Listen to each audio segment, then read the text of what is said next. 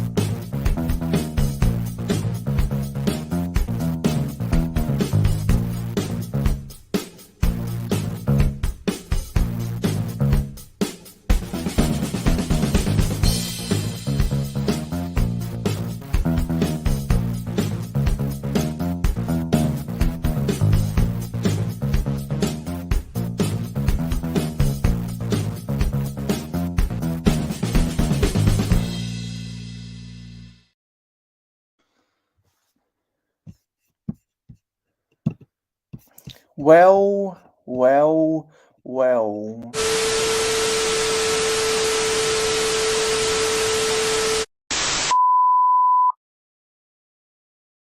The Octan Man reminds you to subscribe to Mayohosko. Yeah, right here on his couch. Hey, baby, I love you. Paradisa, Paradisa, sun is shining all day.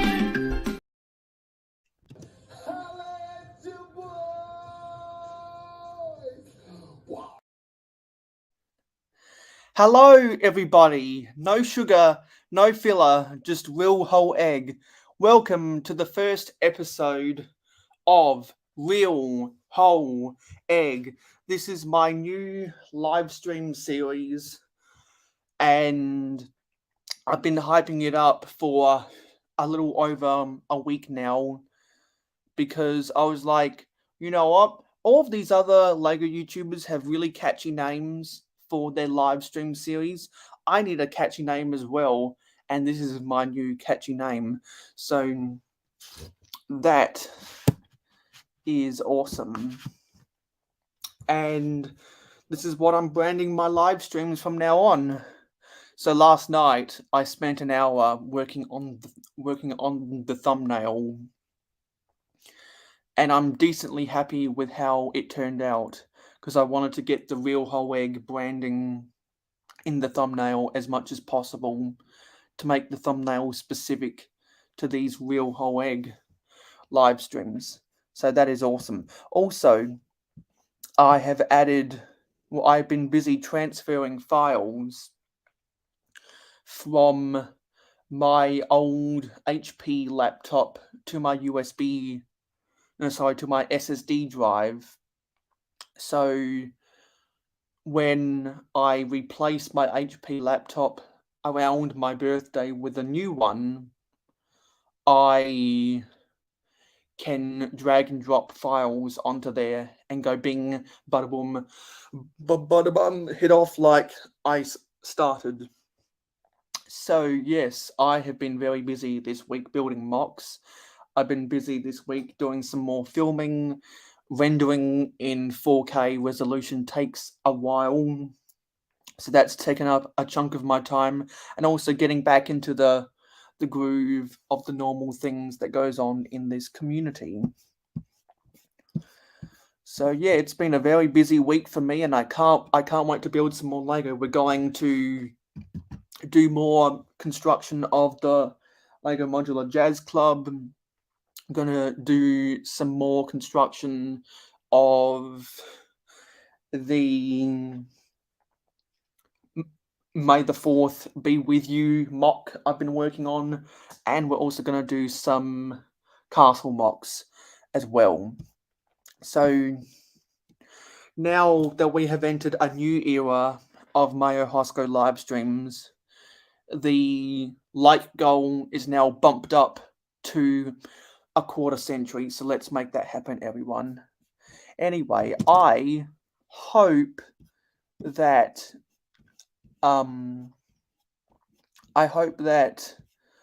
Streamlabs is connecting, because I was doing some tutorials last night about how to connect Streamlabs into my live streams, and I'm not sure if it is going to connect or not. So hopefully that'll work out. And I do have a slow mode of 8 seconds. I'm trialing that to see if it'll help me.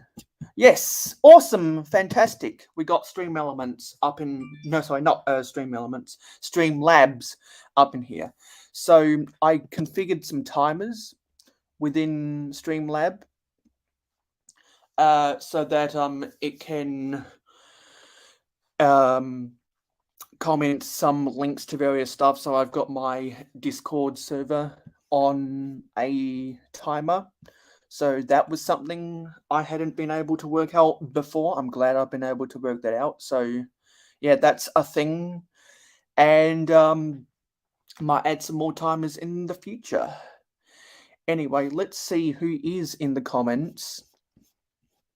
And after 10 minutes, if everyone, well, if you've, after 10 minutes of being in the chat, you can use the exclamation mark jars, and you'll realize that we now have a currency system on mayohosko live streams, both on YouTube and Twitch. So let's put the banner up. Let's get the banner up in here, and let's turn on the music.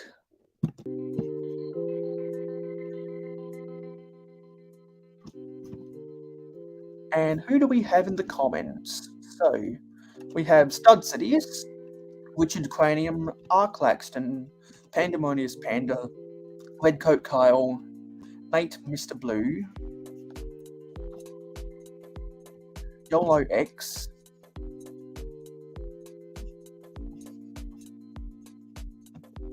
Clicking Cliff, Streamlabs, Tasman Bricks,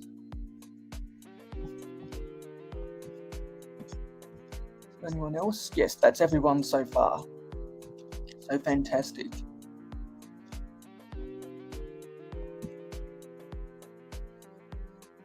So some of you guys might know that earlier this week I did an Instagram live and I built this.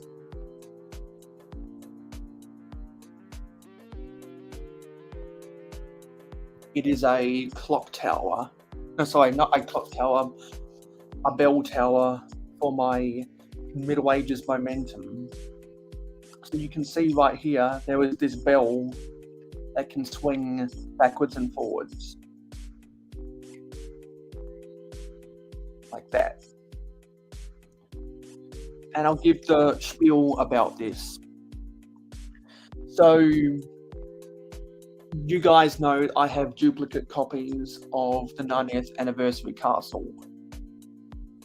And I bought 2 of them because I was like, you know what? A second version of this will be really good to use to make other medieval buildings for my Middle Ages momentum. And there's a lot of basic bricks in there that will be really helpful for making buildings.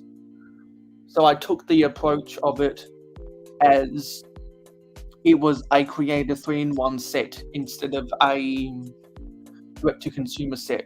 Because if anyone who's bought Creator 3-in-1 sets before knows that most times you're just buying the set for the main build, and sometimes you end up buying it for alternate builds instead. And when you build one of the alternate builds, you get a lot of leftover pieces that you don't know what to do with. And LEGO encourages you to do other stuff with those pieces. And it's kind of difficult to do that sometimes because LEGO doesn't always include the most useful pieces for making something random with your imagination. And so this set is different because it's bigger. It's a direct-to-consumer set, and it has a lot of basic bricks in it. A lot of 1x2 light bluish grey masonry bricks. A bunch of, the exclamation mark JARS, jars, as in mayo jars. Hopefully that's more helpful, Cliff.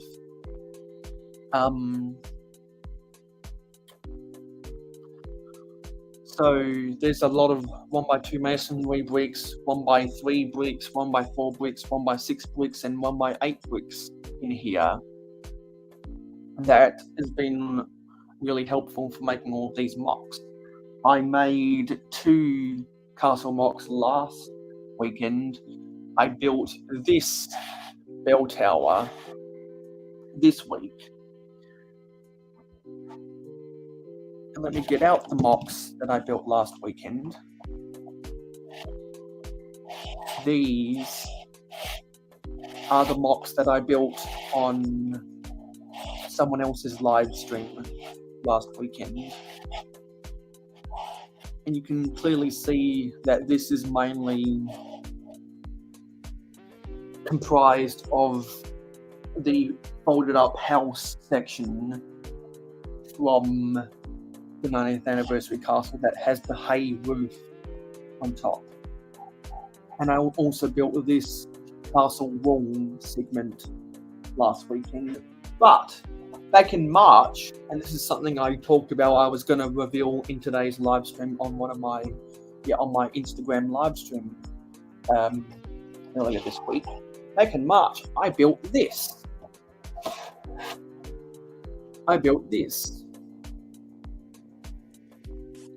Because I wanted to use this archway right here. I wanted to use this window segment right here. And I wanted to use this assembly for a circular window. There is no detail at the back, or little to no detail at the back, because it's going to go up against either the edge of the table or the dividing cliff between the Middle Ages momentum and the interplanetary space base. And we have Makro bricks up in here. Hey, Mark says, finally the Mayo has come back to live streams. I just got my mayohosko sweater out of retirement. Oh, fantastic. Well, I have gone live last weekend, if anyone missed that, because that was an April Fool's Day live stream, and I did a little April Fool's Day skit in there. So I'm really happy with all of these. The only thing I'm not happy about with this mock is the flag. I need to find the necessary flag pieces to rebrand this with the Black Falcon's insignia, because the way I have the storyline for how the minifigures are being used in the Middle Ages momentum is very similar to some of the Star Wars movies, believe it or not. Because I've got the Forestmen acting like the Ewoks, got the Black Falcons acting like the Rebels, and we've got the Crusaders acting as the Empire. I don't know how that came to be, but somehow, some way, I thought that was the best storyline to go with. So I need to replace this with a Black Falcon flag. And so it feels really good to put all of these mocks together, because it is an expression of creativity. And we have our first guest of the night. Hey, Stud. What's up? Real whole egg. Yes. Egg. The first episode of Real Whole Egg. You know I can't stand mayonnaise as a condiment, but I love you, my brother. Yeah. So how about those Yukon Huskies, bro? 5 rings, man. We got a fistful of rings now. Yeah, 5 championships in 25 years. They weren't even ranked this year. Like, I wasn't even going to pay attention to the March Madness because they weren't even ranked. I was like, yeah, they're going to get knocked out. And look what they did. Oh, my God. That team surprises me constantly. Ever since the Whalers left here, there's no sports teams. And then the Patriots were going to move here in like early 2000s. They were going to move here, and then that fell through because Connecticut was too cheap. And that was stupid on their part, obviously, because look what the Patriots did. But UConn never lets me down. Like, that school, that team knows how to play basketball. Yeah, and so if anyone wants to try out some of the... I don't know why this isn't working. Damn it. Dude, that looks awesome, that section of the castle that you built. It looks really cool. Yeah, damn it. I like the window, the snot techniques you use on the window above the door. It looks really cool. Yeah, I wanted to use a lot of the detailed pieces from the set wherever possible. Are you gonna build another section above that? Like right now, it's 1, 2, 3 stories. Are you gonna go higher, or are you gonna do I might make more in the future, but I don't want it to be too top heavy because I don't want any of this stuff to be taller than the actual castle itself. Yeah. You don't want to make it look like too out of place. That looks cool, man. Like what Makro was doing too. It looks rad. Where he's doubling it up. He extended the gate in the front, but now he's stuck on the back because he doesn't know how to like. Not that he doesn't know how to do it. He knows how to do it, but he doesn't know what he wants to do. He keeps changing it up, which I get it. I mean, it's a difficult decision because he can do so many different things with it, but it looks impressive the way he built it out, like huge like that. Yeah, with a set like this, you've definitely got to have a plan of attack about how to construct it the way you want to construct it because of all the modularity of the set. And you can go buy the 3-in-1 castle sets that are still out there and add even more to it. I challenge you, Makro, go buy some more 3-in-1 castle sets, make that bad boy even bigger. Go bigger. So I have no idea why some of the commands aren't working. I'm going to have to attend to that when we get a third person up in here because there are people in this chat that have invites up in here. Okay, so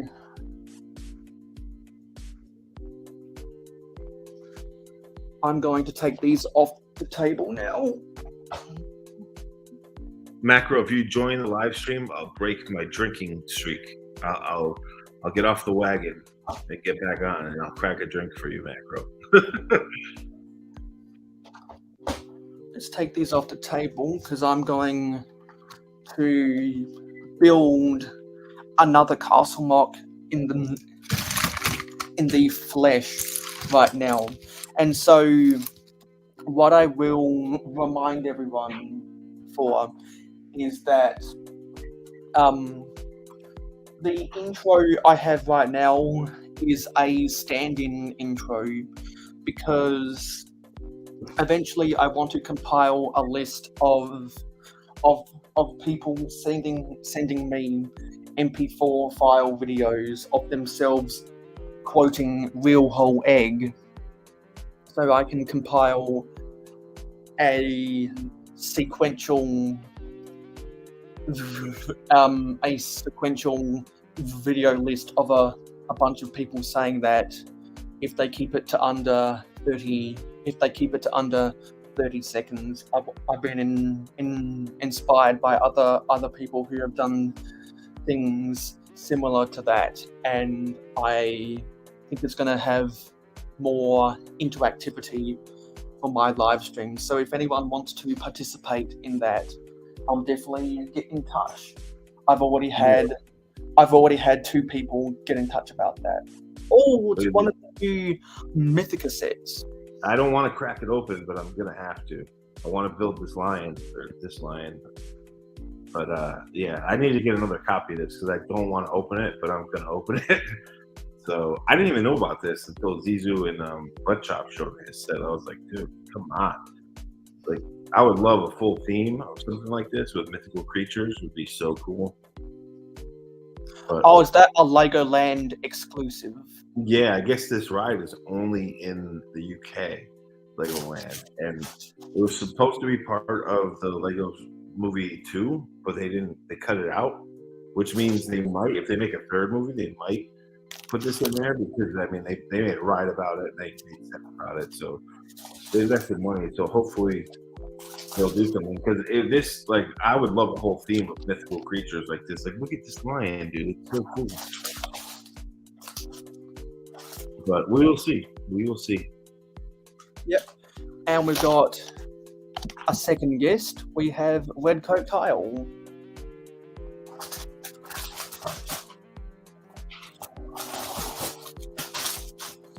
It's time to park the car in the yard and go to Boston. The Red Coat Kyle. He parks the car in the yard. He dropped out. Not sure what's up. What's up with that? He'll fix it. So those are the bags I'll need for building the jazz club later.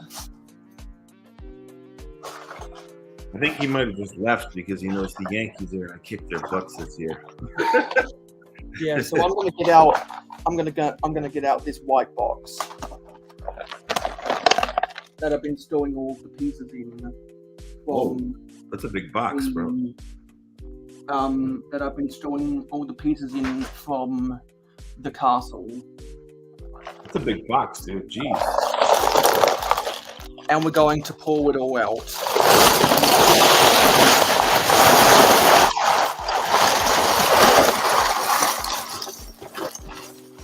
Holy headphones! You should have muted that. Oh! Don't let that big chunk go down. Man down. Yeah. So That's a how lot I of words, bro. how Jeez. I'm guessing Red Coat Kyle was having some technical difficulties. Yeah, he'll come back. So how I've been going this week is I've been a very creative person and making Yeah, maybe you might need to Use your laptop, bro. Yeah, maybe you might need to use another device. Yeah, so my week's been going very good because I've been making mocks, and making mocks is a very good thing for me. Because if I'm not making mocks, I feel less of a person with the Lego hobby. Oh, you shouldn't feel that way. But making mocks is always cool, dude. I mean, that's what the Lego system is all about. No matter how creative you are or how creative you think you are as a person, the Lego system is all about just doing what you want. That's the beauty of it. That's the fun of it. There we go. What's up, guys? There you go. What's up? Oh, not much. I gotta park the car in the yard and go to Boston. Yeah. Well, I mean, next weekend, I'm not going to actually into Boston, but I'm going into Concord and Lexington. So. Yeah. Well, it's like the boroughs of New York City. So I know Boston has all those little. Oh God. Like Dorchester and all that. Yep, like, Dorchester. Dorchester. My Boston accent's bad, but. All good. So I'm going to try use these plates to make something.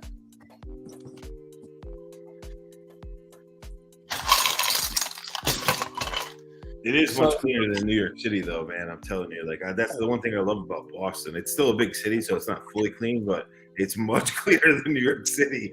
I mean, honestly, I've never been to New York City, but from what I've heard, never going. They can be dirty. Like rats will steal your pizza slice if you don't pay attention, bro. I've heard that. I mean, like rats the size of cats and everything. It's like there's YouTube videos about it where the rat just comes up and just takes their slice right off their plate. And just yep.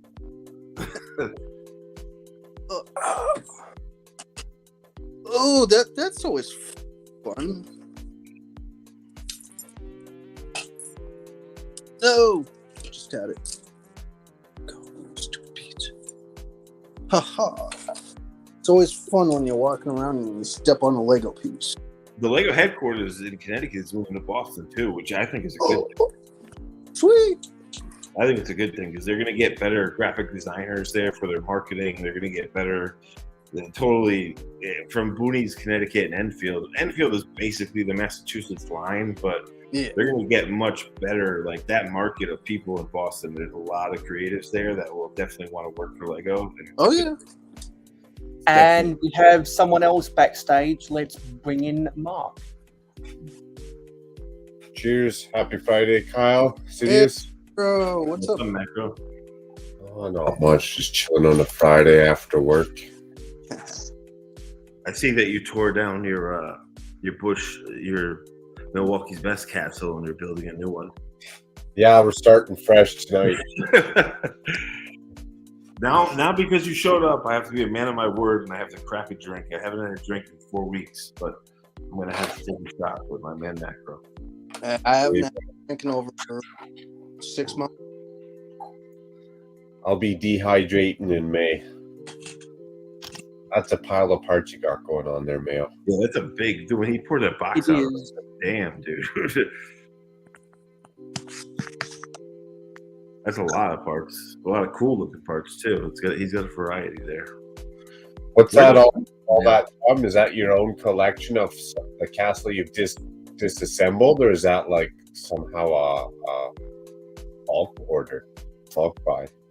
Yeah, this is everything I have remaining from the 90th anniversary castle. Oh, so you broke it down. Yeah, Nice. So all the castle you showed earlier was just stuff you built. yes. Oh, From that's dope. I thought that was the one section. pieces, yeah, all the castle mocks I've built so far is pieces from the 90th anniversary castle. Oh, that's cool. I thought you just did that one section. That's really cool. No, I'm going to keep on using these pieces to build more and more castle mocks. Yeah, so your That's a spiritual fun journey did pay off. You're mocking like a fool. Yeah. Exactly.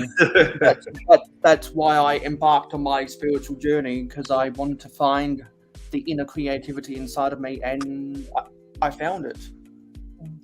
Nice. Yeah. Yeah, that's a fun set. Oh man, that's an amazing. Dude, that's some old, Kyle. That's like the old school uniforms, huh? The one you're wearing. What? This one, this is my Revolutionary War. That uniform looks like a lot of maintenance if you use it often. I've never seen him wear the yellow like that. That's cool. Honestly, it's not. Well, all right. It isn't. It isn't maintenance. I will say that now. Every single button that's going down, I polish. Yeah, it's a lot of buttons, man. So that's. I've just never seen the red uniforms, and I grew up in New England, so So I'm sure it's legit. I've just never seen the yellow accent. oh yeah. So I could go over the whole uniform. I just don't want to take away from Makro. I'm just cleaning off that. Yeah. Okay, so so I'm just trying to get some of these commands to be activated. What does the X mean on your hat? The X. Yeah. It's the regiment I'm in. It's the 10th Regiment of Foot. It's a Roman numeral. I got this. Roman numeral 10. Yeah. Each of the buttons has an actual 10 on it. So Oh, embossed in it? That's dope, dude. I mean, everything. Well, not everything I have. I have a t-shirt underneath, but Yeah, I've just never seen the yellow accents. That's interesting. so every regiment is different. There's yellow, there's red, there's black, there's blue, green, teal, Yeah, I never knew that. turquoise, purple.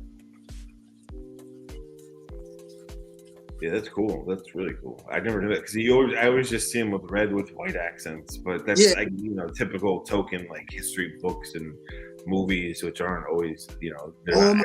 But if anyone mentions the one movie in particular that has Mel Gibson in it, I'm gonna lose my mind. no. I hate that movie. Oh, the one after the football team. I know what you're talking about. The name after the football team. Yeah. I know. I know which movie you're talking about. Yeah, that one. Oh, I've never actually seen the full version of that movie. I only saw the first 20 minutes. oh. I mean, all right, come on. You're shooting off black powder in one of the very opening scenes where he shoots the guys and runs and hides behind another tree. Yeah, I've seen that scene. Bro, as soon as you shoot, everyone's gonna point to you and say, "Oh, he's right there." Oh yeah, exactly. You're done because he has to reload his. He has to put the musket ball in and reload. You're a sitting duck. Holy painful. So say That's even if you have like 10 muskets Oh, loaded, as Yeah. soon as you shoot that first one, that cloud of smoke is gonna Yeah, get all. it's a signal. Yeah, it's Yeah. like in the Vietnam War, they wouldn't when they lit cigarettes. They had a thing with stigma where they wouldn't light 3 cigarettes with one match because by the time you got to the third, a sniper already was in on you and would kill you. Yeah. Like they would not, if they were lighting cigarettes in Vietnam, they would light one or two and put it right out. They would not light a third cigarette because it gave too much time for the enemy to zoom in and see, oh, there they are. We're gonna blast them. Well, another thing also with smoking too is you couldn't even smoke in your base. Yeah, because you'll see it's like a lighthouse saying, "Hey, shoot me." Yeah, exactly. It's saying, "Hey, I'm right here." That's just like this code. It says, "Hey, shoot me here." Yeah. Just shoot. That was the thing about people in Connecticut and Massachusetts. They hid in the woods and they would snipe you guys off like slowly. That would. Yes and no.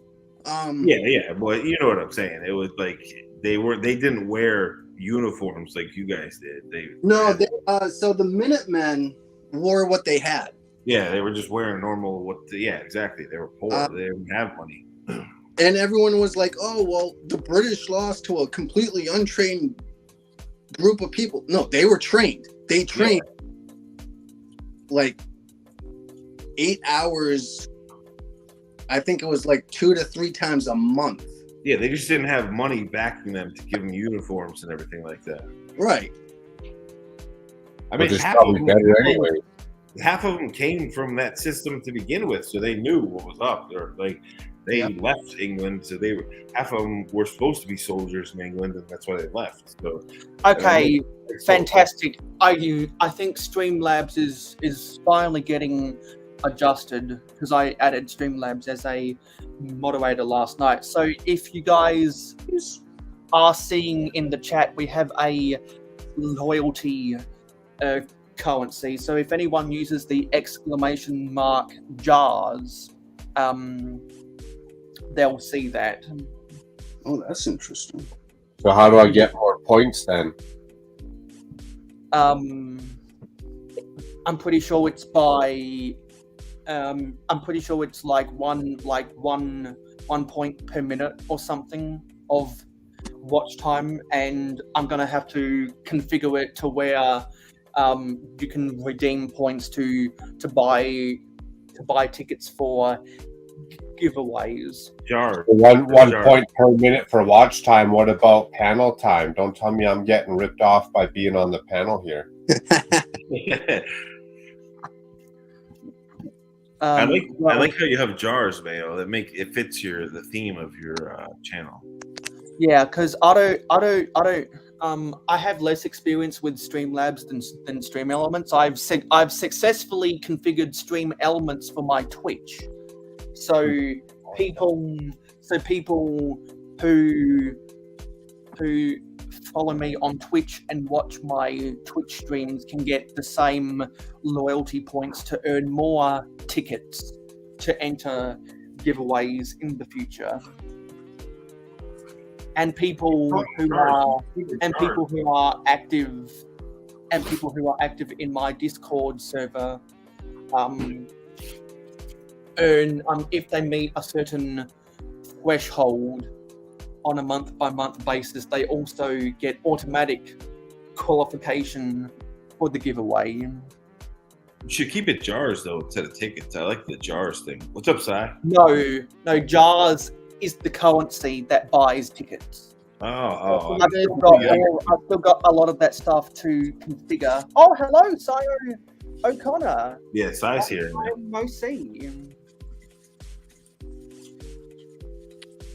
Si and I were talking about the new Nike movie that's coming out about the Air Jordan sneaker was created, which looks really cool. Yeah, it does actually. Yeah, that looks really good. There was actually an episode. HBO did a whole series about the Lakers, and there was an episode, actually 2 episodes in that talked that like went heavy into it. And it was all true story. The HBO series wasn't like making things up. It was all related on like real stuff. And that it was interesting that what they showed about how Nike Air Jordans came about. Man, I don't know what happened Tuesday night, but I got like 350 steps done. Holy cow. Not that that's a bad thing. Good, Makro, did you watch the London Bridge Brick stream when Craigster had to help him with the instructions because Yeah, I seen that. I actually got home at a decent time. I seen that.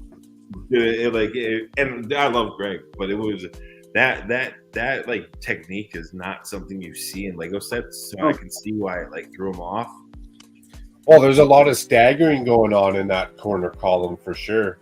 Well, Lego designers would never make a set like that because they know that consumers would get confused with something like that, so they wouldn't do it. As gifted as they are, and they could do anything they want, they get told by marketing and everything to keep it as simple as they can. Yeah. So it was just funny to watch that because I was like, yeah, see, that's what happens with fan designers, man. That's what happens, dude. They get crazy and they do stuff that people are going to scratch their heads about. And it's a great technique. It looks amazing. It's just not something that you would always pull off in a Lego set. And actually watching him build that set on some of his live streams, now I just watched out for it. So as I was building this, I was like, all right, we'll just slow it down and make sure, stack it up properly. It's kind of like Technic. When you do a stud off stud technique like that, you can easily throw it off by one brick. So easy. Or mine. Yeah, so anyone can check their loyalty points anytime by using the exclamation mark jars. I think Streamlabs is still going through some bugs. Only a select few of the commands are actually working right now. You can even change the syntax from. You don't have to use the exclamation point. You can make it something different if you want.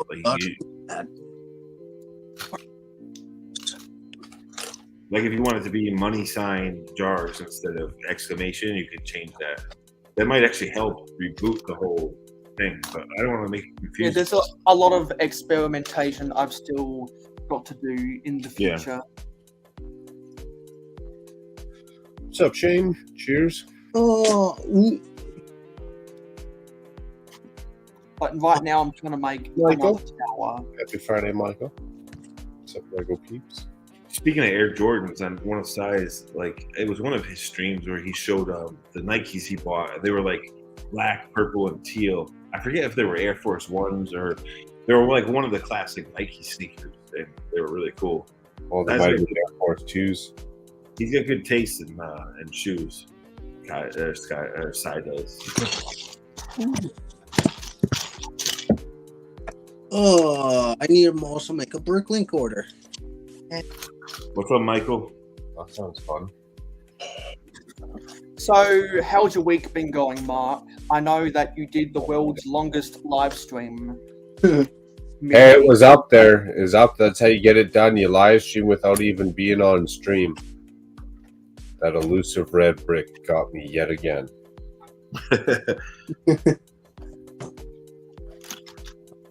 I just forgot to shut her down when I walked off. That's all. When I woke up.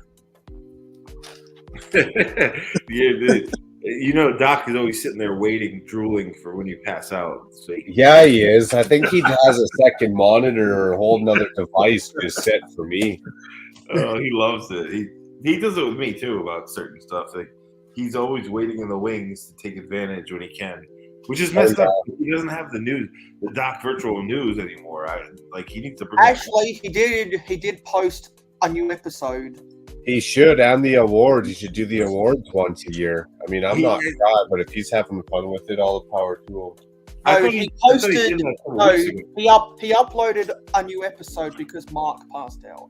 Yeah, but it was like 2 or 3 weeks ago, wasn't it? No, it was like 2 days ago. I missed that one. It was this week. I've been off I haven't been on the social media for a couple of days. Nothing will top the first time Mayo came on the stream, though. That's the absolute best. But this one was close. It was close. He's always waiting in the wings, dude. I mean, he takes his shots at me when he can too. I mean, that's just his style, which I appreciate. It's funny, but he's always waiting there like a ninja. Yeah, he is. He's out here right now, just creeping. Con, know yourself. Yeah, he is just creeping. Yeah, and if he is here right now, he's probably earning a lot of loyalty points. You'll And find out. And if anyone wants to check where they rank, then all you've got to do is use the exclamation mark top. Not heist, not exclamation mark heist.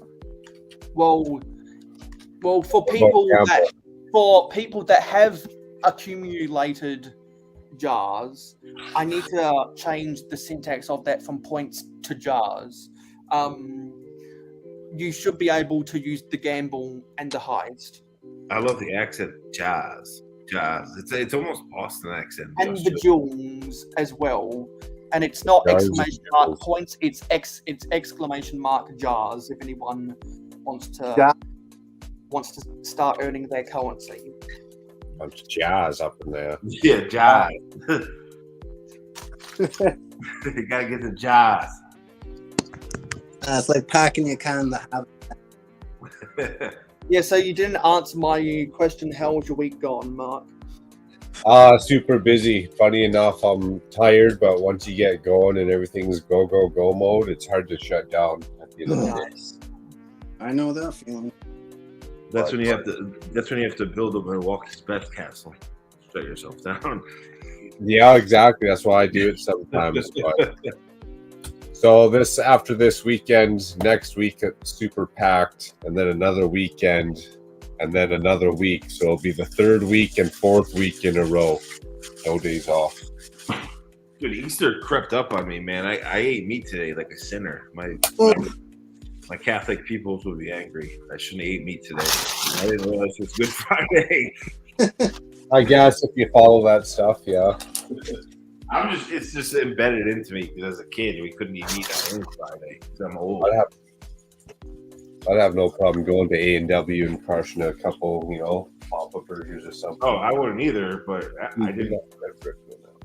I just didn't realize it. Usually it's so ingrained in me that I don't do it on holidays I'm not supposed to, but I just forgot. You're human. Well, that's the thing. That's what they say. The Catholics are like, if you don't really remember, it's not a sin. So that whole fire and brimstone, scary to death thing is kind of gone with the Catholic religion. Yeah, those tricks don't work on. Yeah, they don't work. no Once more. the priests started getting arrested, that kind of stopped. So there are some people that popped in. Who do we have? We have Country Bricks Build Craze, Michael Fujiwara, and I just saw Mikey J Productions. Hello, everyone. Yeah, I said hello to Michael. Welcome to the first episode. Welcome to the first episode of Real Hoeg with the killer kick-ass thumbnail. Nice. So are you gonna do segments like you could do like rotten egg when Lego does something dumb or smells a little funny? Absolutely. Whenever I do a rant, I've got to do an intro called Rotten Egg and something along the lines of now it's time to rant. Yeah, that'd be good. That'd be good. There's a lot of egg puns that I'm going to be using. Oh yeah, that's great. And everyone feel free to comment and spam all the egg puns you can think of because there might be some egg puns I haven't already thought of. Do the egg salad when you got to do some leaks or something. What type of leaks? I'm not a news channel. Hey, I'm just throwing it out there. There's nothing worse than old egg salad, dude. There's nothing worse than old egg salad. Ooh, so disgusting. Oops. Dude, Mikey J, he always has his clips in his video. It always makes me think of Goonies for him, like with mouth. He's like, "Hey, Mikey, gotta go to the bathroom," and he's like, sips water from glass to glass, the brown water. That when Mikey J comes on, like, "Hey, Mikey, gotta go to the bathroom." So as I search for individual pieces, I'm gradually taking apart pieces of the builds because you never know which pieces I need will be already attached to builds I haven't fully disassembled yet. So what did you keep original? What did you combine? And what did you take apart? I obviously missed that. I combined some of the bridge section. That goes up. Like the drawbridge. Yeah. No, sorry, not the drawbridge. The stairs up to the drawbridge. I combined some of Okay. that, and I combined just a tiny bit.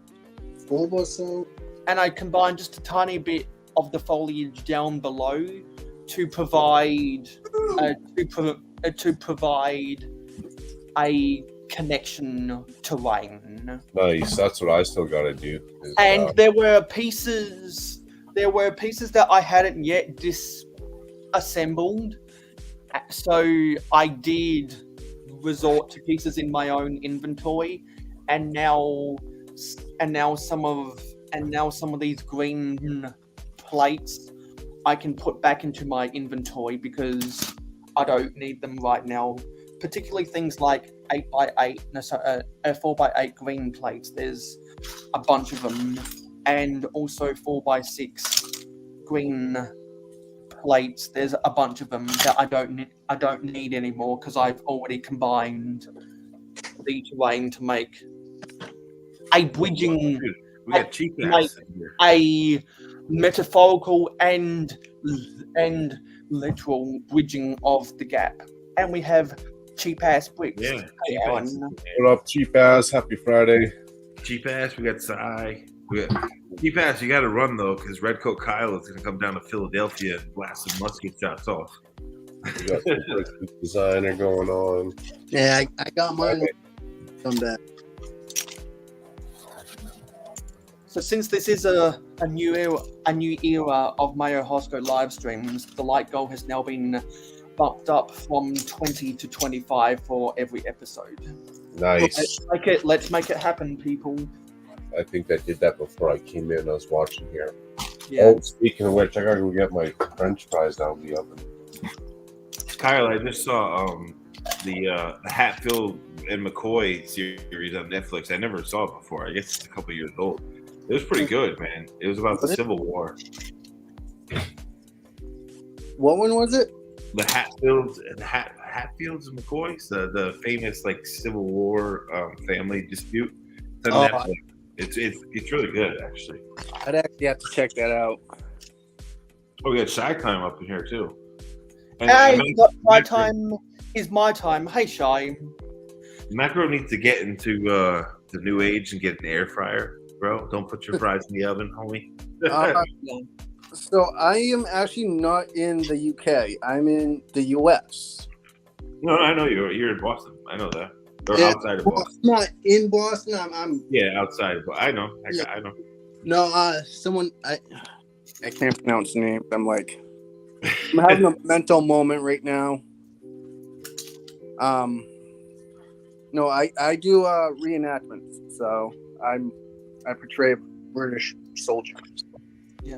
Also, very quickly, now that we have Shy Time is my time and cheap ass bricks up in the comments, I'd like to thank Hauling and Bowling and Kelly Whitclick for giving me stuff to listen to in the background while I've been building my box. The Cranium, they actually no, I know the whole story of the two families, but the Netflix series, the way they set it, which was an adaptation like the movies are, they set it in the film as like a civil war. The rivalry started in the Civil War, kind of like filled out. That's just the way they did it in the adaptation. Yeah. But I know that Family Feud is crazy. I mean, I learned about it in history, but on the Netflix show, which I didn't even know existed until recently, it was pretty cool. It showed them fighting together in the Civil War, and then it shows the whole feud over like timber rights and land, and then one of the nephews. And we have a chip off the old block toys. Hey, Jeff. So I'll answer your question, Taz. Right now, since I've got how many? 4 of these dark tan 6x8 plates. What I'm trying to do now is I'm trying to build 4 identical builds for random stores I can put or I can spread throughout the village that all have this archway at the top. I was originally going to do another building that is stacked on top of each other, but I thought, you know what, this is a good size for random shops I can spread throughout the village, and I've got 4 of them, so I'm going to go bang bang bang bang bang. Or sorry, bang bang bang bang, because there's 4 of these, and that's what I'm doing right now. And I've got a standard design that I think I'm going to roll with for these, because whenever I like to make mocks, I always like to see if I can come up with a standard design that I can remember. Why is it got to be bang bang bang bang? Why can't it be rat a tat tat? Because bang bang bang bang. Because well, I don't know why. That's just the phrase that pays, I guess. Mayo, is that part in the middle, the one that looks like the like scaffolding from like the TV production Lego sets? It's usually black. Wait, Is that in the castle set? This is a roller coaster piece. This was not included in the Oh, all right. Because I was like, it looks like the scaffolding kind of. So that's a good question, Mikey J. So with Streamlabs, the currency system is dependent on watch time. So the more minutes you watch, the more points you earn using the exclamation mark jars. I've got to reconfigure the syntax so that points says jars instead. Another thing I have to do with Streamlabs, but eventually you'll be able to redeem them for tickets to enter giveaways. Who knows, that might already be active. So if anyone wants to mess around with those commands, you're free to do so. And hopefully the exclamation mark heist, gamble, and duel is working.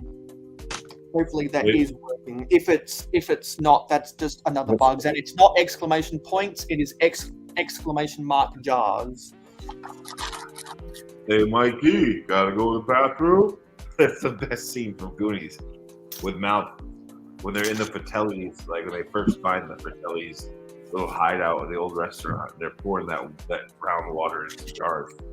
Hey, Mikey, gotta go to the bathroom? And then they discover Sloth. That's how they find Sloth, which is even more amazing. That's one of the best Lego minifigures, dude. The Sloth from Goonies. The way they did the custom head mold, and its face print. That was a good figure. That one's pretty good. I don't know if I've ever seen that movie. And if I have, it's been such a long time ago. You gotta watch that movie, dude. Like, that is such a good film, dude. That's a classic. Steven Spielberg, man. I love Goonies. I've never seen the Goonies, but I've heard so much about it. Oh, it's such a good. Mikey J, the Truffle Shuffle, dude. Like, there's so many. The Truffle Shuffle. That I love. Most of those actors were like really well known to this day. I mean, look at what's his face. He played Thanos. He played like what Jason Brolin is his name. He was in Thrashing, this Heat movie in the 80s. Like, he's been in the Goonies. He played Thanos. He played what's his face in Deadpool 2. Cable. Like, that guy's been in a lot of movies, man. Like, Yeah. He was in Dune, which actually for the Dune fans, I'm excited because the second series of the new Dune movie comes out in the fall, and then HBO picked it up, and they're making a TV series called The Sisters of Dune, of the Jenny Bezra witches, and the guy from the Vikings is in that show. Like, the Dune stuff is going to blow up in the fall. I'm so pumped for that. Oh, Michael, that is a good question. Am I going to Virginia this year? I might be. I'm going to Brick World Chicago. For those who don't know. All right, I have to take this off because, oh my God, roll is so hot. The Goonies house is there, dude. It's in Astoria. It's there. I mean, that's a real. They film there. That's a real neighborhood. Woo! Yeah, so Michael, you just saw that the jars system is working, which is good. And whenever and anyone can check their ranking with the amount of jars they have by using the exclamation where is it? By using the exclamation mark top. Oh no, Mel. This system feels a little bit like segregation, if you ask me. Dude, the best scene in Goonies is when he takes a little Asian girl's bicycle because the Mikey deflated his tires, dude. And he's like steals this poor little Asian girl's bicycle. My favorite scene is the truck. Well, if the guests on the panel do want to earn jars, then they should probably have the browser open in the background. Yeah, I do. Yeah, so therefore you should be earning jars right now, Mark. Yeah, I'm playing the loophole. Trust you and me.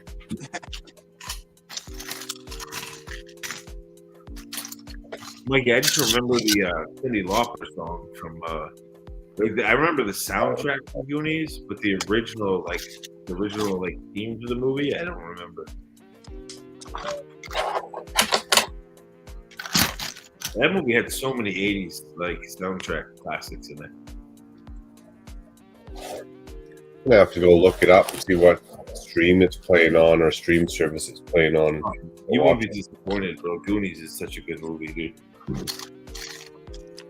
Especially Mikey J's in the Pirates, so it's a pirate style movie, somewhat like suburban myth legend pirate movie. Even better. It's good, dude. You won't be disappointed, man. It's a classic. Oh, No knife involved. Speaking of movies, just too good. He tore apart the new Mario movie like as a critic, and I'm like, dude, you think Toy Story 2 is the best movie of all time? I'm not bashing on Toy Story. It's a good movie, but it's not the best movie of all time. Like, movies are subjective, but like, come on, bro. Like, there's so many movies that are better than Toy Story 2. Like that. No, exactly, and depends what the criteria of judgment would be. Well, dude, the Mario movie is made for kids. It's about a video game, for the love of God. It's not like you're going to see Gone with the Wind. Dude, it's like you got to know what you're going into. Like, it's not going to be this.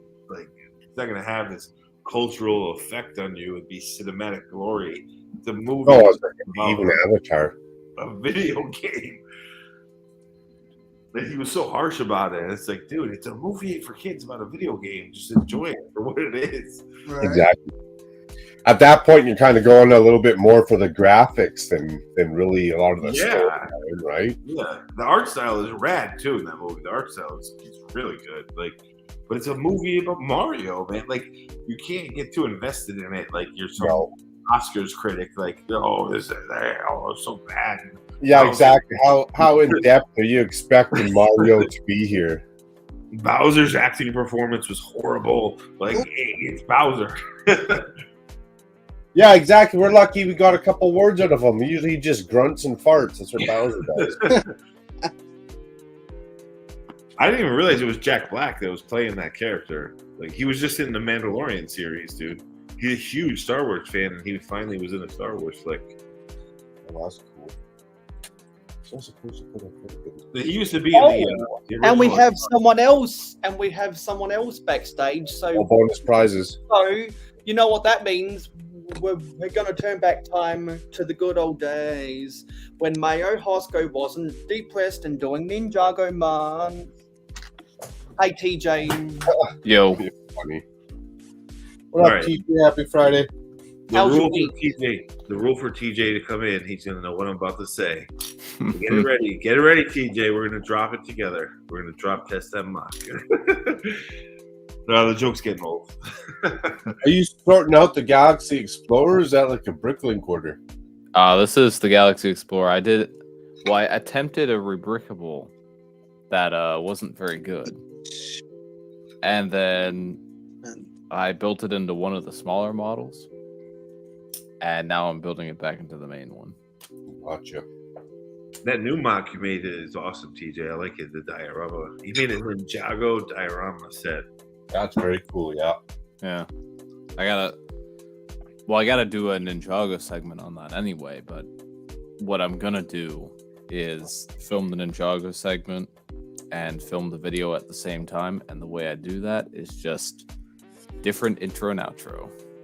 And there will probably be more detail in the actual video than in the Ninjago segment, because I also have to cover some other Ninjago news this week. Dude, for the parts you had, it looks like you actually ordered everything. It looks like you intended to like order it and plan it out. So for what you made, from just having what you had, it looks really good.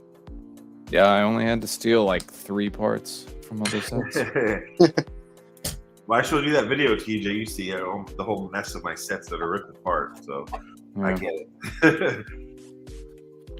Yeah, no, I stole a couple of those. You know those rope pieces with all the like bar attachments on them? Yeah, I stole a couple of those from Master Faults, which was an Ninjago movie set that I actually rebuilt recently, but I'm gonna disassemble it. I was building, I was like, there's too many good parts here. Mayo needs those in black for his Forester, his Endor Forester mashup. He needs those. Yeah. He's using the Spider-Man ones in white, which are cool, but in black. Yeah, and I need to find a second one of those. And after I'm done with some of these castle mocks, we're gonna move on to that. And then because this is gonna be an 8-hour live stream today, just because it is the first. Just because it is the first episode of Wheel Hoeg, I wanted to start it off with a bang, and there's a lot of stuff I've been doing this week, and I just want to carry my momentum from the week into this live stream. Well, nice. I gotta kiss goodbye. My live stream is tomorrow because I'm gonna be up until 8 a.m. with you bastards. I gotta work tomorrow, but I'll hang out for a bit. Oh, shit. Yeah, I got shopping and chores to do tomorrow, but I will also hang out. Nothing. I'll stay on for a bit. Dude, TJ will know this. Do those rope parts come in brown? The ones we were talking about? I don't know. Let me look them up. I don't think so, but you would probably know or find it. Yeah, I can find out. I really don't think they do, but they might. You never know. Yeah. Yeah, so I just wanted to respond to everything that was just said. The reason why I am going to be building... The reason why I'm going to be building more of the Modular Jazz Club after at the in the second half of the live stream is because that's more of the boring parts, and the second half of an 8-hour live stream on my channel is always when there's less viewership and when it's better for me to do ASMR.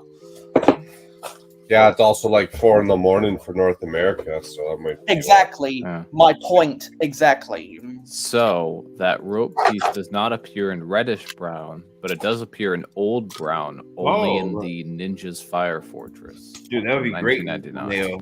That'd be awesome for your mock, Mayo. And that old brown dude, it would make that little rope ladder or rope bridge look really good. Let's see. Brown, the cheapest anywhere, is in Indonesia at $2.52. Wow. Yeah. I bought this set for Pluto and for Pluto only. Dude, that's Cheapest in the US is $8. Whoa, that's a big jump there. Yeah. Yeah, well, the ship from Indonesia within shipping would make up the difference to begin with. And there's no one in the US that has more than one. And there's only a couple stores worldwide that have 2. What set's it from? It's from the Ninja's Fire Fortress. Of course, it's an Ninjago set. No, it's 1999. Oh, it's before that. Yeah, that's why it's an old brown.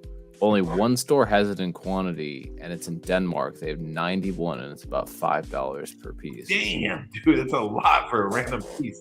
I'm just got 91 of these things hanging around. And I just Yeah. remembered that I'm only 17 subscribers away from building the Sanctum Sanctorum. We're at 533 right now. Dude, when I was building that Vampire Blood Bank modular with all the Monster Fighters things, I wanted the they call it the Bloodstone. It was like one of the 5 or 6 stones from Monster Fighters. Yeah, I remember those. That thing was like $20 just for one stone part with a bat printed on it. Yep. And I paid it, but it was like, dude, like that's why that modular was so expensive for me to make. It was over like $2,000. And it's the size of a normal modular building, but the parts were so expensive. The coffins, like, were expensive. Everything from Monster Fighters is really expensive for some reason. Yeah, Monster Fighters, I feel like, from what I remember, it was just kind of one of the themes that was out there, and then it got real valuable afterwards. Yeah, because it's one of those Lego action themes that nobody cares about when it's on the shelves, and then they become products of I want what I can't have. Yeah, I mean, for Ultra Agents is another good example. Yeah, that's another one. Wish Monster I'd gotten Fighters those. though had like really cool vampire stuff because he was one of like the lead characters in the theme. So like that was obvious I was gonna go to there to get parts, but they were so expensive. Like the coffins too were like $15 for a coffin. I had to get several of them. Like that thing was expensive, dude. Yeah. Interestingly, when I was going through some bulk pieces from my inventory, I found a coffin the other day. They're cool with the little has like a sunburst or a moonburst with a little bat printed on it. They're really cool. Yeah. Never seen the Lego coffin. I can Yeah, tell you cool. now, thinking back on it, I really wish that I had spent my money on Ultra Agent sets rather than all the Star Wars that I was buying. At least some of the Star Wars. It was A lot of the Imperial stuff, which I bought and I didn't really need. Speaking of Star Wars, what does everyone make about the new Star Wars leaks? which one? Well, they're Just all- real. They've been confirmed to be not intentionally fake. Oh, the one from the Ahsoka stuff. I know what you're saying now. That X-wing, if it's not better than the one, what was it, from 2013 Oh, God. or whatever? Yeah, that set only exists if you don't already have the old one. Yeah. If you already have the old one, you don't need the new one. They was talking about though, like The ghost- figs are the only good part of it. Nail, I think he's talking about the ghost ship and the stuff like what I'm talking about. TJ. Yeah. You get Stuff. like this. Ooh, that's a nice one. That's the older X-wing. You can't go wrong with an X-wing. I mean, it's so iconic. Yeah. But I wish they had saved it until next year because Which one's that one, Kyle? I think it's still on the Walmart.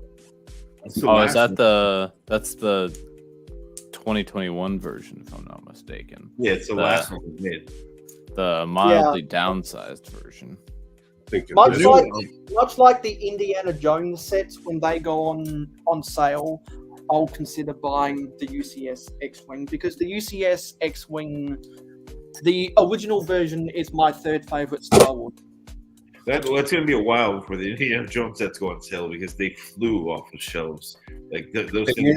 the new X-wing's not better than this X-wing. Why are they even wasting their time making a UCS X-wing? It does look a little bit better. It's done a little like you can't really tell the differences, but from a design point of view, it is a little better with newer parts. But it's nothing like you said. Yeah. Like, it's nothing to write home about. Like it's not drastically different. Yeah, but it's been 10 years since the last one, so Yeah, they're gonna bring in the new fans like that because Yeah. the kids change and adults change and they want to get new people into the Lego like fandom. So And then they get current people to buy the set Exactly, by yeah. including a really good Luke Skywalker fig. Oh my god, I'm never buying that more. dude, from the Mando series, the new the TIE Fighter, the Interceptor looks really good. They have Oh, kind of yeah. bright colors, like, That went on my wanted list right after I saw Ryan's review. and the Fang Fighter too. Like this is I'm bummed though because he's not in the new Mando series. But dude, this Fen Rao figure that I like designed and Oh, printed. nice. I would love Cool. his Fang Fighter ship is so cool. He's got like the iconic one from Rebels with this guy. And he's not in the new show, which kind of sucks. But Yeah, that's a shame. Hopefully Yeah, I he'll show up wondered- eventually. I wanted an official Lego figure of him because he's such a cool character. Like the Fang Fighter is like his main ship. Yeah, it's what he and the other protectors. Yeah, the protectors. Yeah, the using. whole fleet of them. Yeah. So Yeah. if anyone out there from the live stream going wants to come onto the panel, there is one more spot. Are they legit from Thailand? Are they legit Lego pieces with Lego engraving on them? Or are they like knockoffs? What, the one that I had made? No, the one they're saying in chat, the guys who got like 5,000 pieces for like 2 cents each or whatever it is. Oh. Where's my mouse? Mikey says they'll sell some parts for like 2 cents or 20 cents. Hey, They have like 5,000. Amberliah, TJ, you've got some good morning Brick World company. Happy Oh, Friday, what's up, Amberliah. Amberliah? Dude, her mock of TJ was really good. She had the Yeah. brick of TJ, but you just have to drop test it first and like smash TJ. Right? I had to go there. The joke is getting old. Honestly, Sidious, if I Who's that wasn't lead? planning on Friday, keeping, Mama Lego. if that wasn't going to be part of my city for the rest of time, I would drop test it after No, Chicago. I wouldn't let you do that, bro. No way. Like, I'm just kidding. Like, I would not let you do that. And it looks good. It looks good, man. That mock came out well. You can't. I'm just busting your butt chops. So as last checked, this was the ranking points. If anyone wants to see where they rank on the rankings, just use the exclamation mark top, and to check how many mayo jars you have, use the exclamation mark jars. That's GARS. I don't know why people are thinking I'm saying something else. And we have Mama Lego. Hey, Mama. Oh, Dude, that for Amberlia's like first, especially at digital, like it looks amazing for her first like mock that she like put out, even though it's just TJ as a brickhead, which is really cool. It came out really good, really good. Yeah, it Looks looked great. really good. I saw it for the first time yesterday. It looked really cool. But I agree with her that I'm starting to dabble in digital myself because people always ask for instructions, and that's the easiest way for me to do it for mocks. But the UI UX, and she's a programmer, so she knows much better than I do. But it's the UI UX experience in the digital platform is it's really, it could be refined. I'll just say that.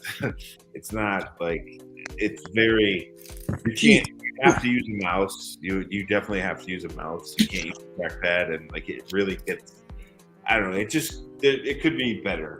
She would know what I'm talking about. And we have Irish Andrew. Hey, Andrew. yeah. I'm so glad that I've been able to configure Streamlabs to work in here. And so for those who don't know, we have a loyalty currency on these mayohosko live streams and also on my mayohosko Twitch streams. So I'm not quite sure if the exclamation mark gamble, exclamation mark heist, and exclamation mark duel is working yet. So if anyone wants to see that it is working, feel free to test it out. But eventually I'll have it configured so that people can buy tickets to giveaways with their I was gonna say what, the gun show? Sorry. And anyone out there in the live stream gang that wants to come onto the panel, we have one more spot. Oh God. Later, Mikey J. And we have we only need 17 more subscribers to get to 550, and at 550 we will be building the Sanctum Sanctorum. I still need the molded red cape from that figure, the first Lego molded cape ever, the Doctor Strange one. That part is really cool. And where did these pieces go? Oh.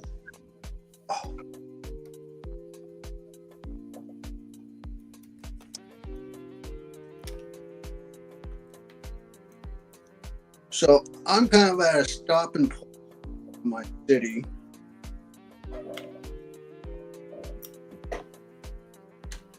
Speaking of Lego cities, I uploaded my latest city update this week. I saw that. There's never a stopping point, man. It can keep going and going. Energizer Buddy, that thing. Well, I only have the space of a dresser that I can use. Oh yeah, I got you. I'm So- fine myself. When my lights come in on Monday, I can't do much. Yeah, I got you. There's never a stopping point. It's just like an energy. It's just like an Energizer battery. It just keeps going and going and going. I mean, I'm trying to add like little scenes in and around it, but I mean, when you only have a dresser, you only add so much. Michael, to answer your question, I'm probably most likely going to go to Chicago. I'm probably not going to have any tables to display at, but I'm going to go and hang out with everybody. There was supposed to be a show in Connecticut too, which is easy for me to it's an hour for me just to drive up to Hartford, Connecticut, and display. But it's Brickfest Live, and I heard that it's not AFOL friendly. It's more like it's the kids and family Lego show. But I emailed them and asked them, I'm like, do you have tables available, this and that? And they didn't even respond. So it's just like, okay. Wow. What everyone said about this show is true. Like, they really don't care about AFOLs. So I'm not going to go to that one. But I mean, I would still go, but I mean, I might check it out. But it's so close that they're not so close, but it's only an hour for me to go, and I could easily take Mox there in the car. right? But they didn't even respond. So it's like, all right, whatever. Yeah, that's. But everyone told me that lives around here, like BR from Ballin' and Ballin'. He's like, dude, you don't want to go to that show. He's like, it's not. But it is what it is. Like it was entertaining for me when I went at 15 years old because I wasn't really in the convention scene yet. And yeah, it's more of like shopping, really. That's what he said. He goes, he's like, you're not going to be happy, dude. He's like, you're going to go there expecting to see all this art and like culture of Lego, and he's like, you're not going to get it. So, I mean, I trusted his judgment. Yeah, there's some Lego display, but it's not a lot. It was, from what I remember, there was more shopping / activities. Yeah, it's more like events for kids and families. I'd go just to shop around. Yeah, that too. Yeah. I mean, yeah. Yeah, I got a few things there. I got a Ninjago spinner. I got the Samurai mech there, which was a great find. And a bunch of other figures and things. It's where I got my Captain Cold minifig, whose torso cracked. Oh, yeah, I got a bunch of cracked torsos from there, too. Yeah. Wasn't too happy about it, but what do you do? Yeah, it was a shame. Had to order another one. I'll just pay attention more next time when I'm buying used minifigures. Yeah, that's one of the figs I bought at Brook Road, Chicago was Supergirl. She had a cracked torso and a torn cape, Oh, gee. which really sucked. But the arm isn't loose on the side that the torso is cracked, and I can replace the cape once I eventually get around to it. So, but I still paid like a decent amount of money for it. Right. Yeah, that's the worst part. And I don't know if I didn't notice right away or if, from traveling and getting it home, all of a sudden it was cracked. It's already fragile. Who knows? Yeah. Hey, super glue to fix the cracked torsos. That's a good idea. I mean, as long as the arm like stays in there, isn't just loose and hanging around, it shouldn't be an issue. But unfortunately, Supergirl was only in a couple sets and is quite an expensive minifig. Yeah. That's the worst part. That's expensive. Yeah, that's another thing I regret missing out on, all the DC figs. No, not the comments.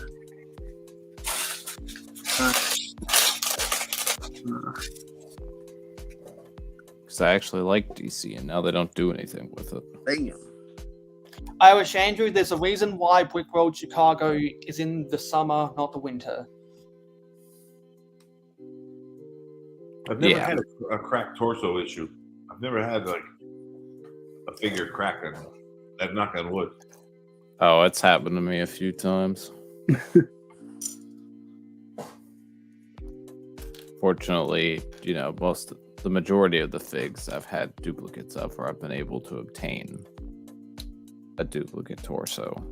I mean, I have a lot of figs. I've just never had it happen. Knock on wood. I don't Yeah, want to. I had Had one figure crack on me. That was, oh god, a while Yeah. back. a lot more often. It's just arms, and Yeah. just swap them out. I had several of my Anachondrite cultists from Tournament of Elements had arms that broke on me, dark red and yellow. Ooh. Did you have them in the sun at all? Like, are they in sunlight at all? Honestly, they might have been. I don't. Yeah, remember. that could do it. Yeah. I don't store the majority of my figs out and about anymore, unless they're in cases. Well, you can't tell Irish Andrew by those pieces what he's doing. I'm disassembling one of the alt builds, one of the B models for the Galaxy Explorer. Yeah, that screen was like Lego the Lego premium color, not premium colors, but what's the name? The basic colors. You know what I'm saying? Yeah. Primary colors. Private colors. Yeah, that's it. They would take away they're going to take away my designer degree for not knowing that. So, Plus. one of these street lamps is actually getting replaced. The light is in the actual lamp. Yeah, like the ones down there. That one there. Yeah, the whole thing looks lit up. Actually, all of my buildings are lit up. Even these, Yeah, that's cool. these ones both lit up. Oh yeah, that's great. Dude, that looks awesome.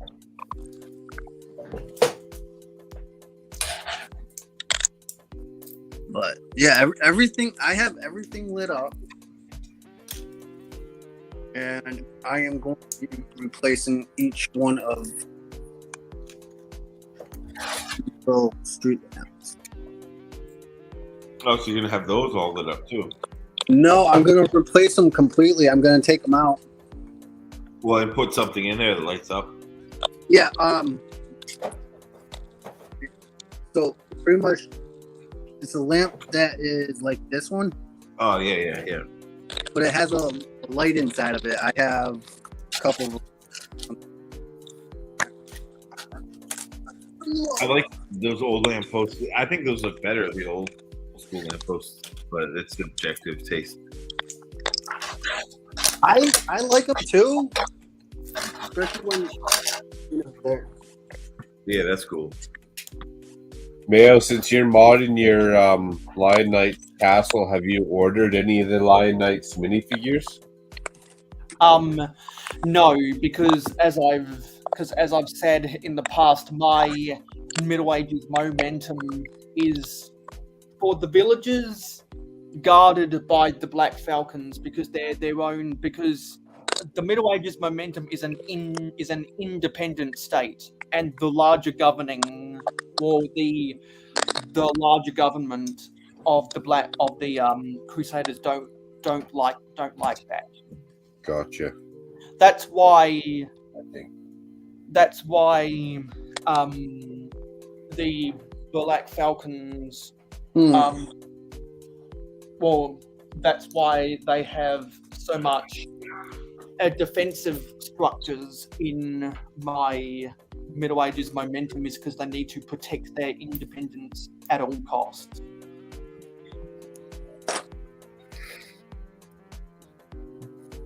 I And ordered the, a Black um, Falcon recently. Yeah, and they have an agreement Hey. with the forest, and they have an agreement with the forestmen that they act as the first line of defense in the trees. And also I came up with that storyline because that was before they even released the 90th anniversary castle, and they hadn't been re-released yet. Dude, I As just they realized. say, looks like you're doing some good stuff with your Ninjago stuff. How has your week gone, Jay? Oh, it's been going all right. Got most of the parts that I need for the temple. Just waiting on a few parts now. And I built that other mock. That Kai versus Ash from Tournament of Elements. Yeah. That's the second time I built that mock. But the first time was a few years back, and it wasn't nearly as good. Are you gonna put minifigures in there, or is it not like a minifigure scene? In the temple or in? No, in the one with the bridge. Oh, that just has 2 figs in it, and they're already. Right now they're at the top, but I can place them all around the mock. Oh, I don't think they were in the picture you sent me. No, they were. They were at the very top of Oh. the top ends. They should On either side of the bridge. be. Yeah. I got you.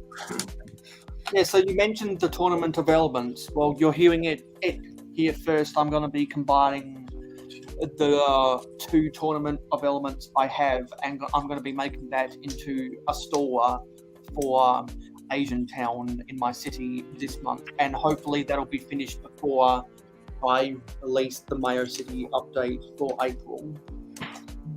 There's gotta be another bag. Yeah. But I ordered a Black Falcon with a Bricklink order just because I need to fulfill a $20 or $25 minimum buy. And it was either order a Black Falcon or order another 212 Trooper. That drives me nuts. And There's the not Black enough parts Falcon in was the cheaper. store. That drives me insane when there's not enough parts in a store that you want. And you want to get everything together and you can't. Yeah. There were a few parts, but not enough to get me over the threshold. I ordered a couple Ninjago skeletons, a couple of crazies, Yeah. which are the blue, kind of your standard blue. They were in the TV show the most. They were kind of, for the most part, I think they were the default skeleton model in the show. I actually use Brick Owl more than I use Bricklink now, which is just the vendors I use seem to be, they ship much quicker to me than the other ones do. So I never ever paid attention to Brick Owl ever, and then I tried it once and I was like, damn, they actually ship pretty quick. Yeah, some of my orders got here pretty quickly, but others not so much. Oh no, where'd that bird go? Sidious, did you ever get one of these? No, and I appreciate you said you had an extra one for me. Yeah, this is the extra one. If you make it to Chicago, I'll get it to you then. Yeah, cool. We'll swap some stuff. Yeah, Speaking of extras, I just remembered I got my trade from Mark. Let me go and get them. Yeah, I should get my parts from you too. For those who don't know, Mark and I traded some of the CMFs. $36 in shipping. And $21 in shipping for me. Oh, Michael, I use brick stuff for my lights.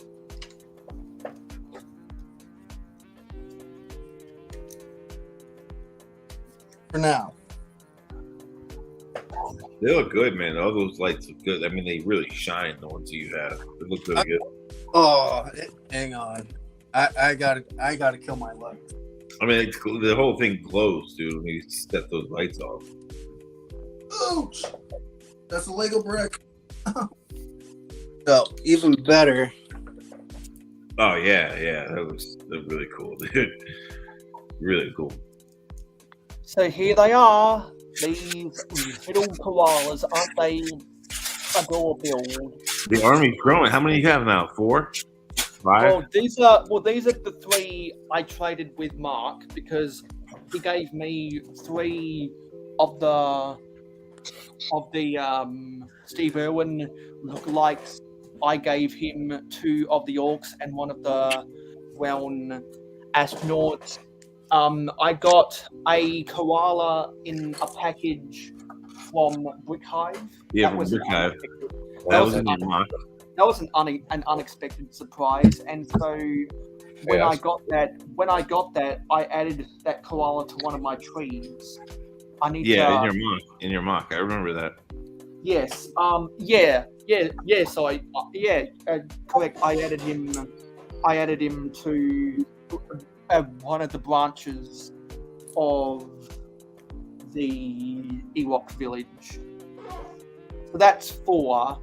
And of course, I had the 3 existing ones from my case of CMFs, so that's 7. So I need to still trade with more people to get double-digit koalas. And so if anyone out there is after specific CMFs, and you either can't find them in the store, or you don't want to go feeling the packs, or for whatever reason you're struggling to find a certain CMF, and you've got extra koala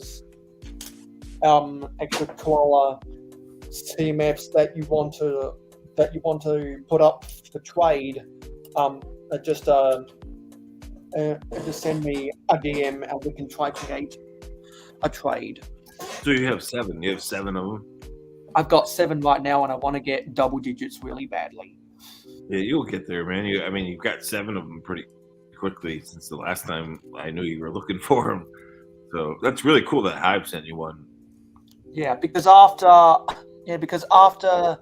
I traded 3 of the Series 24 CMFs to Mark, now I have what's that? 36 minus 12 minus 2, so that's 22. Yeah, 14. So that's so that's 18 remaining. Then I traded 3 to Mark, so I've got 15 more. Actually, I am going to be keeping the duplicate falconers, so that's 13 left, and I'm not trading away the other spacemen. So yeah, I've got 12 CMFs from Series 24 up for trade if anyone has koalas and wants to make a trade with me. Bless you, whoever sneezed. That was me. And we don't say bless you, we say health. Or that same thing. Okay. Does anyone know if the PAB boxes are in the US yet? Not yet. Only in Germany, and then a couple of the flagship store, or one of the flagship stores in the UK. Okay, good. I don't have to go out and look for them. Hello, Hobby Hooligan. I think Here's Kevin. I think Kyle dropped out again. Actually, and so those who don't know, we have now configured Streamlabs, so we do have the loyalty currency going. I think I still need to work out a bug with the heist, gamble, and the duel. But right now, people are accumulating jars. while they are actually watching the live stream. Speaking of jars, And eventually I'll configure all of that so that you can redeem it for tickets to giveaways.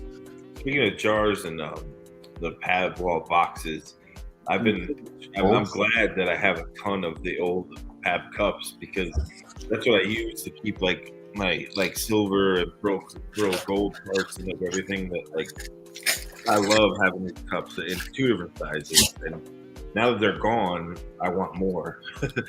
typical Lego fan. When it's gone, you want more. So I'm gonna hoard these cups and try to get more if I can because they're gone now.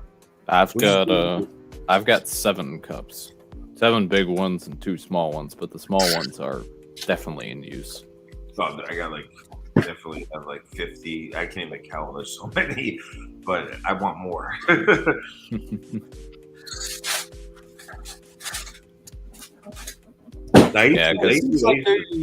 Since I do have 7 koalas, I will be putting them in the trees in my little park area. So we're gonna try to have a koala sanctuary up in. I'm trying to designate that park as a koala sanctuary, at least until we complete the construction of the hotel by the beach. Because I'm not sure when we're going to do that. Because I've been focusing so hard on my skyscrapers, I probably won't complete the beachside hotel until we finish. Well, until we erect skyscrapers that'll fill the whole span of the skyline. So that hotel on the beach reminds me of Paradisa, drunk mini dolls all day. Let the Paradisa, Paradisa, sun is shining all day.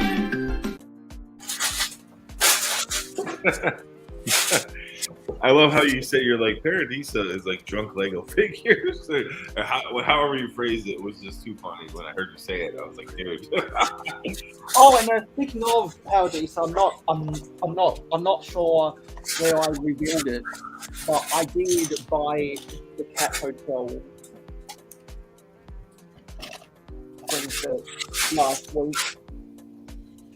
They have good I bought design. I bought it because it was on my want. It was on my want list, and it was 20% off. I've been waiting for sales on the Friend sets, and Big W had a 20% off sale, and I haven't seen that at anywhere else except the Lego store. So I'm guessing that's a Big W exclusive in Australia. I was wondering what that T-shirt was. It's Penn State. Yeah, I need to throw this away because I'm an Alabama fan. Roll Tide. I love Alabama. The only reason I go against him is because of Bo Jackson, and he was the running back that was the epitome of the rivalry that they had with Auburn. But I do like the Alabama team. So I did throw away a T-shirt last week that had a whole bunch of holes in it. I need to do an overhaul of my wardrobe. There's so much junk I don't wear anymore. I was wondering when it was cropped. I was like, "What is that shirt?" I only saw the numbers, but then Crop top. Snake Stabler, the Raiders quarterback, Snake Stabler, he was an Alabama guy.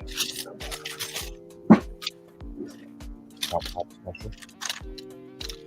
Yeah, so are you still building? So I can't remember what you're building right now, Mark. Bricklink Designer modular under construction. Yeah, he's doing the crane set that Londonbridge Bricks couldn't do. He had to have Craig serve the instructions, help him out. That's because Greg never builds on stream. I mean, like I said earlier, it's a difficult. Like when you mock, you know that technique, but it's a difficult thing if you're not used to just sets to go off stud like that, and it gets confused. It's like technique. If you mess up one little part, it throws the whole thing off like badly. So Oh yeah, and all those studs up a line, that whole column were misaligned, so it's pretty easy to throw it off one stud. The one thing with that though is he should have connected the structure as he built that section up. He should have connected the structure slowly into the main structure with bricks, and he didn't do that. Like that at the top, he did it once, and that's not. When you go to design school, they teach you not to sacrifice form over function. You have to do function over form, and it's hard for a designer because it's like you want everything to look awesome, but sometimes you have to think about the functionality of it, and most designers don't. You want things to look just good, but you have to with Lego. You have to make it the function work. It is function over form because, especially in the kitchen world, you get a corner of cabinets. How many times I have to call a designer and be like, "Yo, this isn't going to work. I got to make this." Because the two drawers, one drawer will open, and the other drawer will slam into it. Yeah, exactly. They teach you that in design school. That's the hardest thing they drill into your head. It's like if you're a designer, you have to have function before form. You just have function form design, exactly. And most people don't. That's what separates professional designers from fans. Like that, it just does. Like you have to learn to be able to do that. And it's hard because you want it to look amazing. And as a designer, you want to sacrifice that, but you can't because it has to be functional in the real world. It has to. Like, otherwise, it's pointless. So it's that set is a good example of it. The way the fan made the instructions was a good example of it. Plus the headache with architects and designers too. Exactly the same thing. Yeah, exactly. Like I've been through that. You go through it and they get so mad at you and they're like, you got to fix this, and then you're like, no, it's my design. I'm not going to fix it, but you have to because it's not going to work. Then you call them to site and you're like, here's your 5 pieces. You show me any which way that this will actually physically work, and I'll do it. But I've been playing with it for 7 hours, and it will physically will not work. Yeah, no, I get it, man. Trust me, I've been there. I gave up that stubbornness a long time ago because it's pointless, man. If it's gonna look cool and not work, there's no point to it. So you just have to bite that bullet, and they drill that into your head in design school. They're always like form over function, and like you get sick of hearing it, but it's the truth, dude. It's the goddamn truth. Well, it has to. There's no point in making it if it's not going to work. Exactly, dude. You can't. Unless the only difference is if you're a fine art painter making paintings. It doesn't matter. It's hanging it on the wall for subjective opinion. Yeah, if you're designing something though that has to function in the real world, you have to put form over function. You have to. There's no point around it. There's no way around it. It's like you see that in a lot of cars, especially the old school high-end cars where you'd get in, it'd be so tight, but you couldn't push a certain button because your thigh was in the way. Yep. That's exactly. Dude. Cars are a perfect example of it, dude. It's like architecture is another great example. Like you can't sacrifice form over function. You can't. Web design is the same thing. Web design, they would be like, oh, it looks beautiful, but does it work for the consumer? Does the UI UX let him flow through a site or her and do what they want to do? Like you have to make those sacrifices. That's a good point. Flow through a site, no stupid dead end where you're like, exactly. This doesn't make sense. Well, this doesn't make sense. Amber Laya says it all the time as a programmer. She's like, oh, the UI UX is off. Then that's what that means. That's exactly what she's saying is that's what it means. It's like you made a dead end for somebody and they don't know how to get back to where they were before, like on the site. So that's funny.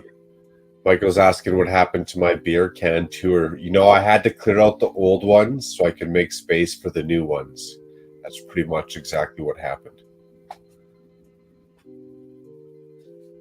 They're getting too high. It was a safety hazard. It could have fallen on top of me one night. That would have been the end of me. So I had to clear them out, make more room. It's funny because people always think, oh, he's being cocky when he says that about like when I kind of critique like Lego fan designs instructions, like sets and rebrickable. but it's the truth. That's what separates. Like, a professional designer knows how to put their ego in check and make it the form work over the function work over the form, vice versa. Like, you have to, dude. And it's not an easy thing to do as a designer, but you have to do it. Like, And once you do, you probably get an eye for the detail, right? It just stands out to you. After yeah, that. it starts to click, and then you realize, like, yeah, you have to do that. Like, you have to, like, put your own ego in check of, like, making it look cool to actually make it work. So you just have to. Like, there's no, unless, like I said, unless it's a fine art painting, someone's gonna look at it, or a statue in a museum, but they're totally different. Like, when you're designing things in the functional world, they have to work. So sometimes your crazy idea has to change. It has to. Yeah. Hello, War Point Project. Wink, wink. And yes, I did see the notification that you subscribed, so thank you for the subscription. I finally reached a point where I can start building. I'm done dismantling and I'm starting to build. That took a long time. Wow. Not only dismantled though, but very well sorted. I must throw that in there, TJ. Yeah. Got to be able to find the parts. And Belaya, I'm a stickler for websites having good interfaces, because if you have a system where you have to click a whole bunch of things to get where you want to go, it's not a very good interface. Yeah, UI UX is the art form of itself, dude. UI UX designers are a whole different breed. There's jobs just for that because they specialize in that. Like, it totally makes sense.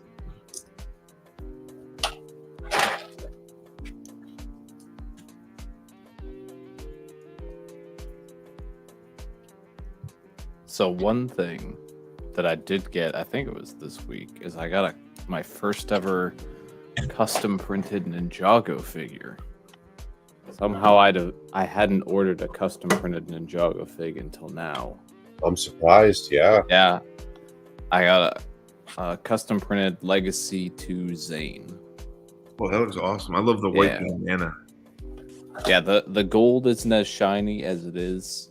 Like the gold and the silver, not as shiny as it is The on the metallic official ink, Lego. But other than that, really good design. Is that it's UV printed, right? It looks like it's not. Yeah, the face is official Lego print.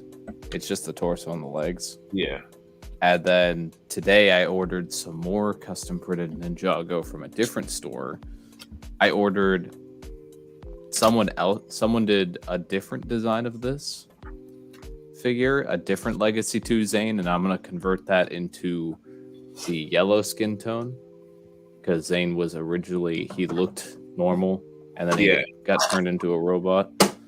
And then I ordered a couple other things. That I do know. I don't know most Ninjago lore, but that I do know. Yeah. He's the C-3PO of the whole Ninjago. Like, he's the comedic droid. True that. Well, as long as he has the funny switch on. Yeah. You know what I'm saying, TJ. Yeah. You should put that in the mocks, dude. You should make a mock around that. Like, if you buy it, like, that's what I did. Yeah, I got some other ones coming. I got a custom young Garmadon coming as well in that same order, and then a casual Kai torso. I've already pulled the rest of the pieces I need to make a casual Kai. And did you reach out for the custom Ninjago prints to tell a storyline, or they were that epic, or what? Well, one, they're cool, and two, it's just figures that Lego never did. That are from the storyline. Yeah. Well, the Legacy 2 Zanes that I've ordered, the two different ones, aren't from the storyline, but I wanted to complete the set for the Ninja, because Kai, Jay, Cole, and Lloyd all got one. So I wanted to have Zane as well. So after I get done building these small, need the comments, because I know that there are some comments that I have missed out on. Excuse me. Dude, that was great last Saturday. Excuse me. Yeah, for For some reason, Lego decided for Ninjago to not continue with the legacy, even though that was by far one of the best things that had ever happened to the team. You Well, can't that say- recent underwater wave that they did had some epic minifigs in it, some epic Yeah. builds. This is true. I was a big fan of that wave, even though I didn't get very many of those sets. Yeah. There were only 5 of those sets, if I'm not mistaken. There weren't too many to get. I should get it before they're completely gone. you can't take away. I think they are pretty much completely gone. You can't take away you can't say excuse me to Mayo on his stream now because he'll take away all your jars. Yeah, there you go. Ooh. He'll smash your jars and be like, "What's up now, man? Smash your jars, bro." Yeah, but I have plans for more Ninjago customs. The one I got, that Legacy 2 Zane that I showed, he he emailed me after I made my order and he's like, reach out if you're ever interested in more stuff or commissions, and I might do a commission. I have an idea for something. That's cool, dude. That's cool. Is that We'll see. I have a feeling it's Aurora Point Project. Is that Taz? Are you my man Taz in there? Yes. That's his channel for posting updates of his city, Aurora Point. And Yeah, the I reason figured. why he called his city Aurora Point is because of the printed element from the lighthouse ID. Well, Is that an ID set or just an icon set? I can't remember. I watched his last update on the Aurora Point mock he was doing, and it's funny because I always joke with Taz that he has bad luck with the lighthouses. He says it himself because he before his accident he destroyed 2 or 3 on accident. So it was he would build a dope lighthouse and then it would just fall or the shelf would fall. Like he had no luck with the lighthouses, and they were great mocks. Every time he did it, it was cool, but it would break because out of gravity or Mother Nature. Yeah, the custom printed Ninjago stuff that I ordered today is coming from Austria, so it's gonna be a little while before it gets here. You should definitely build a mock around those figs. That's what I love about Lego. Well, with Casual Kai, I'd want to get the rest of the ninja in casual outfits to make a mock around them. I mean, I could like put Kai in like a casual scene or something like that, but beyond that, there's not much that he can do on his own. Young Garmadon, though, that's an exciting one. That's one I want to do something with. He was always a little cocky bastard in the Ninjago series. Well, no, that's Lloyd Garmadon. I'm talking about Lord Garmadon. Oh, yeah. I know what you're saying now. That's the thing. I know Ninjago sets. I don't know the whole. Yeah. backstory I made for stuff. It's pretty easy to make a young Wu. You just need his DX suit, which is a black robe that he wore. And if you have that, then you can make a young Wu no problem. But Garmadon has not been so easy just because he has different printing on his robe. His robe is similar to Wu when he was younger, but not quite the same because of some red printing in him. That new lighthouse mock that Taz is making looks really good. The last update I saw he put on YouTube looks really good. He actually used light and dark gray for the stonework, which I always harp on people about. They only make stonework in like one color. So Yeah.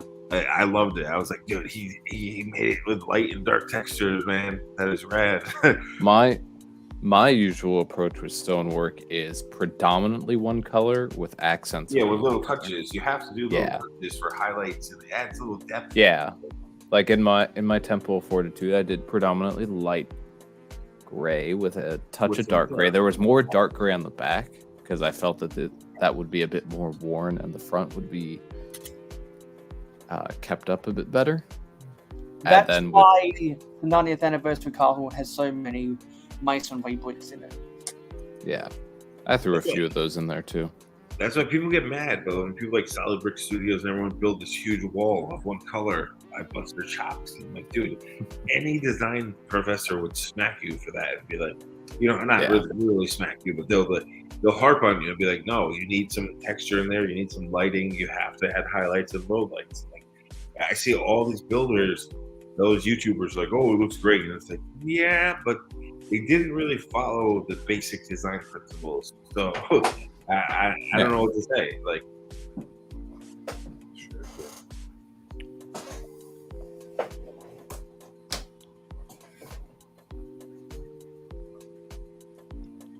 So anyway, I'm almost done. I'm just struggling to find 1x6 bricks.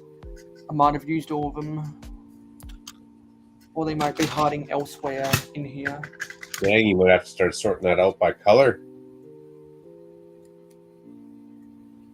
DJ, is that one Galaxy Explorer set that you tore down, or is it two? Like, what is It's one. It just takes up this much space. That's a lot of parts, man. I didn't realize there was that many parts in there. Yeah, the build is currently sitting on top of some parts drawer or parts container thingies, the main build, and that's just where it's gonna have to sit for a little while. I still need to get that. Like, it's on sale now, like 40-50% off. I still need to get it. I keep seeing it full price. I want to get a second one, but no, the Walmarts have it on sale. Here, at least, most Walmarts, it's on sale. They do balance sale price. It's been on sale, but I haven't seen it on sale, or I haven't been able to snag it. One day I will. I just need the cave. I saw it at 50% off, and I still didn't buy it. I should have. I don't know why I didn't. Stupid. I just want them to release another black suit space fig, man. Come on, I haven't had one since I was a kid in the '80s. Like, for the love of God, Lego, put out a black suit spaceman. Jesus.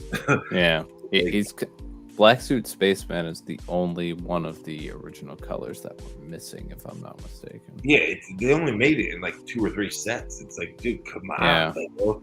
Old school sets, probably too. Yeah, if they had made that, so they have the brown spaceman with the baby spaceman. If they had made that, if that had been a black spaceman instead, I wouldn't have complained about that scene. Because it was brown, I did complain. That made me pissed. I was like, you're gonna make a brown spacesuit, a reddish brown, and you won't make a black one?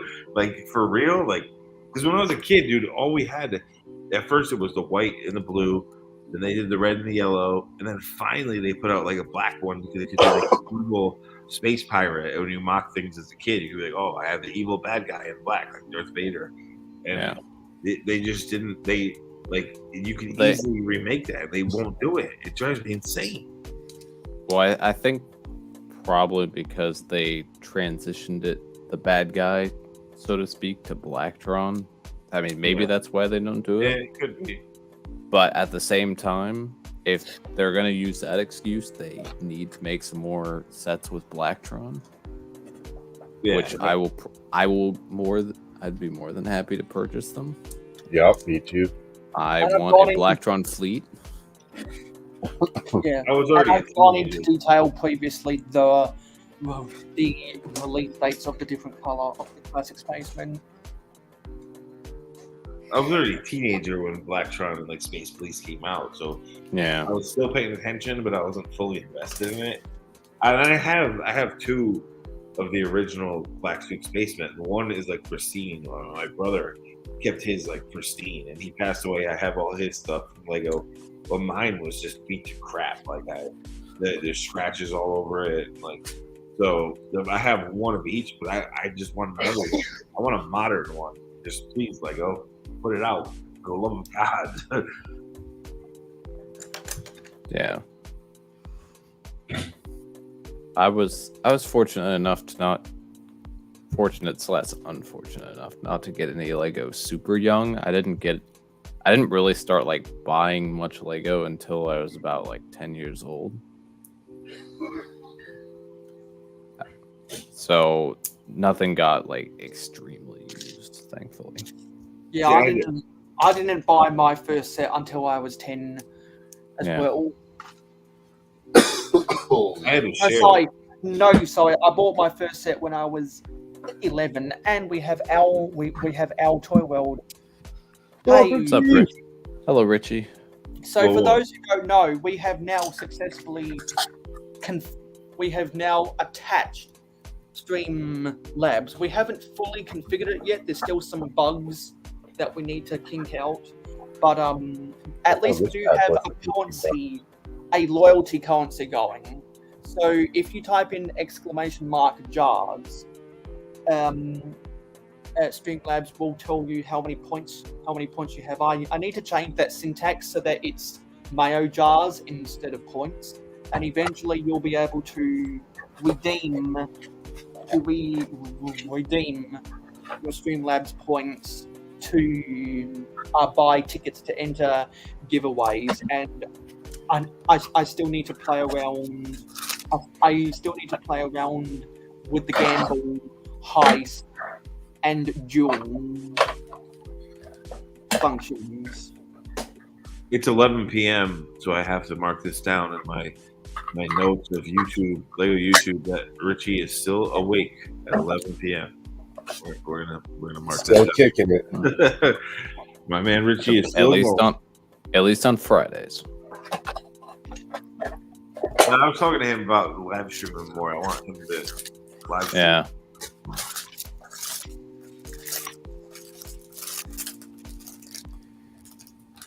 $10 p.m. Richie, do you know where your children are?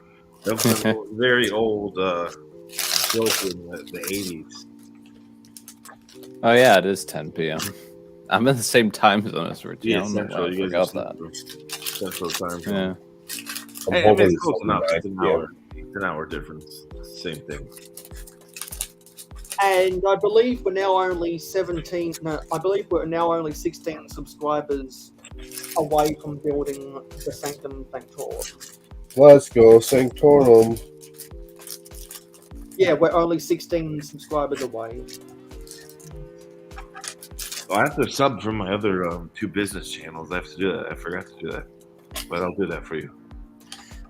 And also, Mini Brick World, last time I checked, was only 1,000 was only 1 subscriber away from 1,000, and I'll be doing a community post in the next 7 days to his latest city update, because if people like my Mayo City updates, you'll like his city updates too, and he's only 1 subscriber away from 1,000. Mini Brick World, is that Josh?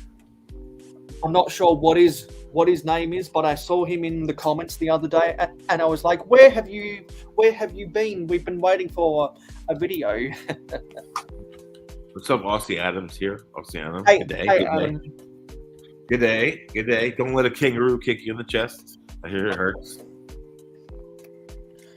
Yeah, I got him in my. I got it. He's one of the first sig figs I ever got. Mini Brick World, 999. Eh? I thought he was already at 1,000 for some reason.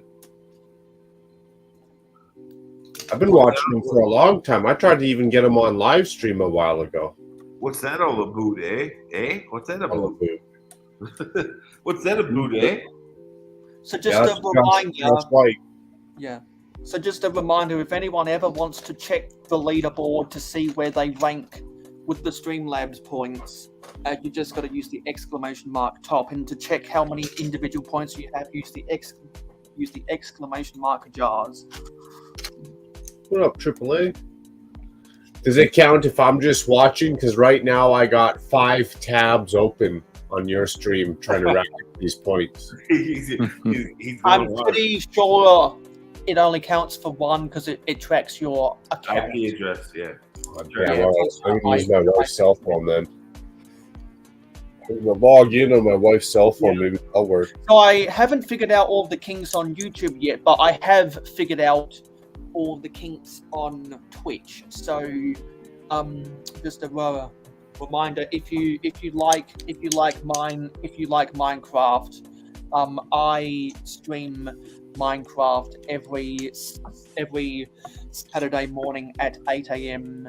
Eastern in North America, and I play Minecraft with my friends, and you get, and if you decide to pledge to me on Patreon, you get an access code to come join our Minecraft server.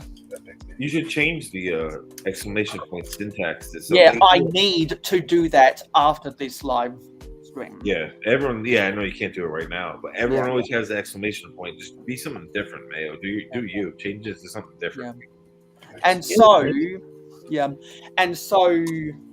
just like on these YouTube live streams, you can also earn Mayo jars on my Twitch streams every 8 a.m. Every Saturday morning at 8 a.m. Eastern in North America. Just another way that you can earn Mayo jars to buy tickets to enter the giveaway. And unlike YouTube, I have successfully configured that giveaway over on Twitch. And so I did a test Twitch stream last night to get that all configured, and now there's been one entrant who has bought 4 tickets. Oh, you're a full-time twadder now, or what? Well, I do weekly Minecraft gaming content. So if anyone is a Minecraft gamer or they'd like to watch Minecraft gaming, definitely come and follow me on Twitch. And just like how we will be doing a separate giveaway when we get to 300 followers on Instagram, and another separate giveaway when we get to 100 followers on Twitter, we will be doing another separate giveaway when we get to 100 followers on Twitch. Man, these giveaways you make you a bro. Hey, Berlin, when did that game come out? I forget when the sequel comes out to the original. Well, it wasn't Fallen Order. Tony G. Yeah. When does that come out? Did it come out? That's cool. I'm blind. I think it's soon. I think that game comes Yeah. out soon. I'm pretty sure it's soon. I just don't know when. Yeah, I'm so behind on that stuff. Yeah. I mean, the games are cool, but I don't have a console to play them on, so. That's a great game, though, dude. That was really, really good. Like, really good. End of April. Yeah, so it's close. It's close. People are waiting on that game, dude. Star Wars fans love that game. Oh, end of April. That makes sense, because that's right around May the 4th. Yeah. Hopefully we get a minifigure this year for the May the 4th promo. Oh, we're not. No, it's I the don't X. think. No? Damn. No, we're getting a mini Death Star GW. Oh, yeah, that's what it is. A little Death Star. We'll see if it's got any unique printed elements besides, I'm assuming, some sort of plaque or display piece. But, which is ironic, because Mayo and I were just talking about that in his last stream. I was like, dude, the Death Star globe, it looks so, like, to me, it's so stupid. Lego. Like, it sounds like a cool thing, but, like, if there's no exclusive parts to the GWP, then I'm just gonna build it on my own. The GW. Yeah, I was on a just to build it live stream sometime this week, and we were looking at the new Star Wars sets on Lego.com, and apparently the threshold for the May the 4th gift with purchase is £210. Well, better be good then. Well, the There GWP wasn't any images, but they teased that the threshold is going to be £210, Give me which is 200, which is a $240 US and euros. Well, supposedly it's an under construction Death Star, which in Lego makes it cool because the whole one side of it will have like all this good snot work and like pieces that make it look broken up. Oh, if it's a Death Star 2, I'm definitely gonna have to get it. So it's not just like a little globe; it has like a whole section of Squirrel. Hello, Secret Squirrel. But again, if there are no printed or special sticker elements, then I'm just going to part it together myself. Yeah. But like I said, we were talking about this on Mayo's stream. I think it was last week. Like we were talking about how Like Ryan, when they came out with the Lego globe, everyone was like, "Oh, I'm gonna make a Death Star out of it," which is boring. Snore. Like just circle made out of gray plates. Oh, that looks cool. Like it's so stupid. Like to have it broken up under construction is so much better, in my opinion. Well, I think Listen, if they I ever don't do care. like, if they do a globe of that, or if they do a Death Star the size of the globe, they should make it so that you can build both versions of it. Yeah, exactly. Like, cause Yeah, do a That battle way they deck can or something. see they do it because that way they could charge us more. yeah, that too. Yeah, like it just in Lego form, it looks so much better when it's like busted up like that and it has all these Yeah. weird plates and like snap features. If it's a Death Star 2, I might have to go out and get it. Supposedly that's what it is, but we'll see. If it's got special prints that make it impossible to build the thing just by parting it together, then that may be a problem Dude, speaking of for Star my Wars, budget. Yeah, Houston, TJ's wallet might have a problem. Yeah, speaking I need money for other things. Speaking of Star Wars, I was messing with people on the ACOP stream about the ghosts that, like, because I know Lego fans wanted a ghost set. The other one was rare. It's expensive now. Yeah. So I was messing with people, telling them that's not happening. But in the series, the new Ahsoka series, the Phantom's in there, so the ghost should definitely be in there at some point. I just don't. From what I was told from the creative director I used to work with, that it's not going to be like a main. It'll be in one or two episodes, like as a little side feature. So we'll see. But the set could be true. That set could definitely be true. I don't know if it's an April. Maybe it was in the concept art. Or that. I mean, supposedly it Yeah. is in like a couple episodes. It's just not. From what he said, it's just not like a main feature or ship in the actual series, but it's there. Yeah. So, Well, it makes sense for Lego to do regardless because it's one of the few things that like we already have a good. Oh yeah, detail people look want at. that set. I mean, that set's expensive. Yeah. They only made one, but Yeah, and we have a good detailed look at the ghost, so hopefully, in theory, Lego should be able to get less things wrong with it. it's just funny compared if to you look something at, such like the spider tank. if you look at that stream. Good Star Wars. If you look at the stream, Ryan smiled the second I said it because he knew I was my sarcasm. He understood it. He was like he almost started laughing because he knew I was just messing with his fans because half his fans thought that his video was April Fool's and half of them didn't. I didn't even tell the difference, but that's why I started messing around with it.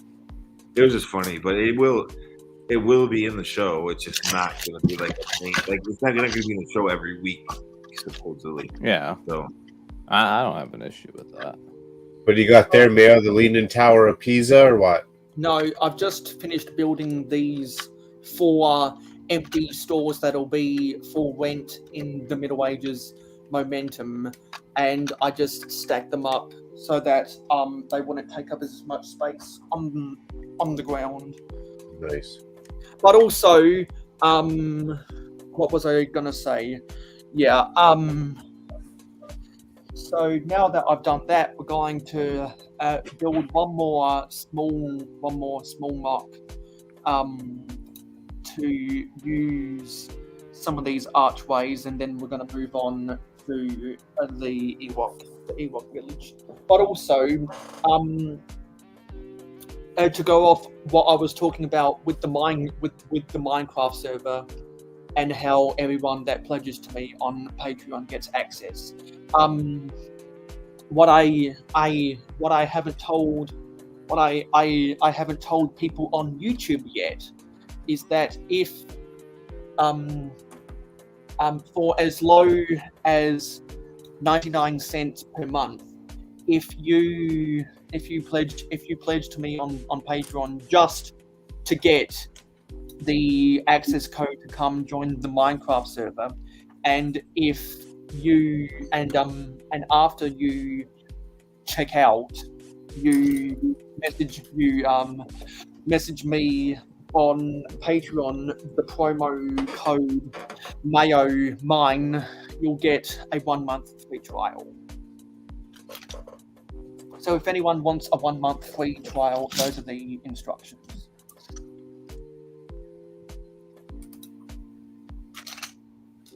Got a lot of these water plates that I'm not going to be using right now, so I'm going to stack them up and move them elsewhere.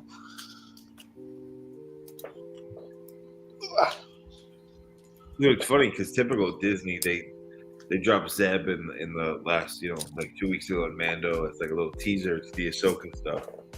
But supposedly there's like half of the crew from Rebels that's in the Ahsoka show, but the Ahsoka show ties really heavy into that.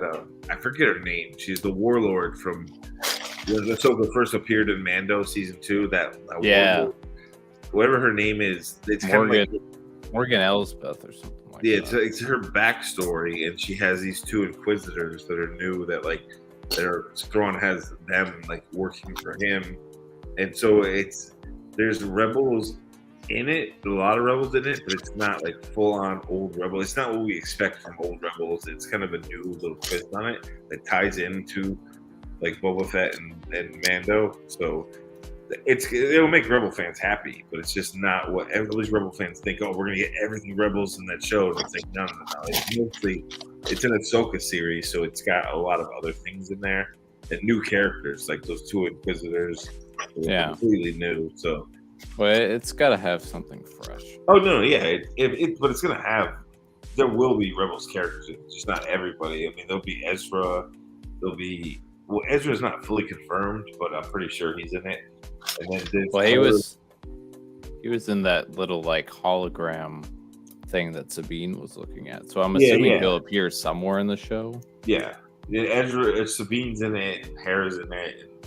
And, I don't know if Zeb is really in it, even though they teased him in Mando. I really don't know if he's in it, but they'll be there. You know what I'm saying? But there's going to be a new. It ties into Mando and all that other stuff, so it's like a new twist on it. They're probably building up to like some sort of like large crossover thing. Oh, definitely. They want it all to tie together. So yeah. I'm gonna use this 6x10 plate to build this thing, and I'm not gonna use arches for the doorways. I'm gonna use something else.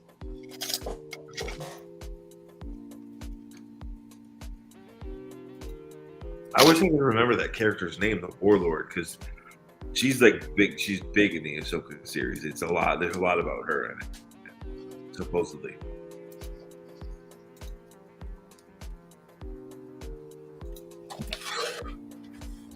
So, how's the build coming along? Designer said. Hey, not bad. Trying to do some other stuff on the side, but yeah. I'm this far with rebuilding the Galaxy Explorer. I'm on bag 3. I just started it, and it's great, but it's really tough to build when you have no table space and just have to hold the thing the entire time.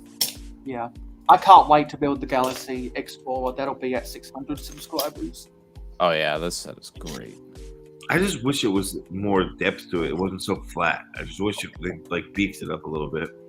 Well, that's how the original yeah, the original set. Yeah, I was just gonna say that. That's how the original thing was. I was just hoping they would modernize it a little bit, but yeah, there's someone on Rebrickable who did a ×2 version that combined 2 of the sets and made a massive one. Yeah, that's probably cool. Like, I want them to redo, make a classic space modular, like the old Moon base set. Like that's the first set I got when it was 2 base plates that put together. The modular building itself wasn't that thick and girthy, but it was on 2 base plates and it was pretty big. Did someone's windows just go off? yeah, sorry, it's me. Closing tabs in the background? Trying to find a file I just saved. I think that would have sold better if they made like a classic space, modular, like Moon base modular with little space vehicles instead. I think that would have done better than just the ship. But I get why they did the ship. I mean, it's a classic, iconic thing from. Yeah, I still can't believe it's retiring so soon. I mean, dude, it's on sale. Like most places I see it. Why did so many places put it on sale so fast?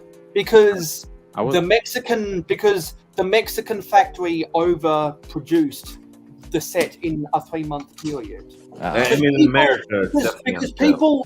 people in the US were acting like it was a worldwide thing. No, it wasn't. The Mexican factory just fucked up. Yeah, I don't know about other countries. I just know here it's on sale a lot of places, and it varies from 30% off to 50% off. So, and they always have backstock. Like even when it's on sale, there's still like 20 of them on the shelf. I want it to do good, dude. I love Classic Space. I want it to do good. It just that said here, for some reason, whether it's distribution or manufacturing, it didn't do that well. Yeah, one of these days I'll get one on sale. I love how they put the arrow. They brick built the arrow that used to be a print in the old sets. They brick built it. That was really cool. Yeah. Yeah.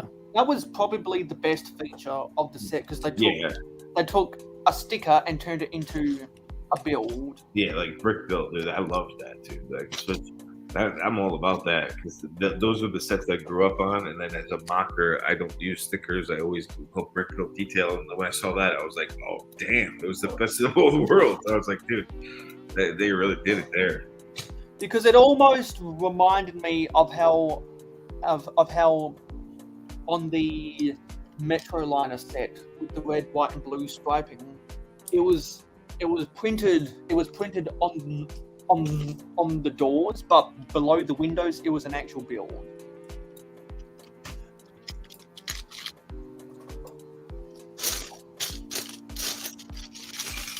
So, what's everyone's plans for the rest of the weekend? Any Lego projects that need to be attended to? Work. Maybe a live stream tomorrow if we can. If you can. You're not gonna make any plans for Saturday night? Oh, I am. I'm making plans right now. If we can, Macro. There's no if we can. Shenanigans must happen. It must happen. The show will go on. Are you a Broadway show on Saturday night? Dude, he was smart though. When he went on vacation, he didn't announce it, and he just let the show just ride with nothing. Because you don't put on social media that you're going on vacation. No, you don't tell people you're away from your house for a week. You don't do that. And you also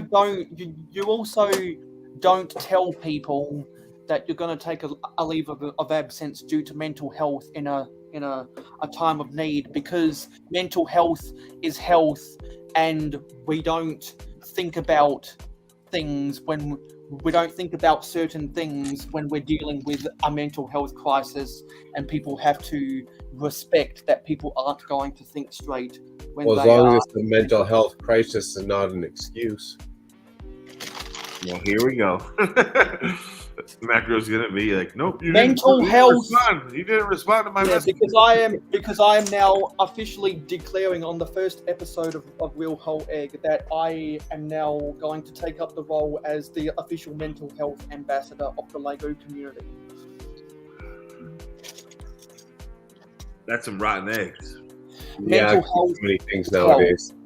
Mental health is health. So if anyone's not feeling quite right and they need to fix something with their brain, take the time to do it, because otherwise you're just going to bottle up your emotions and feel worse. I mean, I ate a mean egg salad last week, and I farted. It smelled funny. I wasn't eating it right. Is that considered the same thing, or is that like maybe too much of a cop out? And so because we don't want to be so distressed on our live streams that we just fall asleep. In Mayo's defense, Macro, he did erase his app, so he didn't see your messages. But I totally get where you're coming from, because Macro was, and Mayo, I'm telling you, every time I was on a stream with him, he's like, "What's up with Mayo?" I'm like, he's taking a break. I don't know. He was worried about you, bro. As a friend, he was concerned, man. Yeah, but even just across the board, I'm looking at it from a new age thing. So you got You know, the dudes who served in World War II versus the new generation who's come out now. Like, what are we claiming as mental health? You know what I'm trying to say? You know what I'm trying to say? Like, Yeah, I know what you're saying. there's a generation where if you look the wrong way in the mirror, dude, you just told yourself to get on with your day and you went with it. Nowadays, if I have to stop and tie my shoes twice because I screwed up the first time, dude, mental health. Right? Because I'm really Come on. I'm really ashamed of the people who use mental health as an excuse out of not having to do something, because that degrades that degrades the seriousness of mental health. People don't 100%. people don't die from mental health for no reason. Dude, my brother.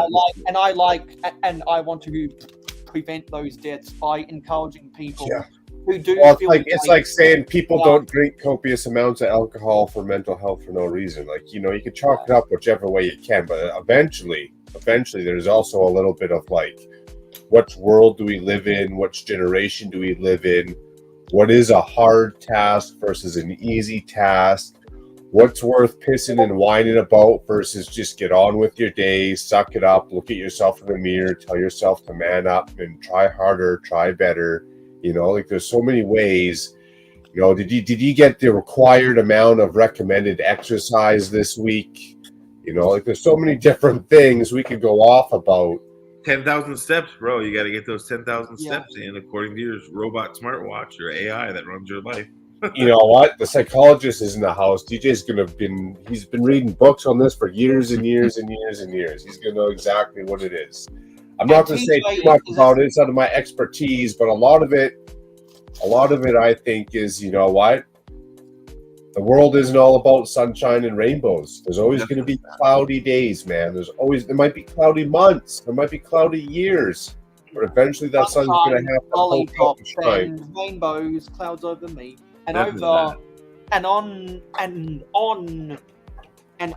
Real Hoeg, whenever Titanium J wants to come on here, unlike other places where there's a more dominant conversation, he's allowed as many lines as he wants. I lived it, man. I have a brother who put a shotgun in his mouth and killed himself.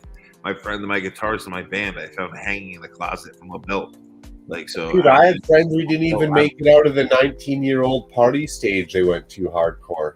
Yeah, I had a friend. We would play Magic the Gathering, and then one year he just went and kicked it for certain. You know, like everyone can relate to that, but I mean, you know, like there's also like a serious level of it, and there's also like the new age generation. Oh, you know? Yeah, no, totally. That's totally. Minty. My life's coming to an end.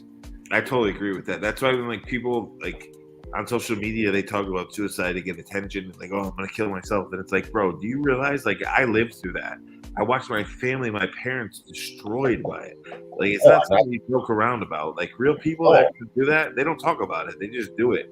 I never take like anyone with legit concerns, you know, well-being. I'd get up at 2 a.m. and hang out and talk with you. But we all kind of like also deal with it, I guess, in our own certain ways. But a lot of it, you know, it's getting a little bit like, yeah, it's too much. I see these kids like, oh, I'm gonna kill myself. It's like, dude, you wouldn't say that if you're really gonna do it. I know many people who have done it. Unfortunately, I lived through it, and like you wouldn't just say that, because the people who don't say it are the ones who do it. Like. Yeah. It's not an attention grab thing. And people take it as like, oh, it gives me attention online. Like, if you really knew what that does to someone in their family, you wouldn't be joking around about it or using it to get attention. Dude, you get locked up for that. If you even use it for attention, someone calls you in, you're getting locked up for that, bro. And the reason why people say the quietest ones are the ones you've got to be aware of is because most likely they are staying quiet because bottling up their emotions in, they're in pain, dude. in a mental health crisis. But And that's an individual basis. whenever you ask someone the question, "Are you okay?" Okay. and they say nonchalantly, "I'm fine," most likely they're just trying to hide an emotion deep Exactly. inside of That's them. an individual And so basis, and that's hard to read. That's Excuse me. why in society we've always got to encourage people for where if they are dealing with a mental health crisis, take the time to do self-reflection and analyze themselves so they can fix things in their life that's making them feel bad. Sometimes it takes a day, sometimes it takes a week, sometimes it takes a month, sometimes it takes a year. We've all got to give each other space sometime, because you never know what's going on inside someone's brain, because you don't. have X-ray vision. You don't. Well, exactly, but that's an individual basis. And on an individual basis, you'd never self-doubt or question or take anything away. Like, what I might think my world is coming to an end, my walls are caving in and crashing down. Someone might on the outside look like, hey, that's not a big deal. You can solve that problem. But to me, it might be my whole world's crashing down. That's an individual base. That's fine. I get that. When I start, I wouldn't say slandering, but when I start knocking the mental health, it's when the government's getting involved. It's when the government's telling me, hey, pop is cheaper than water, but we're concerned about your mental health.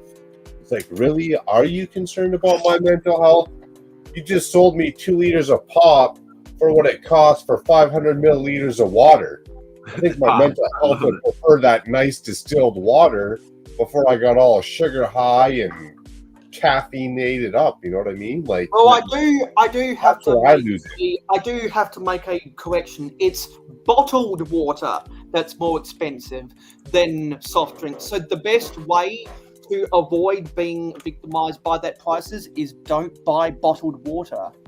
Get yourself a water filtration system so you can buy bottled water once and never have to buy it again, because you have a bottle of water that doesn't have water in it because you didn't buy it over and over and over again. Whatever, you turn on your tap for 20 cents for 18 liters. Filtered water tap that you pay an annual service fee for, and it ends up being much cheaper than buying individual bottles of water, and it's better for the environment, and it saves you money.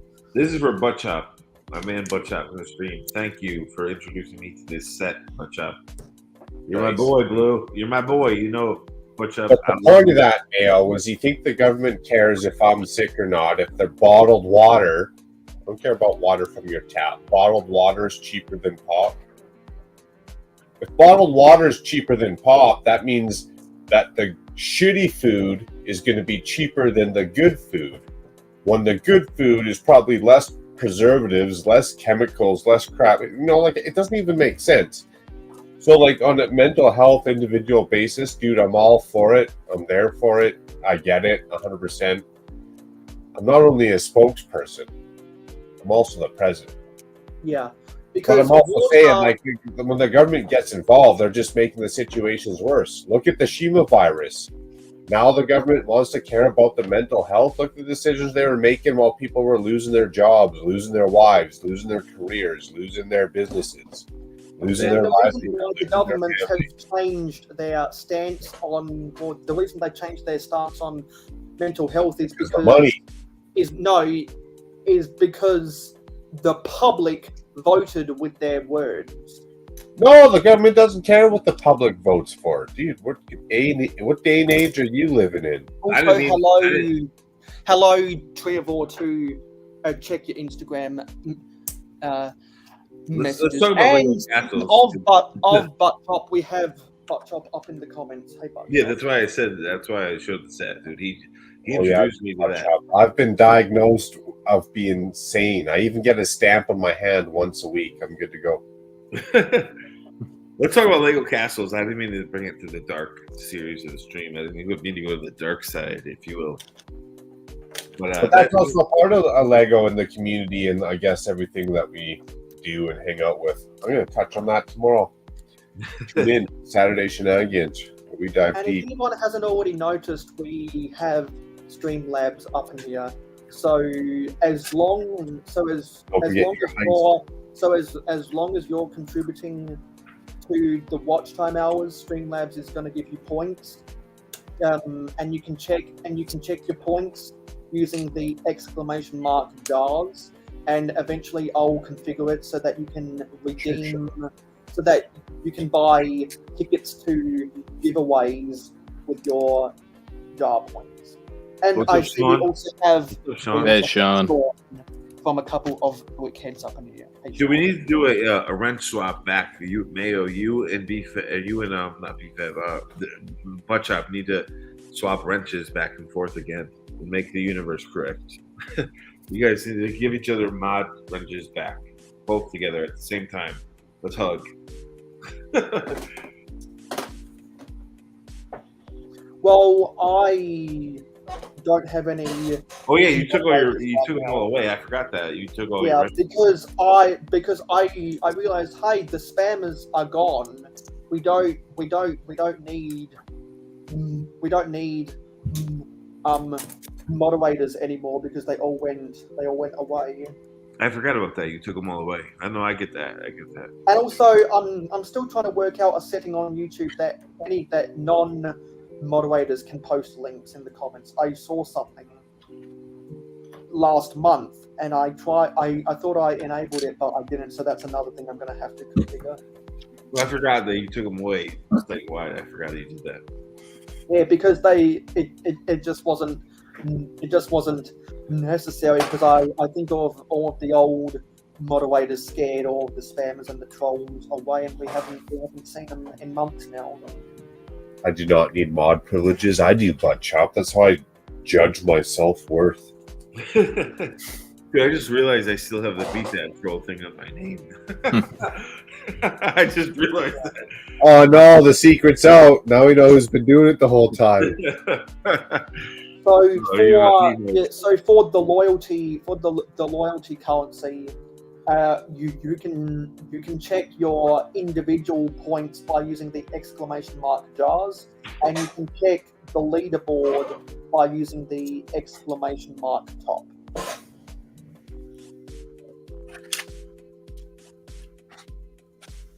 Because I realized that some of the best live streams out there use that point system. But I've still got to figure out why the Gamble Heist and Duel isn't good. Hopefully I'll be able to figure that out before the next episode. Oh yeah, once you figure that out, you'll be bringing all the out of the yard. Real Hoeg. And if you didn't catch the thumbnail of this live stream, I have started a new live stream series, and this is what all of my live streams are going to be from now on. Because I wanted to come up with a catchier title to help brand myself better. So I was going through all of the slogans and the jokes and the memes about the mayohosko channel that people in the community have brainstormed. And I was like, it's probably best if I take part of my slogan for my channel, no sugar, no filler, just real whole egg, which if you people didn't know, was actually created by Mark himself. I'm exclamation point too old for Streamlab points. I'm just too old and I don't understand it. I also feel, Mayo, you want to throw in a little bit of genericness to it. Like real whole eggs is great, but it's like it's very specific to you, where Saturday Shenanigans, like across the board, Good Morning Brick World, across the board, a couple of brickheads. It's not like a very, it's a specific channel name or a show, but it's not, you know what I mean? It's not very specific, where it can be kind of across anything. So like real whole egg, how can you spin that one more level to be like real whole egg, kind of like anything goes, real whole egg, any topic can come up, or Exclamation point, hold the mayo on my bacon cheeseburger, please. Well, that's why at the start of my live streams from now on, I'm going. That's why at the start of my live streams from now on, I'm going to be saying my channel slogan, because that's the new name of my live streams. Real whole egg. Yes, because that was one of the brainchilds of what I was doing while I was fixing myself when I was on a spiritual journey. You definitely got the whole ensemble there. The real whole egg name, then you got the no sugar, no filler slogan. Man, You gotta do exclamation point, miracle whip. All you need now is a mascot, and you're good to go. Well, I might try make that a custom. I might try make that one of the custom commands, because people like to make that joke, because they know that is a really bad brand of Yeah. mayonnaise. You know what? It almost doesn't get any catchier than mayo, because I've been stopped a few times in public, and people are like, "Dude, what's with the mayo jar on your shirt?" And I stop and I explain it to them, right? Yeah. They're like, okay. They're like, interesting conversation piece. I'm like, that's right. That's why it's the mayo jar. Yeah. And the reason it's and the reason why you have conversations about it is because you invented it. What Makro? What step is that construction build on right now? Like, how far into it are you? Looks like you're on the third floor. I just refined it and made you a new image. I'm on step 612. Is that the second floor or the third floor? It's kind of a little bit of everything, but so far it's mainly the third floor now. Yeah. But still tapping back down into the second for supports. Yeah. And it looks like it's about there, like in the second or third-ish. Take the name. So do those sets really sell out? Like, I never paid attention to the Brickless Designer Program. Does the Brickless Designer Program? Not only do they sell out, if I was smarter, I would get my wife in on it, I'd get her coworkers in on it, and I'd probably float like 7, 8 grand, 10 grand in these sets, because flip them. double instantly. Easiest money you could ever make. Yeah. People who want to invest in real estate, gold, stock, you buy these sets, you can turn 10 grand into 15 grand, if not 20 grand real. Yeah. It seems like that, because everyone's like, oh, they're gone. I never realized there was like a limit to what they do, but it seems like there is a limit to what they do. Easy money. Yeah, I'm assuming. Aren't they limited to 10,000? Yeah. Yeah, 10,000 in production. You can only get like, I want to say they have a limit of 2, maybe. I don't remember exactly. They had to like change around the rules. At one point, they only had a limit of 1, and people were really angry about that. You're moving too, aren't you? Sure, don't you do the whole city coming up? And I didn't tease you about the airport shuttle. It was a misunderstanding. I thought you were a little sad. I didn't know you wanted the whole creme de la creme baller up over here. He moved it. I think he's settled in now, but he moved. Nice. That means he's got the basement. So he's going to start going. So for those who haven't been keeping tabs with me this week, after I completed this castle mock back in April, when I was taking a break. That's looking good. When I was taking a break from social media, I looked at this and I was like, yes, I enjoyed this build so much that I want to keep on making more castle mocks. And so on the Saturday shenanigans last weekend, I built this house. I'll get a 360 on this house. And I also built this section of a castle wall. And this castle wall section is eventually going to be attached somehow, some way to my 90th anniversary castle that is staying put. Yeah, it looks cool, man. It looks cool. You got the little. I like you got the little Romeo Juliet ballast in the windows, the little flowers. Yeah, because for those who don't know, I bought 2 of the 90th anniversary castles, which cost me 1,200 Australian dollars, Hey. because I wanted to build both of them. I wanted to build both of them on. I wanted to build one of them on a 24-hour live stream, which is what I did back in January, and I wanted to build one on my own for over the winter holidays. And Now so it makes sense. And so I decided to buy 2 of them because I wanted to keep one as built, and I wanted to tear apart the other one for making custom stuff. Oh And yeah. that's what I've been able to do. And then on an Instagram live stream this week, I built this bell tower, and the bell inside of it actually rocks backwards and forwards. It makes sense now. The amount of parts on your table, dude, is 2 sets like that. No, That's a lot of one. This is just one. This is the Oh, remnants of one of the castle. And then, and so I built, and so I was going to build a mock for the castle last night, but I've been busy transferring files off of my computer to my USB drive, my SSD drive, and so that took up a lot of my time. So I wanted to reserve enough hours today to build castle mocks, of which I've been able to do. So I've been able to build these 4 stores that are for rent. I just have them stacked up to save space right now, and I'm working on this structure right now that actually has some vines growing.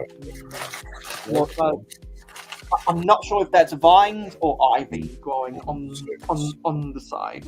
I gained 6 free ones. Perfect. But I am trying to put these windows in here. Yeah, those So are cool. I like those windows. Holy shite, now. yeah. Those are So cool windows. I'm going to keep on this grind of building castle mocks until all the pieces from this castle is used. And there's a lot of Love it. a lot of tree elements that I'm going to be turning into actual trees for Mayo City, and I have built some more. I've built some more trees with all of those 1x1 round reddish brown pieces I got in a home short that I uploaded when I was off social media, and so I'll be showing off those trees in the next city update, as well as all the different trees that have all of my koalas. And if anyone has any of these koala CMFs that they want to trade with me, and if there's specific CMFs that you would like to get extras of or you can't find in the stores,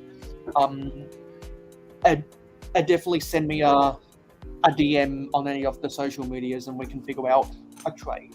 Yo, TJ, look Yeah. at the camera. Except for mine, butt chop, where I You- just dream to not care. TJ, Yeah. you had a lot of parts out on the table. I'm giving Yeah. you a look. Now they're all gone. What did you do with all those parts, bro? I'm giving Hold you on, glasses. let me- I'm giving you glasses. The blue blockers are coming down. Oh, there you go. That's why I Wow. haven't put it on the table. It's Impressive. It's They too were big. all lined up. He had it all knolled out like perfectly, and then all of a Yeah, I sudden, Quick, man. Quick. Yeah, I don't just dump these out on the table. you had it so organized, and all of a sudden, You gotta make them. You gotta make them special, butt chop. It has to be like every live stream is a potential one of. There's never a repeat scenario, you know. Yeah, and that's why I wanted to You're probably never rebrand. going to see me hawk a lug in a beer can ever again.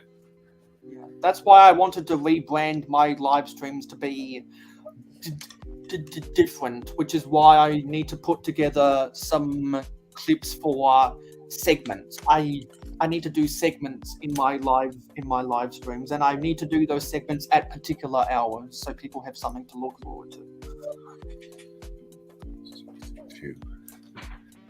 Man, I looked down at all those parts that TJ had all meticulously laid and rolled out. Were just like, bam, just exploded. Huh? They're going to good use though. So hey, Well utilized. Yeah, I gotta get this thing back up and on display. It's a nice set.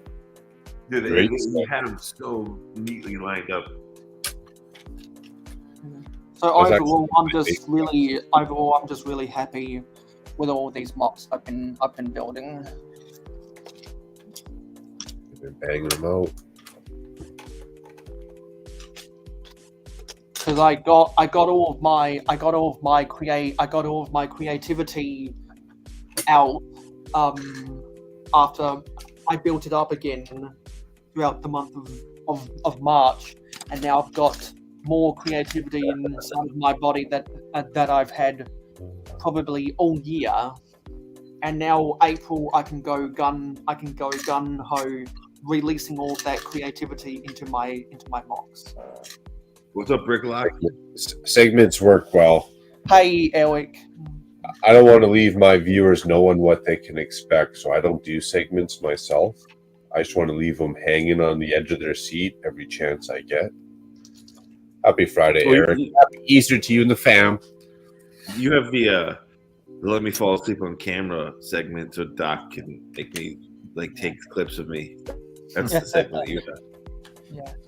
Yeah, because Hey, if anyone doesn't know what we're talking about of how Mark fell asleep, I do have a little something I can put up here. Let's do it up. Which one of 13 streams is this one from? I love it. I'm all for it. I love when you fall asleep, dude. Let me go and get it, because I know since it was a midweek live stream, more people probably don't know what happened. How the hell is it live if nothing's on?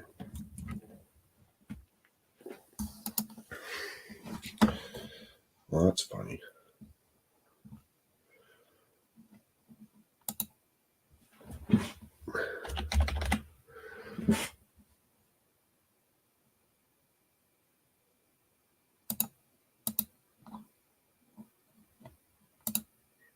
It is too. Supposed to be at work. That's funny. Peace. That's what happens when you peace out and forget it on.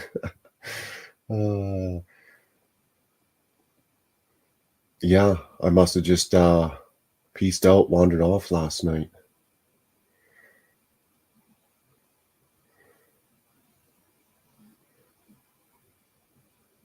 Epic. Cheers. Well, that was the next morning there. That was the best one. Yeah, because I was like, I saw something somewhere that you woke up and you ended the stream, and so I wanted to see what the reaction was when you finally. Well, I was supposed to end the stream when I first left. So what happened is I left. I went and sat on the couch. The cat wanted some cuddles. Ended up falling asleep. Covered in cat hair the next morning, I came down. I was like, man, did I leave that? Stream going? Well, sure as shit. It was still live. I was like, oh my goodness. Well, dude, Makro, to your defense, dude, people stayed. People have stayed in Makro streams when he passed out for 3 hours, and they're still chatting. Everyone's like, 6 hours. It's great. It's like, Yeah, dude, because I was in that chat, and people were coming in and out of. People were coming in and out, just probably checking to see what was going on, and then if they came back again, checking to see if you were going to return. Oh yeah, the wife had to come down. Krista came down and shut the music off because it was blaring. And you're still passed out with it blaring in your face, dude. I get it. Like, if people in the chat are like, "Is he awake?" It's like, look at him. He's sleeping in front of your face. You think he's awake? He's not awake right now. No, he'd be moving. He'd be talking. He'd be holding a conversation with himself at least. Come on. Hey, that's fun. That's fun. But I assure you guys, for anyone who's worried about Brick World Chicago, I only get super hosiered when I'm at home. When there's people around, I'm in public, I don't get sloppy like that. I'll have fun. I just don't get sloppy. That's not sloppy. That's just you after a long day of work, tired after you had cracked a few open. Like, it's not sloppy at all. You just, man down sometimes. That's how sometimes I gotta shut her down when it's like nonstop work. There's no way, like the vibration is going. Like I'll come home, I'll eat dinner, I'll shower. I'm like, all right, almost time to go back to work now. Yeah, exactly. You gotta roll yourself back and get her done. That's just old man. I gotta take a little break. My eyes are open, but they're not. Yeah, because I only slept for 6 hours, not 8 yesterday, and today I only slept for 4 hours. So I'm running on less sleep than I really should have. It's always fun time. And that's because the reason why I'm running, the reason why I haven't slept much in the past 2 days is because I've been busy building blocks off camera. And busy transferring files, so that when I buy my new laptop, that'll take only 5 minutes to log on instead of half an hour to log on. Didn't you just buy a new laptop? Yeah, that's a Mac. I don't want to have to pay the $120 something for an Apple mouse. And I don't want to have to pay the $100 and something a year fee for Microsoft Office on a Mac. So I was like, you know what? You want a PC? There are advantages that Mac has, and there are advantages that Windows has. Now that I've got an experience with my Mac, I really like what the Mac can do. But I also really like what my old HP laptop can do. And now, since I'm so into using technology to its greatest potential, I'm going to go out and buy a cheap HP laptop before my birthday. What? HP? No. Blue blockers come down for the HP. Don't even get a laptop. Set yourself up for a desktop mail. If you're doing a laptop, you might as well just stick with your MacBook or sell the MacBook and then get an HP. Because then you're running pretty much the same tip. Well, no, because I thought that if I pay for the Microsoft Office license if I paid the hundreds of dollars a year for the Microsoft Office license on my Mac, I'd just be better off buying a new HP laptop so I can do all of my streaming off of my Mac and do all of my document writing on a PC. It'd end up being cheaper to buy a new HP than to do the recurring costs of Microsoft products on Apple. Yeah, and really, if you got the two, you could really set it up and do like a dual monitor type scenario. But at that point, you might as well just set up a corner of your room with a little tiny corner desk, 2 monitors off on the side, a little tower underneath, and get yourself a desktop. Then you can upgrade as you go along. If something breaks on you, you don't have to ship off the whole damn computer. You can fix what you need to fix. You can upgrade what you need to upgrade as time goes by. You could add 2-3 monitors to it. Multi cameras. That's like a lot more power out of a desktop than you are out of a laptop. Yeah, I wouldn't want to invest in Everybody's telling you how it is. So I wouldn't want to invest in a desktop because we're going to be moving houses soon. Well, you can just move the desktop. Yeah, but I as in I don't want to have something permanently set up anywhere in my house because it'd be a hassle to move that when we do move house. I gotta let the pooch out to do his business. I'll be right back. Cheers. Yeah, and so yeah, that's just an economical decision that I came to, which is why I didn't buy the Indiana Jones sets on day one. Ooh, I only want one. I only want that big Kabuta. And I did love my MacBook. Don't get me wrong. I love my MacBook. But the way I had it set up with cameras and cables and tripods, it's just easier to go down this route for sure. Another reason why I wanted to get a MacBook is so that I can use the computer version of iMovie, and there's more stuff I can do with the computer version of iMovie than the phone version of iMovie. I can barely speak English, let alone type English. And also, I'm considering paying for Final Cut Pro for better editing because I'm always looking to upgrade my technology. Oh, don't pay for it, Mayo. You can get free editing you can get editing software for free. There's all kinds of different stuff. Yeah, check out the web-based ones.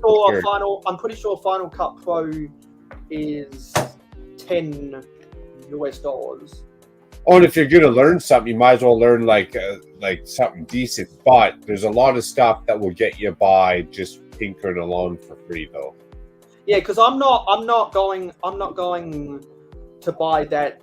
Well, I'm not going to buy Final Cut Pro any time soon because I'm good with my current editing capabilities. But when I do want to broaden out into other types of videos that we require a better edit, I'll consider buying Final Cut Pro.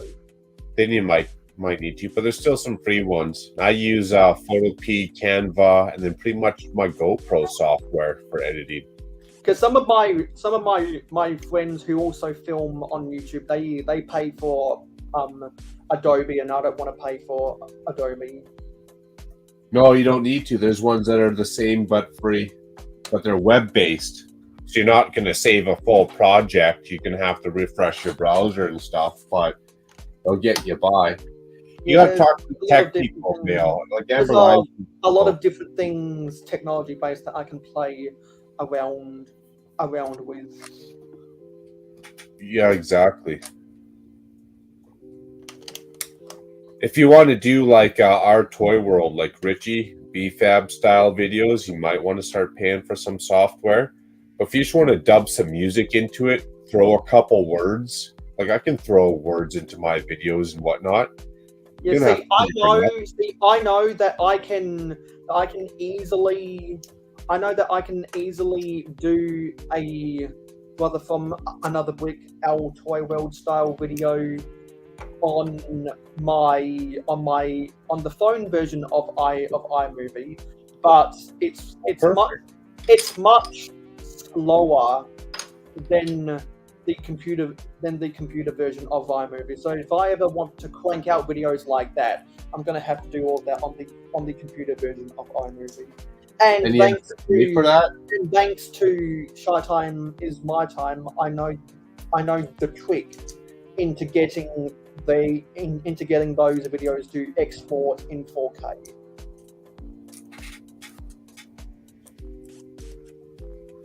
Yeah, man, you gotta play around with it. And I always like to take the time out of my day to render videos in 4K because that means the videos are better quality. I'll tell you why I stopped doing it in 4K. I used to. I'll tell you why I stopped. It takes, I wouldn't say twice as long, but pretty close to twice as long. Way more computer software or power. A little bit more chance of shit crashing.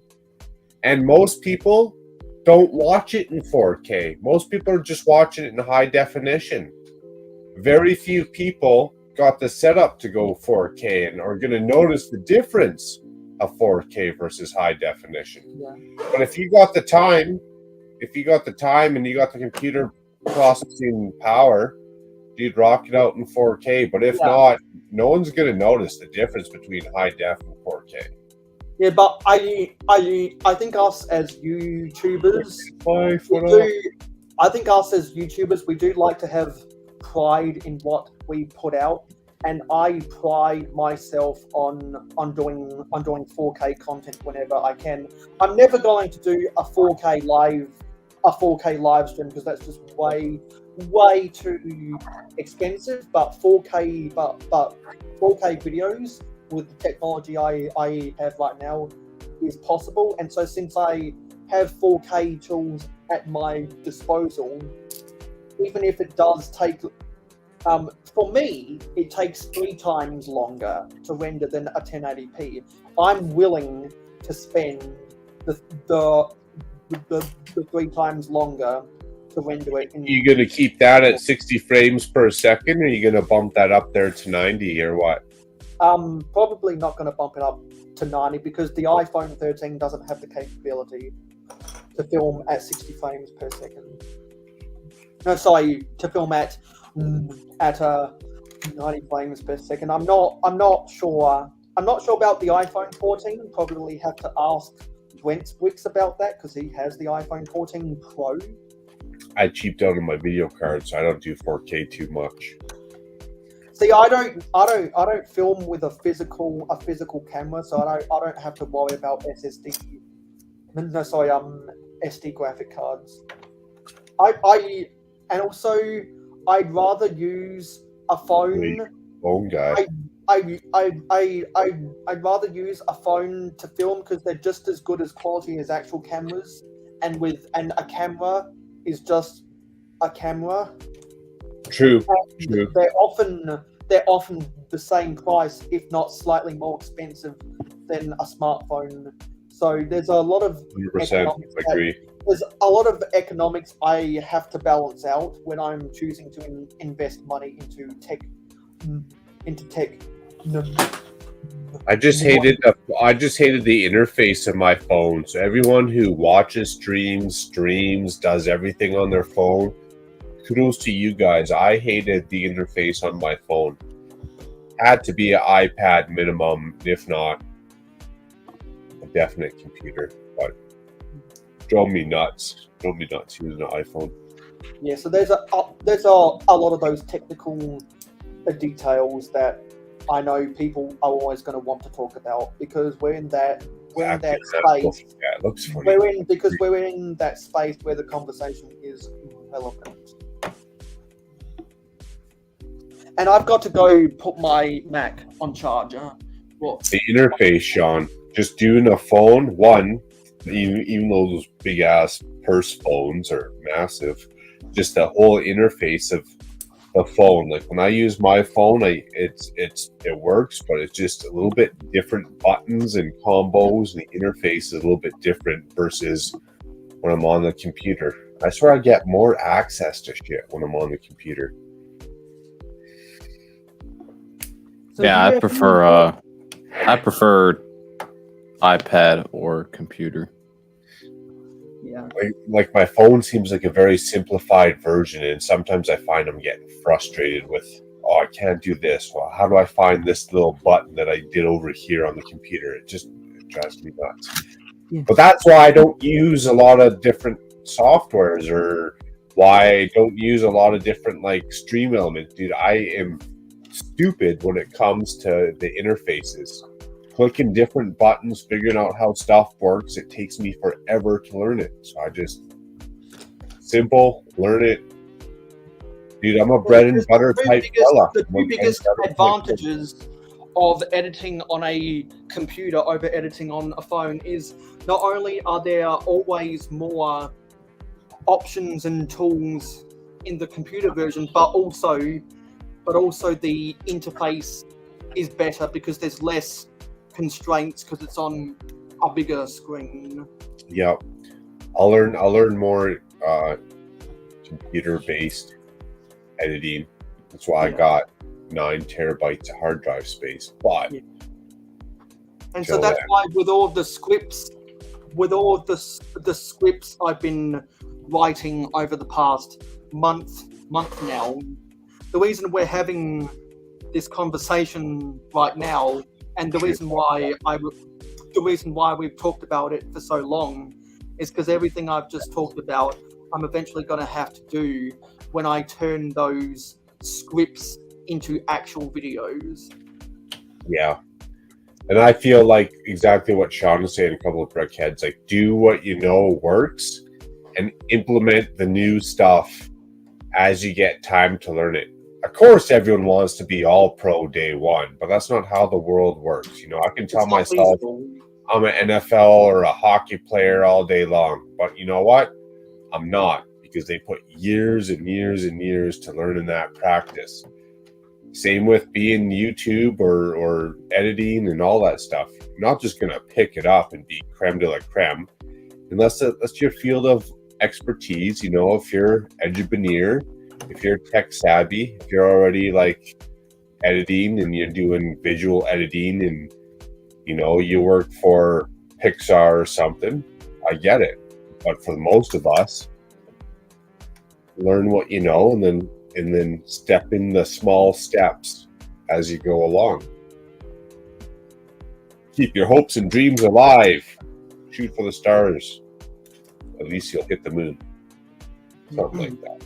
Something like that.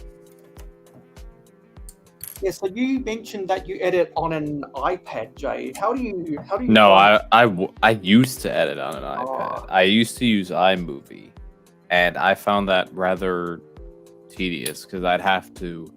I found I iMovie. couldn't. Yes. For some reason, I couldn't get my iPad to ever connect to any other device that I had, so I always had to upload it to Drive and then get it onto my iPad and get it into iMovie and then export it from iMovie and then get it into Drive again, and it just became too tedious. That's what I didn't like about the extra steps of converting and getting into Drives. Yeah. Where I shoot on a GoPro, I upload it on a GoPro software, I edit all the scenes, I can cut, copy, add text, music, everything on the shitty GoPro, absolute basic GoPro software. It's easy. Eventually, I just got fed up with it, started just, recording with my phone and then editing on a software I got for my computer. And I hate the extra steps. And that's why I use this camera. The Canon has the live stream camera. I can shoot city updates on it, and it's kind of cool because I can zoom in. I can start at a specific spot and zoom in, zoom out. But then there's 2 extra steps versus uploading it, converting the files again into the GoPro software. It's such a headache. Yeah. There must be an easier way. If only I was just smarter. Eliminating some of the steps of just uploading and moving from device to device has kind of helped me make editing slightly easier. Yeah, anything we can do to make stuff easier for ourselves is always a good thing. Yeah. And a little CPU power, because I know on that old school 2015 MacBook Air, it'd take me about 3 hours to edit and process the video. Now I could edit, process all the steps in less than 45 minutes. So it cut the time in half, to be honest. Yeah. I still dislike editing, but it's at least tolerable now. It is painful to edit. You got to listen to yourself 15 times over, and it's nuts. I don't want to listen to myself. Yeah, you're right. You're right about that, Amberlay, with the motion blur. Because I've done quick things with 24p, and before I found the tool when I first got my iPhone 13 to change it up to 60 frames per second. So I filmed like a test video using 24p, and then I found that button, so I activated that button, and then I filmed the same test video, and then I compared the two side by side, and oh my god, 60 frames per second has so much less blur. I wish I was smarter. There must be a way to run an IP tracker to find out if Doc is watching / recording streams right now. Oh yeah, Sean. The question was the iPhone 14? Can the iPhone 14 Pro film greater than 60 frames per second? Because someone said something about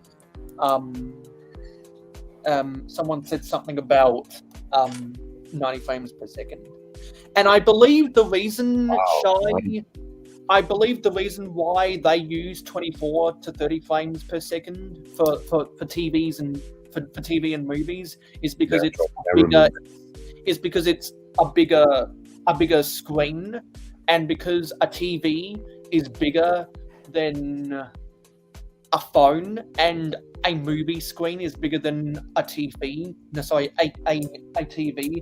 To get a 60 frame per second TV or movie camera on the wheels, so that it can move around the studio, I read once upon a time would cost like 10 times more than what a normal one already does.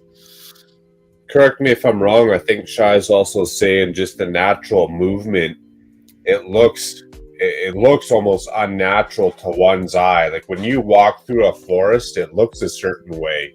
But when a 60 frame or 90 frame per second walks through a forest, it almost looks like a little, like, I wouldn't want to say hallucinogenic, but a little bit more like dopey, a little bit more like cloudy, like floaty, if you will. I think that's what he's trying to get at. Yeah. And hello, the brick is live. Oh, if I wanted, I want to use Microsoft Office so that I can get both Word, PowerPoint, Excel, and the other stuff. Oh, I'm going to be doing other stuff than just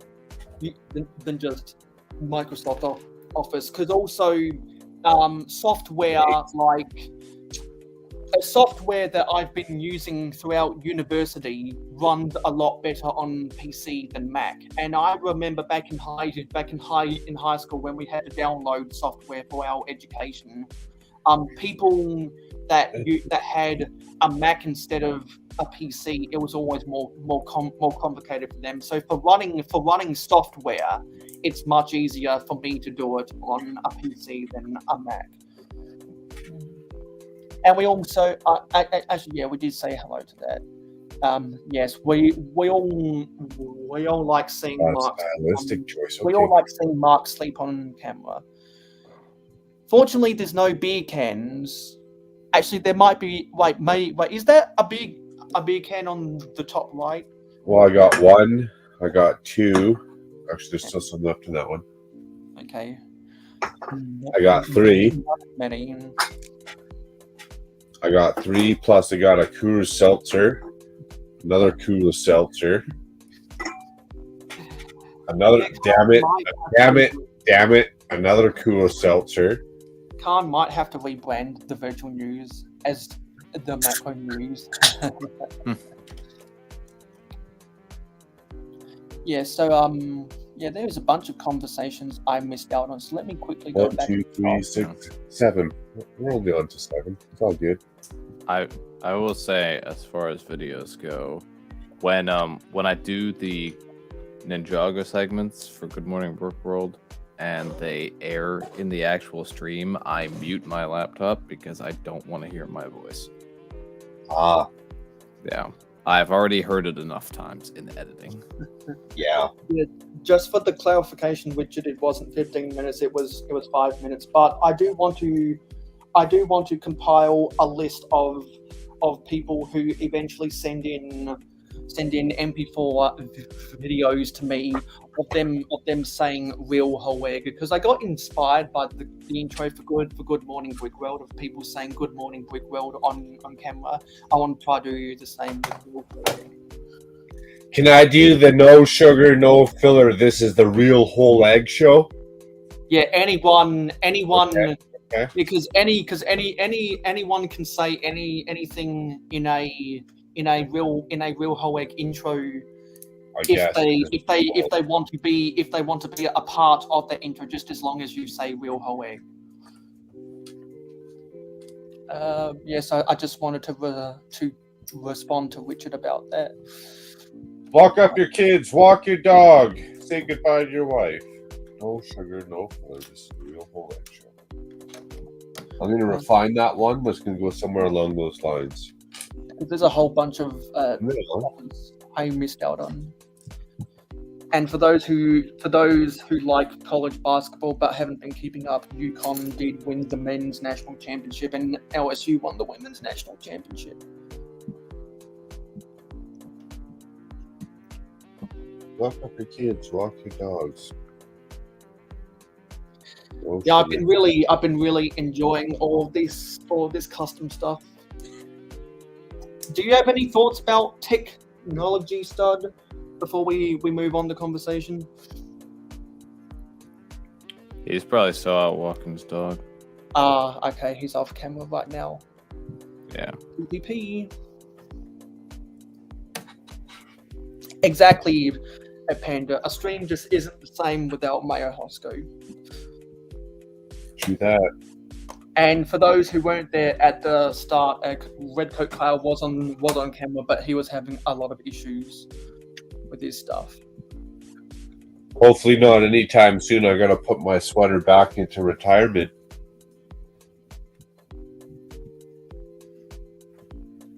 Because I thought you were leaving. I thought you were leaving us. So I was going to put the sweater into retirement here.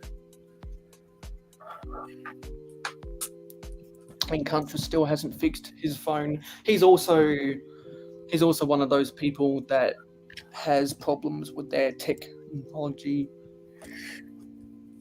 You know who doesn't have too many problems with technology? Canada. Somehow we get lucky.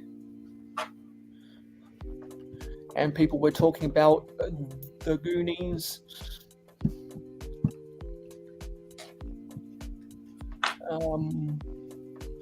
Canada doesn't have problems with technology. So this is going. This is going on. I believe that. Yes, surprisingly, I don't come across a lot of Bricklink sellers from Indonesia, so they must be elsewhere on the internet.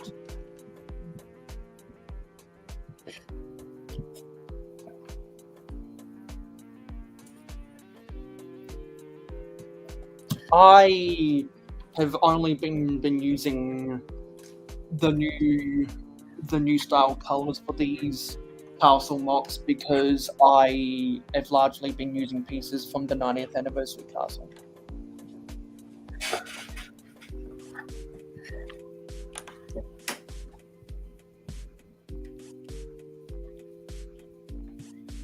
Other conversations. Contra says he's parting out the parts to build the crane from the set that you're building, Mark. Nice. Can't go wrong, man.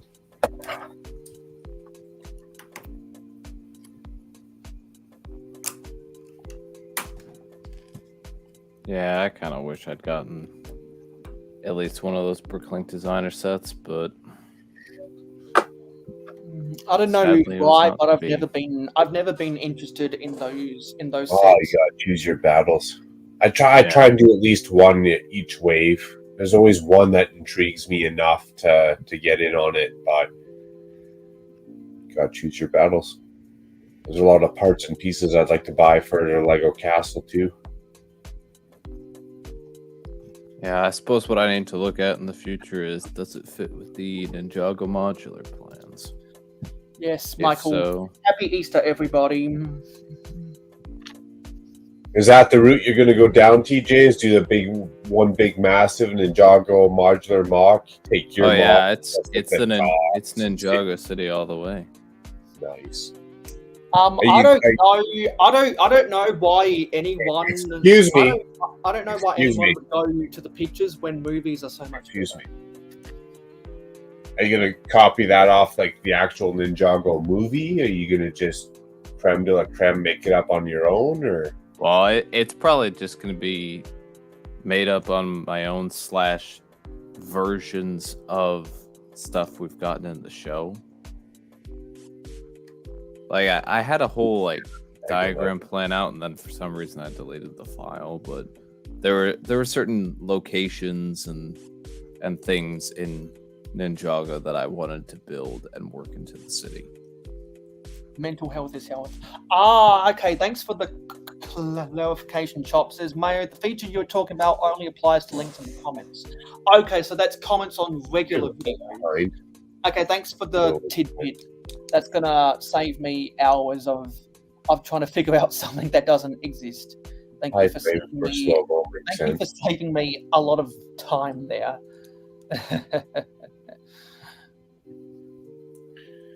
Bag 11 of Pirates of Barracuda Bay, epic set, man. That's one of the best ones that they came out. That 90th Castle.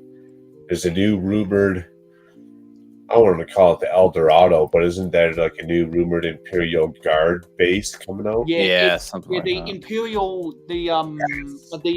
Imperial soldiers are the ones in control of the El Dorado fortress. Oh, sign me up! Sign me up! Because those were the original blue coat soldiers from 1989. Then the Imperial Guards were the first of the red coats. They came out in 1992, and their biggest. Well, they didn't have an actual outpost until 1995, because the Imperial trading post isn't technically a fortress. It's a stock exchange.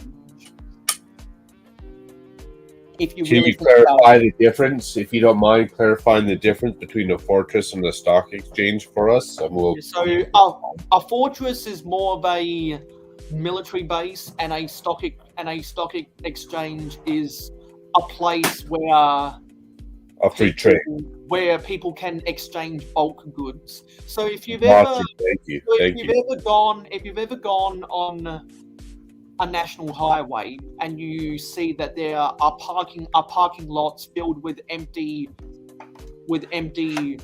trailers from tractor trailers and big rigs and semis, if it's just the trailer sitting there, that's what they call a trailer exchange, because trucking companies know that it's better if they have a depot in two different cities. Instead of running their drivers from one city to the other city, they have a trailer exchange in between two cities, so that they don't ever have to drive all the way to the other city to deliver their goods, because they know one of the other truckers from the other city will pick up that. There, man. And I see the Imperial Trading Post as the Imperial Guards are importing goods into the trading post, and then they have other soldiers who will go to that port, get those goods, and transfer them to another piece of property that the Imperial Guards own. Right on. That's the way I see it, and that's why you have that. That's why you have that sail ship that doesn't have a Jolly Roger on it, because it's not a pirate. It's just a merchant. It's like the Imperial Guards are importing goods that they're gonna ship off to their other military bases, and so they've got so the Imperial Trading Post kind of acts like a distribution center. I need Makro to trade some of those gorgeous Canadian beaver furs with me. I've been lacking some beaver furs. Oh, I get you some beaver furs. I mean, they're not cheap. hey, I'll pay top dollar for the beaver furs. I get it. While we're clearing up some definitions, can we clear up exactly what a Jolly Roger is, Mayo? A Jolly Roger is the skull and crossbones above. Yeah, it's the skull and crossbones because it's folklore based upon a real pirate of the Caribbean back in the 1700s or something. All right, so can we get the history? Then my bad. I don't know the history of Jolly of. Roger. I don't know the history of Jolly Roger himself. Oh, come on.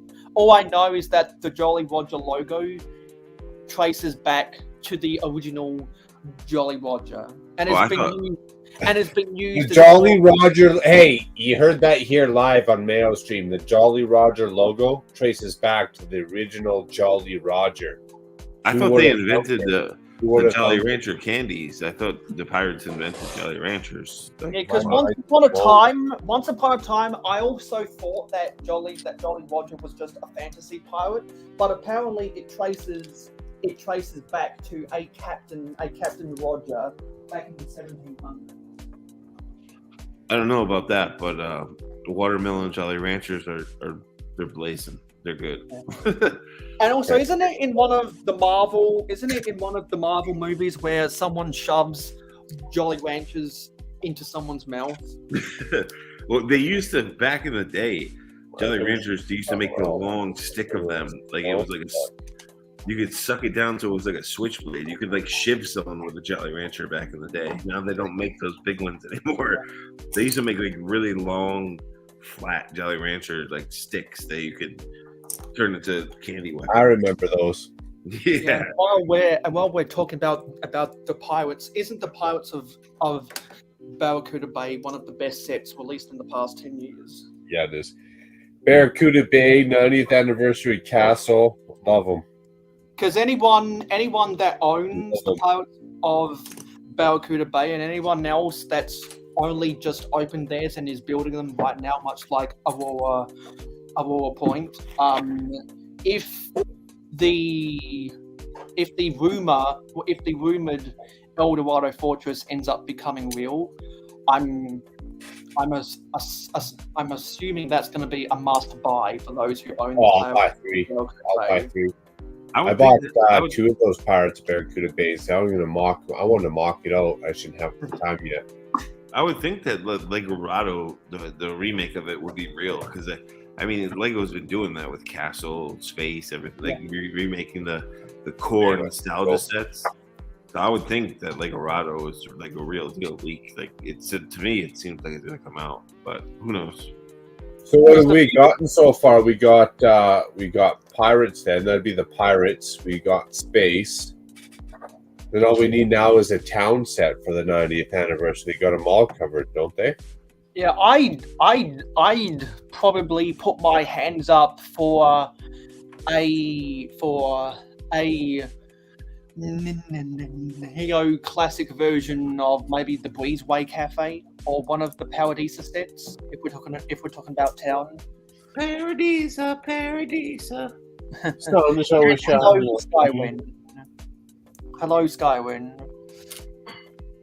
Yeah, well, yeah, exactly. We just mentioned Paradisa, so you know what that means. Yeah. Paradisa, sun is shining all day. All day, my God. I love it.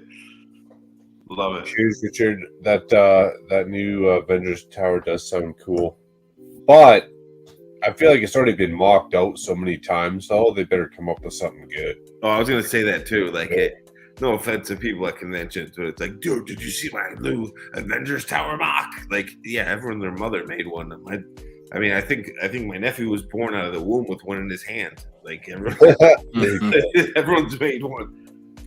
And the reason why everyone and their uncle has already made a mock Avengers Tower is because Lego has never given us a UCS scale Avengers Tower.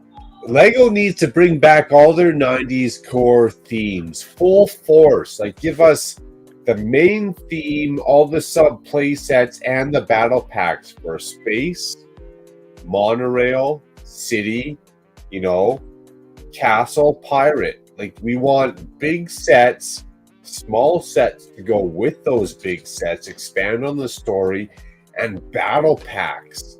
If you did a Lego 90th anniversary castle, 5 small little around the area type sets that could go, I don't care if it's a catapult, a trebuchet, maybe it's a little gatehouse, you know, maybe it's a little caravan, hauling some gold. And then you did like 4 or 5 battle packs of the different factions, bardings, weapons. Dude, like You I know? said, earlier, with the classic space sets, like imagine if they made a classic space moon base set, like a modular with a monorail instead of the ship. Like, yeah, the Galaxy Explorer is cool, but if they made like a moon base and it had a monorail and had a little Galaxy Explorer and a little like rover vehicle, that would have been rad, dude. I would take those sets over like, hey, Indiana Jones is cool, but I'd take those sets over Indiana Jones, over Avatar, you know, over a lot of these like a little kind of off-brand license. I'd take the core value sets over the licensed sets any day. Yeah, usually I would too. Usually I would too. And as a fan of old Lego, #AFOOL, I 100% agree with that. And our Toy World echoed that same sentiment on a video he did months ago. Dude, if they made a classic space set, it's like a base on the moon with a little monorail, like little short track. And like Lucas Life knows what I'm talking about. Oh, it'd sell huge cities, and the best part about that is it have so much nostalgia that people would buy 5 of them to make it bigger. To get a full monorail track. Exactly, dude. Like that would have been a very good classic space set. Like, bring back the original Moonband command base set. But I won't hold my breath, Richard. Put a little monorail in there, and then a tiny little micro build, like set 442 of the Galaxy Explorer, the mini one, a little rover. That would have been money. People would pay $500 or $600 for that. They would easily. Just like the economy of the world, I feel like Lego is going through an economy of the world. So to not go bankrupt or to make maximum profits, they got to do a few years of licensed themes, and then they got to get back to a few years of the core themes, which they haven't done yet, and then go back to a few years of some new licensed themes, and then go back to a few years of some more core but slightly different, you know, themes, and keep that circle going. Licensed core, licensed core, licensed core. Never forget about the people who are paying your bills, man. Us AFOLs are paying them fucking bills. Dude, TJ, you put that together fast, bro. Jeez. Looking at desk was cleared. It was full of parts. We were all stressing. I was stressing for you, to be honest. I left to go let the dog out, and I come back, and it's like, bam. Speaking of that, where's the arrow, the brick built arrow on there? Did you do that yet, TJ? There's like, it's back here. Yeah, I think it's rad, dude. The little arrow on the back. Yeah, exactly. That's really clever. Yeah, it's all recessed in there. Really cool. Really cool. And Mark, you were asking for some information about the folklore of Jolly Roger, and I think the book is live has some information that's relevant to your question.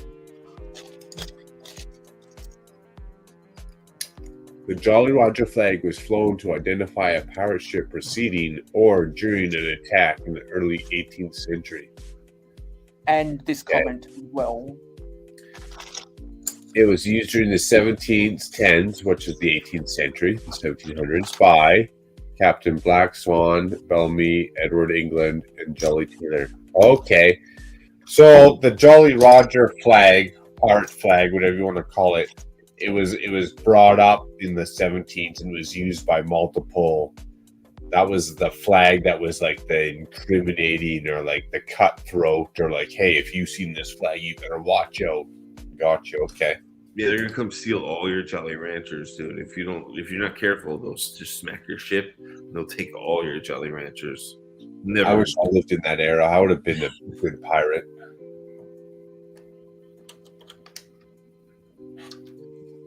I need to rewatch some of those Pirates of the Caribbean movies. I haven't seen them in a long time, and they were for Disney movies. They were really good. Mine is scurvy. I feel like I would have made a good pirate. Yeah, mine is scurvy. Yeah, that and talking parrots that ruin everything for you. All the other nasty diseases. Or going nuts alone on an island, isolated by yourself. That would kind of suck too. Yeah, it would. Especially before all those shows like Naked and Afraid and Life Below Zero and Alone came out, you wouldn't know what the hell to do. Yeah. But now that all those shows came out, I feel like I can survive anywhere. I have no one to trade my beaver furs with. Come on. Oh, let alone catching a beaver fur. Good for you. Yeah, that too. You gotta catch a Galapagos turtle if you're lucky, or Yeah, and so for anyone who's forgotten, you've over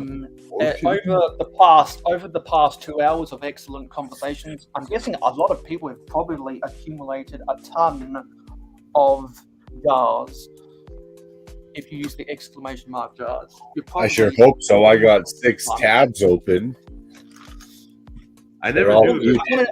I wouldn't be surprised if there are people who have 3 dozen right now. Michael, I never knew that Jolly Rancher Candy Factory was there. I did a lot of work for Mike and Ike, and it's just And then one we got company. 1, 2, 3, 4, 5 tabs open. Them and Pez, like Mike and Ike and Pez and Peeps, I did stuff for, but never Jolly Rancher. 4 points. What a ripoff. I never knew Jolly Rancher was in Colorado. Software and power. I used to be quite the beaver hunter myself back in the day. You gotta get those pelts, man. I've eaten a few beavers back in the day, if you know what I mean. Dude, I was talking with people on like the UK streams about eating goose or geese, like Eating goose, they thought it was eating beaver. Like, well, no, they would like eat them for Thanksgiving and stuff. Like in the U.S., we don't really eat geese at all. It's not a normal thing. But in Europe, people eat geese. Like they like geese and geese water. Hey, I've hunted for geese, but you know what? It's wasted time when you can go shoot a deer or a moose. Yeah, there's nothing wrong with it. I mean, we just don't eat geese here at all. Like, I don't, especially Canadian geese. You know, they're scrawny as hell. They just poop everywhere. Like, you can't, even a Canadian goose would not be that tasty, in my opinion. But a big fat goose, yeah, that's. Well, at best, a Canadian goose is going to get into like the barley and canola fields and eat grain. But usually, they're going to be dipping and eating all like the seaweed out of the slough. So they're going to taste like really like, you know how a slough smells, like a dirty pond smells? Yeah. That's how a goose tastes. And they love it in the UK. Supposedly, they like even you watch like greenheads. They all taste gross and gamey. Now, you want to eat real meat? Go shoot yourself a goose. If you watch like Game of Thrones and Vikings, even everything that refers back to like the old days, they always eat geese. There's geese on the farm. My mother had a farm. Well, she still does, of like quail, pigeons, turkeys, ducks. Like my mom has it all. She doesn't slaughter them, but she uses the eggs and everything. And they've never once like killed the goose. I've never seen them kill like. So I don't know. It's just something that we don't really eat in the United States, but hey, people do. So, Mayo, I believe the jars are set up to where you have to be chatting actively. Yeah, that's probably it. Yeah, because I've been lurking for the past Yeah, because almost 3 hours, I'm and learning. I got Yeah, nothing. because actually, I think it's because I'm still playing around with a lot of the software, but I think if you comment something once every 10 minutes, it registers. Okay, so I didn't know that earlier. So yeah, thanks for the information. Oh, just bumped the table. Yeah, so I think I'm gonna have to change the scroll bar underneath to remind people that they can earn the mayo jars to buy tickets to enter giveaways.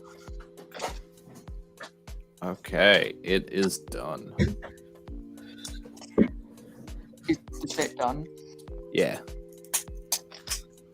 Let's see Yeah. that bad boy, because it's such a beautiful set. Yeah, just gotta get the figs in it.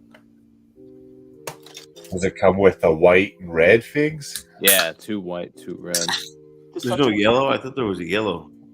No, that's in the. I mean, there is a newer style yellow, but that was in the Benny's Space Squad. Do you need the battle pack, TJ? I got a few extra if you need one. I've got one.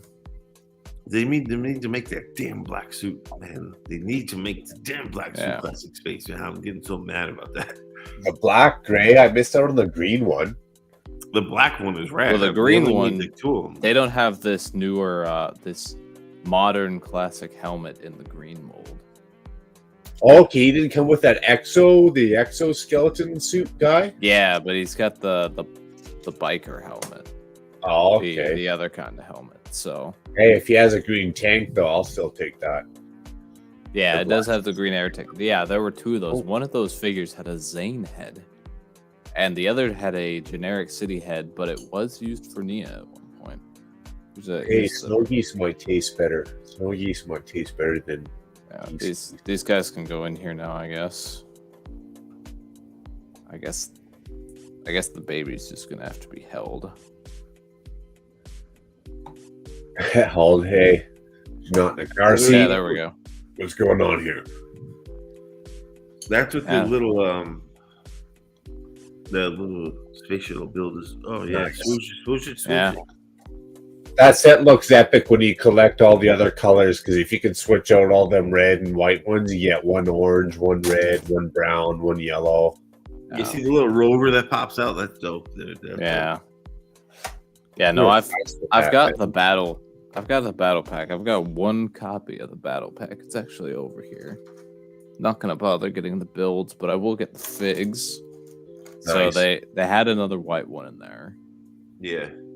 and then Pink, the yellow and pink. Pink was the new color at the time. And then they had a Benny in there, but I stole a classic minifig head, and the undamaged helmet is from the Gamers Market. Yeah, Benny drives me nuts. Dude. So I just need to get an undamaged version of the torso. But those you are got the expensive. brown one. Did you go buy that Lego minifigure book to get the orange one? No, I never got the orange one. Okay. I meant to, but You still might be able to if you can find Yeah. that book, the Indigo or chapters. I mean, it's $50 damn book, but yeah, I'm sure it's somewhere, but I just haven't gone out and searched for the fig. Benny's voice just drives me nuts. I want to smother him with a Lego. And then I don't know if I'll go for the purple one. That's a lot of money to I spend scored on a the figure. purple one. Yeah, I got that purple guy. The purple and orange one. Those are my faves. Yeah. The purple one, you got to source the parts from somewhere. Yeah, you gotta. Yeah, I have a bunch of helmets and air tanks. I just haven't put it all together yet. Yeah. I kept his creepy green face though for the purple one. Oh, let's see. You got the creepy green face that the minifigure came with. And I just outsourced them from that Lunar New Year parade set. The 2 black ones I have are, one is destroyed mine, and then my brother, the one who passed away, I have his, which was pristine. He was like OCD about everything. You couldn't touch any of his stuff. After he passed away, I took all his Lego. Man, that's crazy. That's crazy. I've known some other people in the community told me a couple stories along those lines. Not that I wanted to hear or needed to know, but what crazy world do we live in, man? Dude, this is the perfect little I'm a space invader, like David Bowie, with the little space. Like this is the perfect little 3-in-1. What the hell of a bong he has going on there.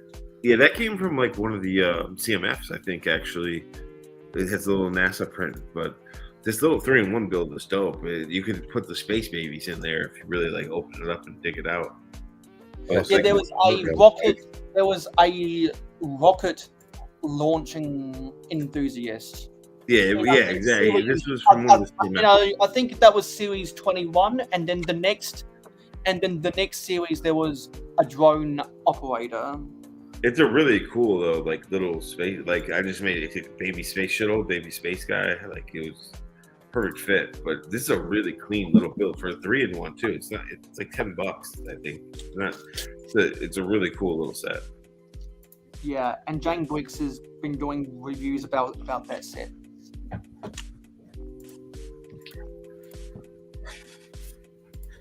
And looks like you've been making some more progress over the past hour, Mark. Yeah, I've been mocking my Looking orange, good. purple.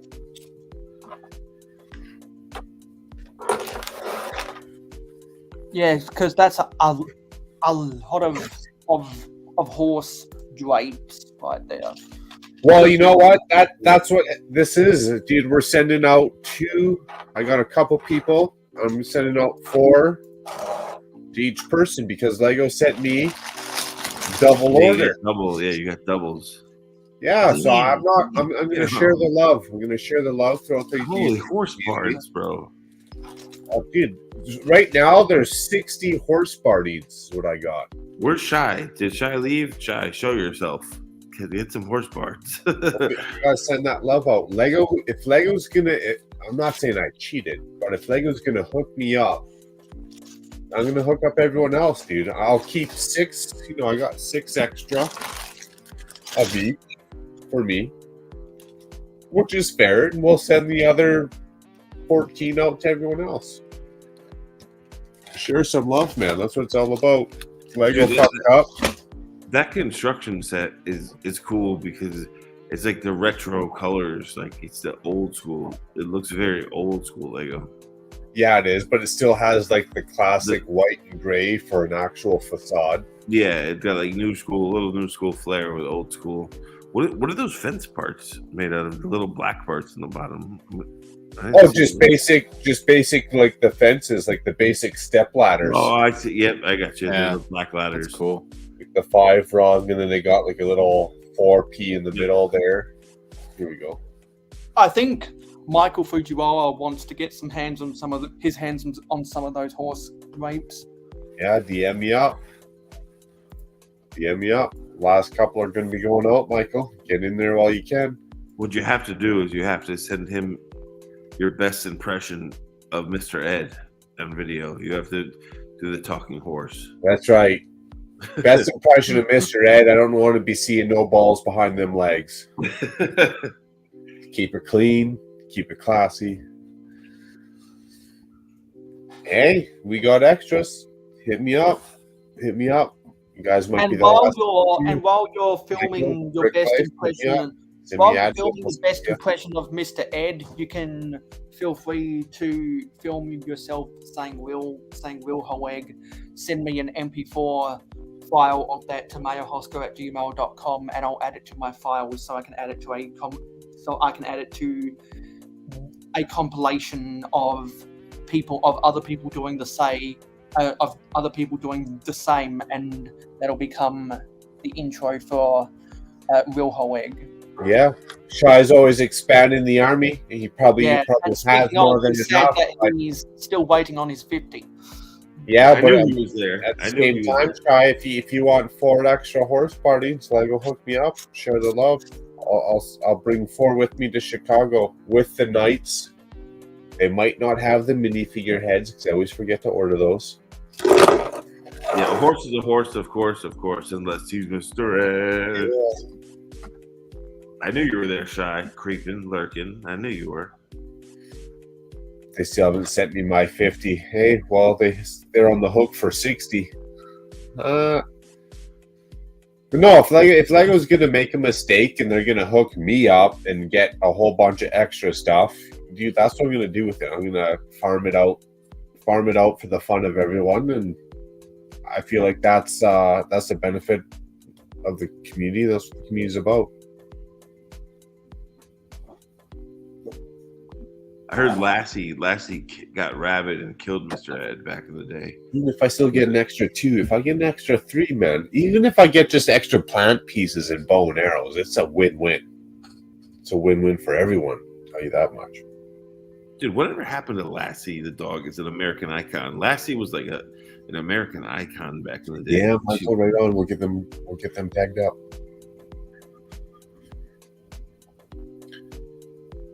Just gotta remember exactly. I remember on the Disney Channel there used to be a show where they parodied Lassie, and they made a dog called Gassy instead. Yeah, Lassie was actually like several dogs throughout the career of the show. Yeah, because didn't a couple of the dogs that played Lassie ended up dying throughout the of that TV show. Yeah, there's also laws though with animals and babies. Like when I used to make TV commercials, you have to. There's only a certain amount of time that either an animal or a child can be on camera. So that's why like Full House had the twins when they were babies. You have to have like a set of 2 to really like. There's SAG laws that are involved, so it gets a little like hairy, which is good because you don't need a baby to be like poured out basically on TV. So yeah, that isn't that why there's a limit into how many commercials children under a certain age can do? Yeah, that too. There's like categories. There's a lot of SAG laws, but there's definitely with the babies and animals, you have to have multiples to really shoot them. Yeah, and I'll tell you what, that's a very good comment, Shy, because now that we do have the exclamation mark jars, a lot more people will be incentivized. A lot more people will be incentivized to lurk in the background because they'll be earning jars just as long as you comment every 10 minutes. We found out to Companion Jake.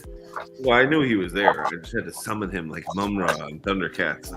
Like Shy, Mumra, Shy, coming to the light.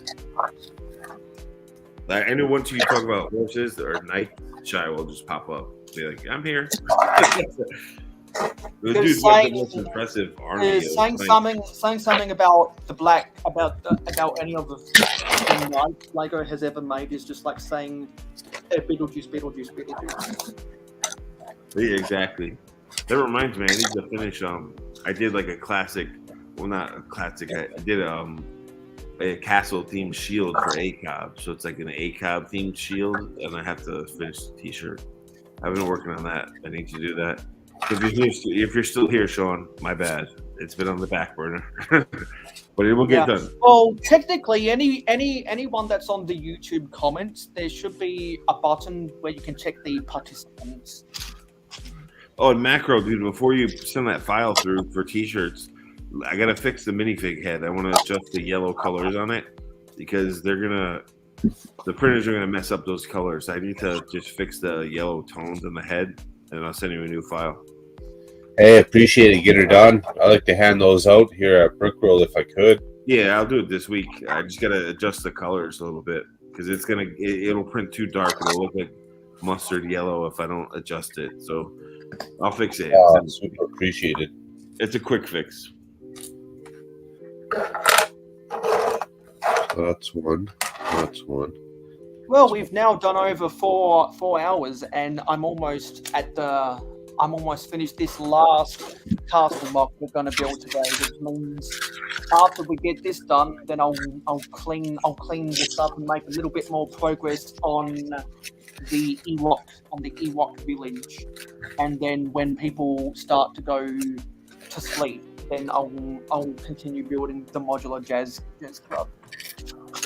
Yeah, dude, I'm gonna go to sleep now. I'm really tired. Isn't that hanging out with y'all? All right, later. Exactly. Is there any social media you'd like to plug before you get out of here? Well, I did just on my Instagram actually. I posted a tutorial for a Star Wars thing that I did. Oh, you're holding out on me. Yeah. For the this is a mod of the Republic Fighter tank. Oh, It's yeah, not no, I my saw that in mod. your stories. I saw that Yeah. in your stories. But the Nice. the side cannons are my mod. So the rest of the thing that's not mine. I don't take. Yeah, it credit looks for that. cool, dude. The side cannons are, and I posted a tutorial on how to build them. Most of the parts are either in the set or relatively easy to obtain, except for this big Technic wheel. I Those didn't know might they be made hard, that late, dude. I didn't even hard to know get, they but made that. they'll work with this mod, which is 2 bricks mod, and they'll work with the official set as well, because it's just if it comes off. It looks cool. It's dude. just a 1x2 Technic brick. It's a different Technic brick than what's in the set, but you just swap it out. Yeah, I got 3 of these tanks now. Three of the modified tanks. It looks And cool. I just dude. got done with this building, right? You give a quick 360 spin. And then I got my YouTube as well. Sometimes I post there, you never know. And then, of course, over on Brickhive's channel, Good Morning Brick World. Got that on Sunday morning. Where you can also catch Amberlier builds. Yes. All right, that's Anyway, have a good night, and we'll see you on Good Morning Brick World. all right. See you guys. There's Bye. TJ. Peace. Take care, TJ. Yeah, so now I'm gonna clean. I'm gonna put all these pieces back in that white box, and we're gonna get the Ewok village back on the table. I was gonna say I don't think all those pieces will fit in the Pringles can. No, but you know what? I do have a section for foliage around here. I think a pab cup with some foliage that I might try to put the rest of the foliage into there, so that I only have the bricks in there. Dude, and it's expensive, but those brown rope parts that TJ was talking about earlier, I know they're rare, but those would look really cool in your mock, dude. On that bridge, the brown ones they would look nice. So now that we are past the 4-hour mark of Real whole egg. episode of Real Whole Egg, I will say that normally Real Whole Egg episodes will be 4 hours long, but since I had a whole bunch of time or a whole bunch of 3 hours left on my StreamYard account, I was like, what the heck? I'm on such a roll building all of these fantastic mocks this week. Why don't I carry that momentum into the first episode of Real Whole Egg, and let's start this new live stream series with a bang. So I'm like, heck yeah. And I'm really happy with everything I've been able to do so far. And I'm highly appreciative of everyone who's come out for the first episode of Real Whole Egg. This is going to be such a fantastic live stream series going forward. I'm going to end up creating stingers for some of the segments I want to do in the future. I do want to have a weekly rant, because there's so much news and there's so much discussion points people talk about in their videos and people talk about in their live streams and other crap that you might find on social media and in the forums, that I'm bound to have something to rant about. So I'm going to what was that name? Was it Rotten Egg you came up with, Mark? Rotten egg. Yeah, it's a segment where Hollywood does you dirty. Yes, Rotten Egg is going to be the name of the segment we're going to do at hour 1 of every episode.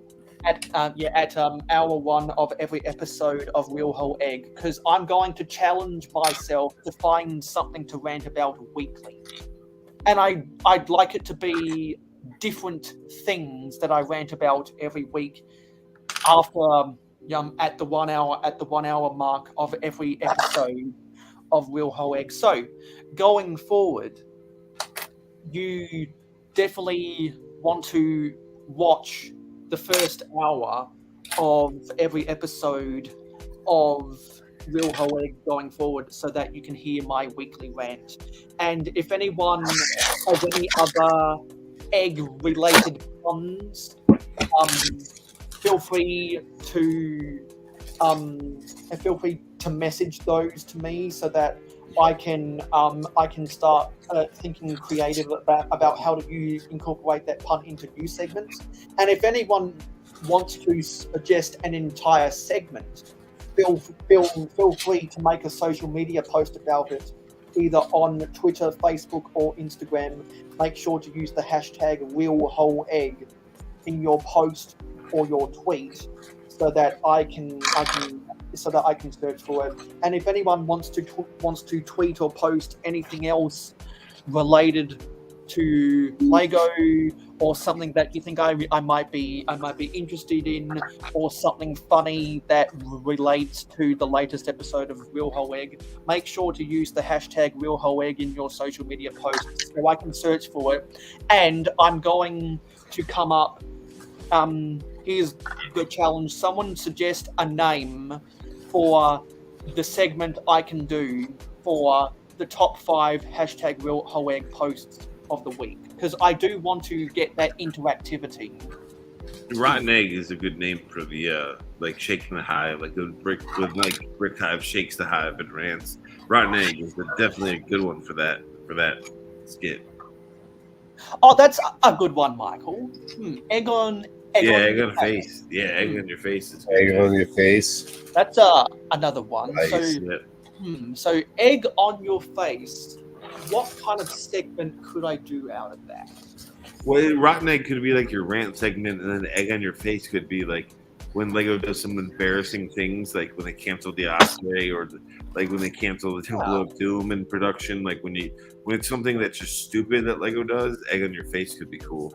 Yeah, I think that could be a bi-weekly or monthly segment I could do. Yeah, actually, I'm gonna make a note on my phone, so I can note down all these good ideas. Because a lot of the good ideas I come up with for my channel are suggested by kind viewers like you. Spoiled eggs is good too. Like spoiled is really good too. Like, but rotten egg is kind of the same thing. But egg in your face would be great for those like embarrassing Lego moments. It's a good one for that. It's a really good one for that. So I'm gonna make a note: Real Whole Egg segment. So rotten egg rants, egg on your face when Lego screws up. Then when it's something that you don't understand or something stupid, it could be scrambled eggs. Like when Lego does something really stupid that no one understands, it could be scrambled eggs. Yeah, scrambled eggs when Lego is stupid about something. I'm probably gonna make a social media post posting all these ideas, and make sure to use the hashtag Real Whole Egg. So I'm gonna keep a rolling note whenever people come up with ideas, or whenever I come up with an idea. Mayo. If it's like an off-brand set like Lepin, you could do Miracle Whip. When you make fun of off-brands, it could be Miracle Whip. Yeah, you know what? I think I'm going. Yeah, those are some good. Those are good names. I think I'm going to use Just Be Mayo whenever someone makes a brick-built egg or a mosaic of an egg that they want to share with me. Kind of like how I've done the mosaic of the mayohosko logo. When anyone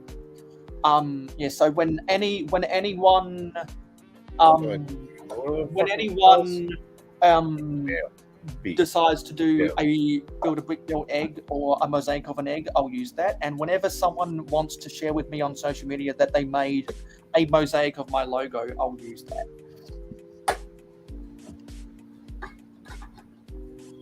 All right, I got 1.5 drinks. So I gotta go to bed. Yeah.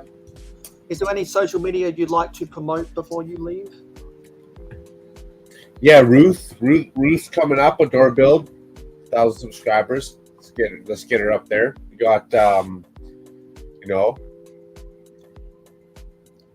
couple of brickheads rocking her out. Be hanging out with them. We got the Brick Bods. The Brick Bods here, they stream on Sundays, coming up to another 1,000 subscribers. Be hanging out with them. Good times. Pretty much what I'm doing is I'm hanging out with all you guys here on the YouTube community while I'm waiting for my mothership to pick me up and take me back home to my home planet. Till then, I'll be here. Have a good night.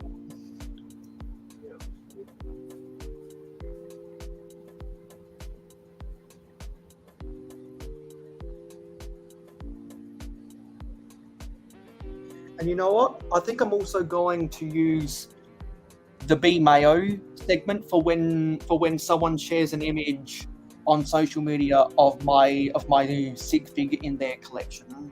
Yeah, that could be cool. If someone shares something about the channel, that could work. Because I know a bunch of people have already built my sig fig and they've actually shared images of my sig fig in their cities before. So if they ever end up turning them into social media posts and they use the hashtag #RealHoEgg, then I'll be sure to feature them on that. Two more. Holy shit! My sig fig is too expensive to share, dude. Like this thing is like the helmet alone is like $15-$20. Then the face print is only a 1 Star Wars set from years ago. It's expensive. I wish I could hand these out to people, but it's too expensive. It's like a $50 figure, so it's kind of pointless for the sig fig thing. And if anyone hasn't already joined my Discord server, Streamlabs puts up links for you to come join. Chug it.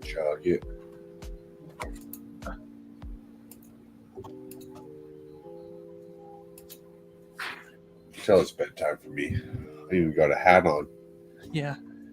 Cheers. Good night. Cheers.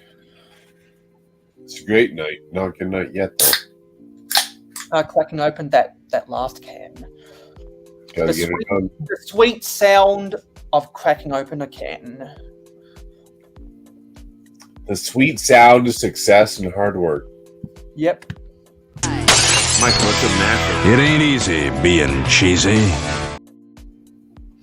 It's not easy being cheesy, 100%. That's that. And so, That's are old you school. working? Are you working tomorrow, Mark? I am Yeah. working every day till the end of April, man. Oh wow. I can't believe I have to drive all the way to work on a Saturday. All the way to work.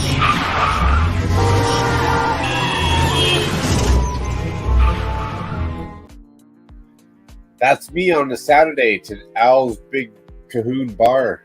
That's where I'm going.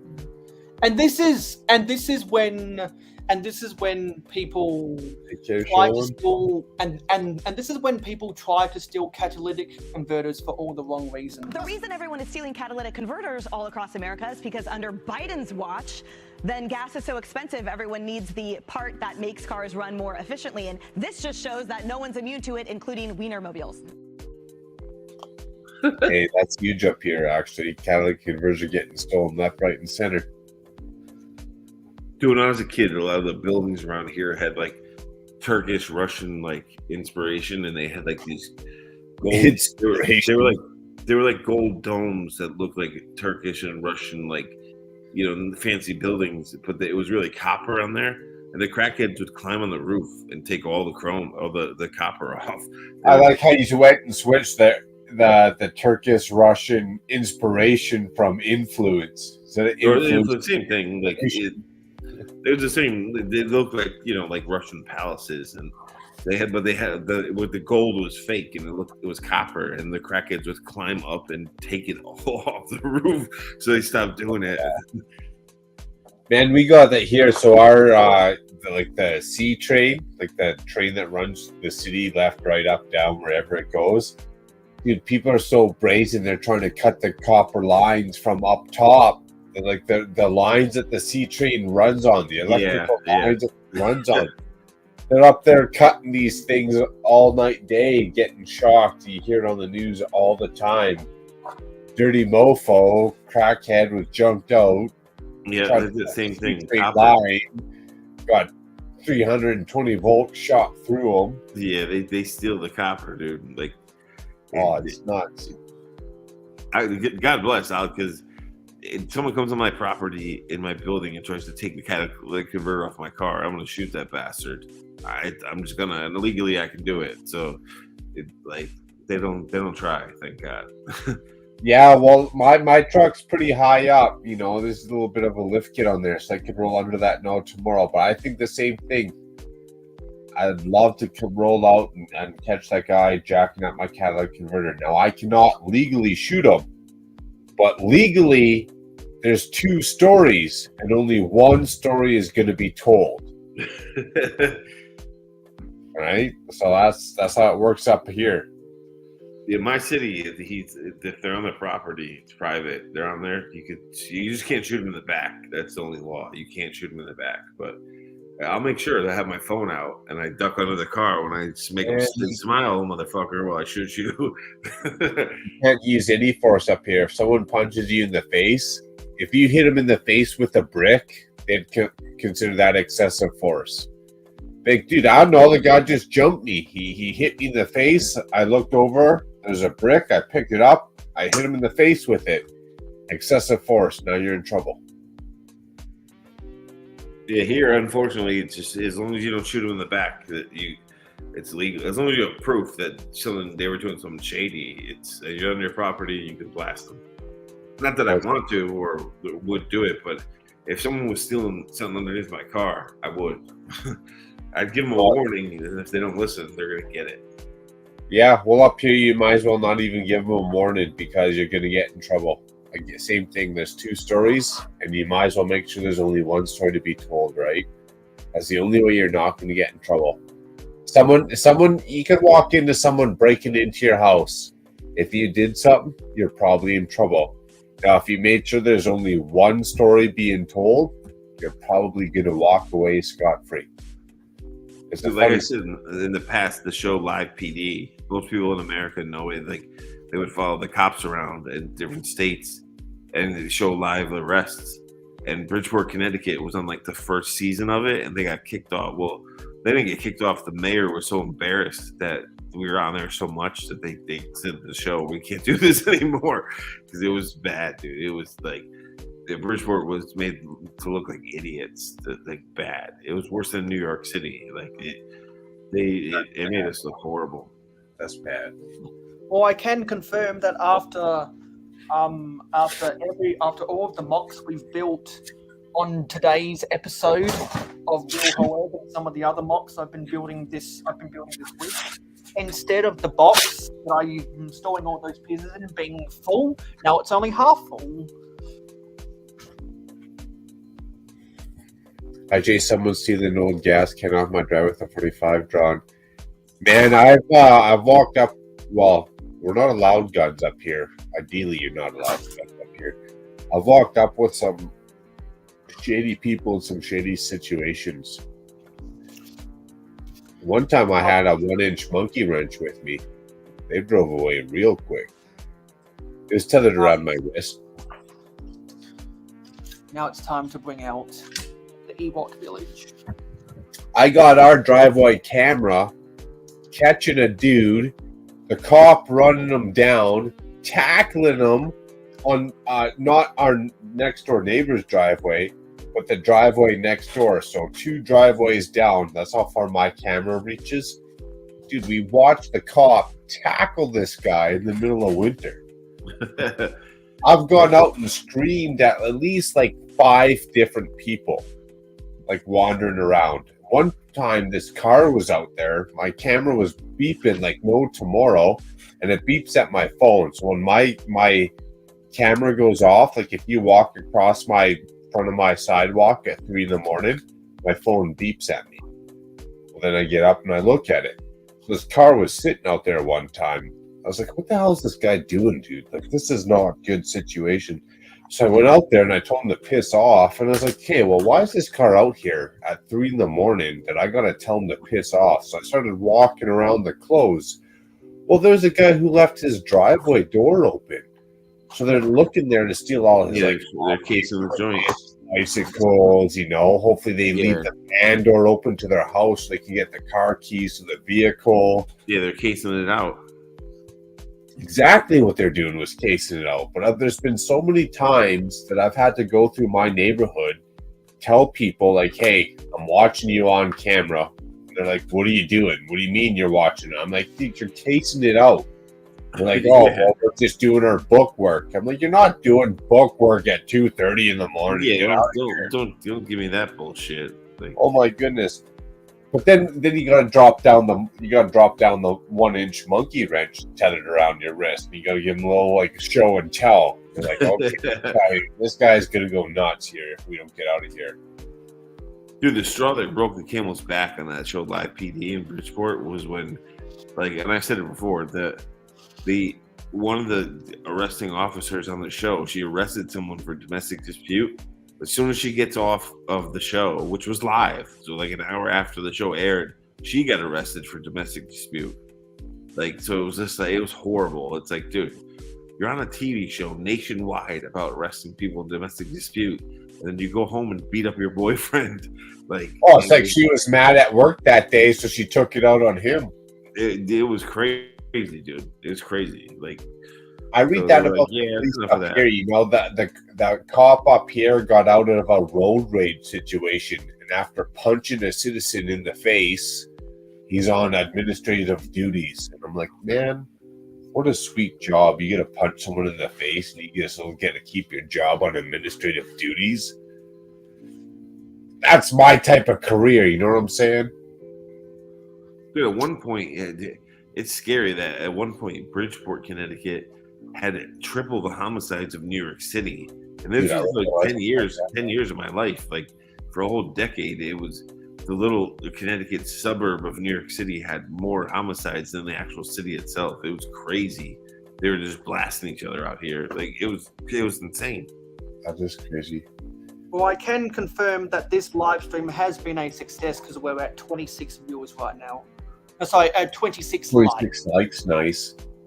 Hey, Michael, I'm that guy. I got their license plates on my camera roll, and I just put it on the Facebook Marketplace or Facebook, like user group. My neighbors called me actually when there's a sketchy car out front. My neighbors called me like, "Hey, Mark, sketchy car out front. You might want to check it out." Throw on my sweatpants, grab the 1-inch monkey wrench, cinch it around my wrist, and get out there and get her done.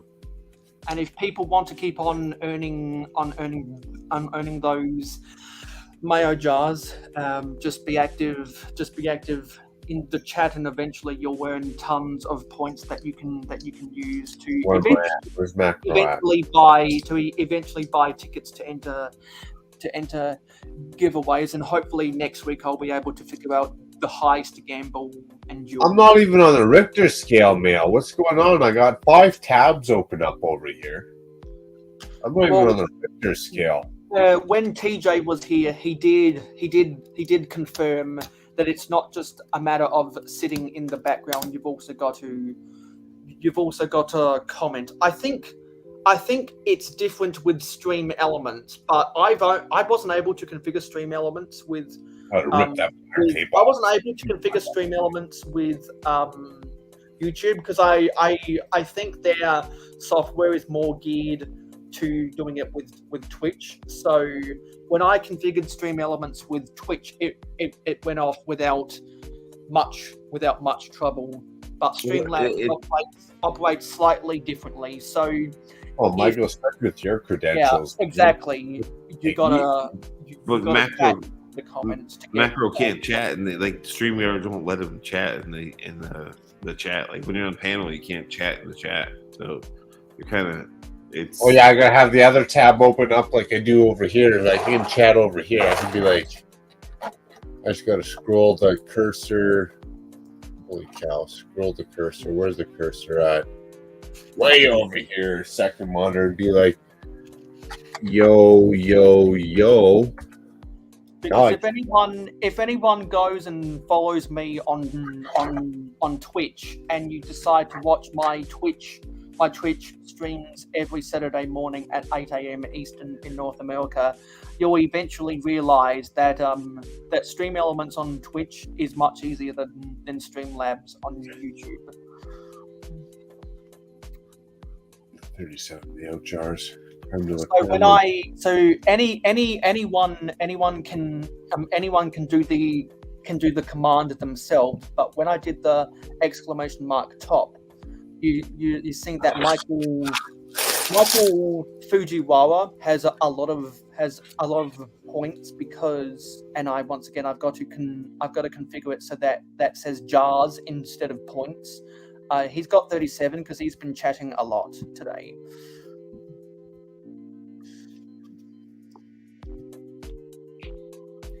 He's been up in there. He's your number one fan. And so not only can you enter giveaways by being active in my Discord server, not only will you eventually qualify for my Instagram giveaway when I get to 300 followers. Not only will you qualify for my Twitch Twitter giveaway when I get to 100 followers, but now you will also be able to earn tickets to the giveaway here on YouTube, and right now, whenever you decide to watch one of my Twitch streams live, you'll be actively earning. Well, over on Twitch, you can actively buy tickets to enter the giveaway because I've been able to configure that on Twitch, but not on YouTube yet. So to enter as many of those giveaways as possible, those are your options. And while I was going through all the pieces in the Lego castle, I did find these 1x16 brown bricks that I'll be able to use in the Ewok village. So I'm going to stack them on top here. Stack them up. So this can be the back area. And I've got to make sure that I'm not too rough with these. That's what she said. I think I've got a stinger for that. Let me go and get that. Where is it?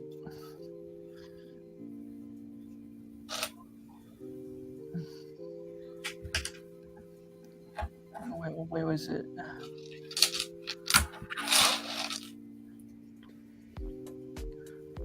Get that. Where is it?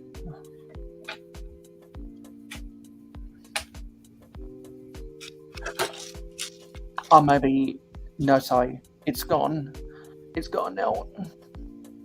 I'm going to Chicago with my auntie because she's going to see one of her Canadian friends in the state of Illinois too. Very cool. And I believe her Canadian friend lives in the fake London in Ontario. That's not the fake London. That's the real London. It's right by the Niagara Falls. What are you talking about? Well, it's not. It's not the London. It's London, Ontario, not London, England. Well,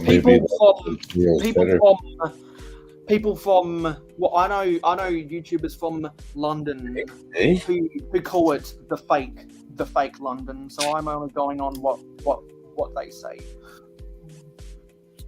I'm gonna get an image of the Ewok village and try and share that.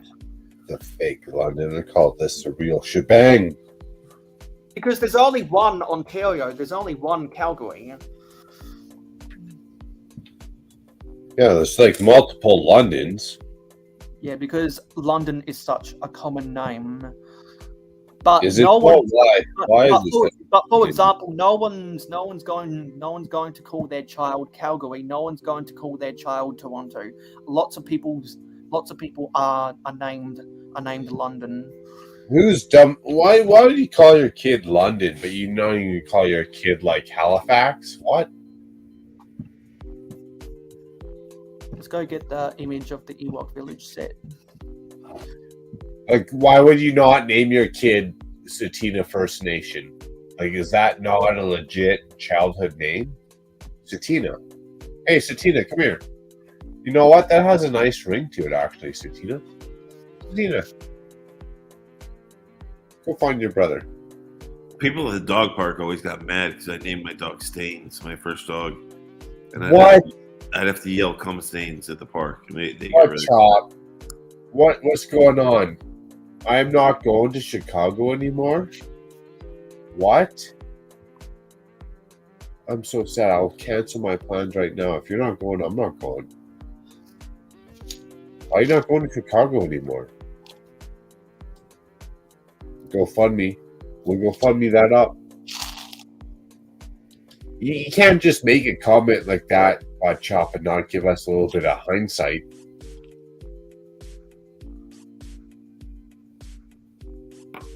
Yeah, what the fuck? I'm going. Yeah, because a Don't butt chop is play such, me like that. such a cool. Because a butt chop is such a cool guy. Any excuse to see him at one of the Lego conventions. Mayo's making the whole trip from Australia just to come see you. And you, Mark. And everyone else. Yeah, and he's coming to see us. That's the whole Mayo trip. So if you can't come see 50% of the population, why does he Yeah. So Butt Chop was just That's one. giving me. He was just giving me the ye old New York Squires Club treatment. Yeah, we'll drag you out. We'll drag you out the hood, Chop. If we have to. You're gonna show up and Mayo's gonna be there, just stripped down, just covered in Miracle Whip, just lathered up, like ready to hug you. Because as everyone knows, at the New York Squires Club, you only roast the people that you like, and you don't roast the people that you don't like. Oh yeah, they go hard too. They roast pretty hard, man. Oh yeah, my problem is I'm roasting everyone. Then damn. Are you a butt chop? Are you still building? What is it? Are you still building that White Knight's tower? Exactly what I just said. Butt Chop was giving me the old New York Friars Club treatment. You don't roast people who aren't your friends, and there's a reason why Charlie Sheen has the record for the most number of roasts at the New York Friars Club. It is because a lot of people in the industry have respect for him. Yeah, exactly. You don't roast someone you don't got respect for. They might shoot you in the face. Yeah. Because I saw on one of Butt Chop's live streams he was building, he was continuing to build stuff with the Bat Lord thing, and I'm guessing he's calling that castle a summer home. because Basil the Bat Lord is one badass minifigure. I still need to go. Well, I still need to find one for cheap on Bricklink one of these days. But the problem is, whenever I go to a store that I need the pieces for, they never seem to have them. So I'm thinking I might have to change my approach and search for stores that have cheap Basil the Bat Lords that also have other minifigures in their stores that I'll also buy. I always love the top, usually at the peak of Chop's Mox when he makes buildings. Always has the best detail. Like there's always a throne room up at the top or something within the storyline is like way up at the top. That's usually a signature thing he does when he builds the tall Mox, which is really cool in my opinion. Exactly, because if a Butt Chop does end up bringing that Basil the Bat Lord mock to Chicago, I'm probably gonna.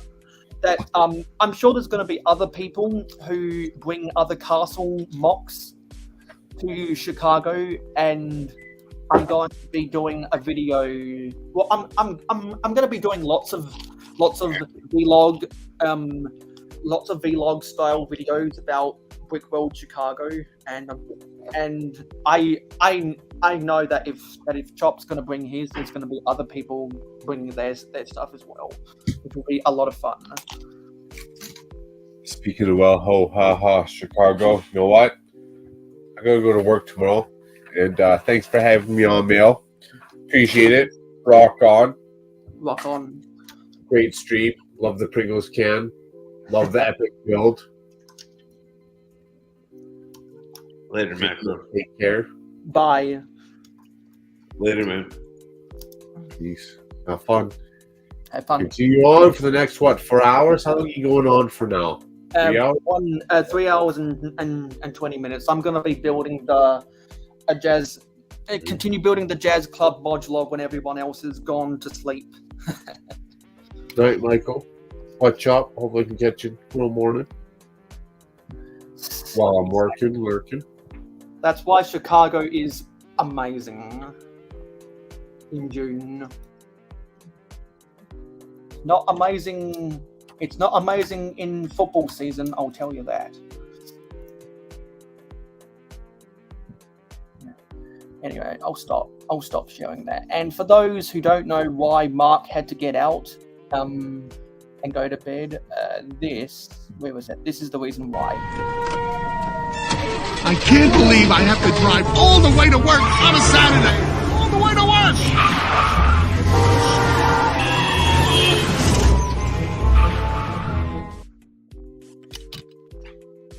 What is that from? What movie is that? That's from Toy Story 2, and that's a meme, or as Buckchop would say, a meme. Well, like I found it funny that Just Too Good said that he didn't like the Super Mario movie because it was like he's like, oh, it's horrible. My favorite movie is Toy Story 2, which is it baffled me. I was like, dude, if you're saying Toy Story 2 is your favorite movie of all time, then I can't accept your opinions on movies, even though it's a subjective opinion. Like, that's not one of the best movies of all time. But hey, to each their own. It's probably the best Pixar movie of all. It's good. They're good. Actually, no. So that's hypocritical of me, because it can only be one, and it has to be Wall-E. I mean, the Toy Story movies aren't bad. I'm not saying that, but to make it your best movie of all time kind of tells me, like, yeah, you probably haven't seen a lot of movies. Yeah, I saw it. I'm probably not going to go buy anything at Walmart because I don't buy a lot of new sets, but I definitely want to do a vlog inside of Walmart. And for those who don't know, Chicago is one of the few American cities where all 4 of the big American railroads come through there. So I'm going to do some train. I'm going to do some train spotting before and after Brickworld Chicago, on separate day trips into the inner city of Chicago. And there's a Walmart by one of the freight yards that I'll be able to kill 2 birds with 1 stone. Because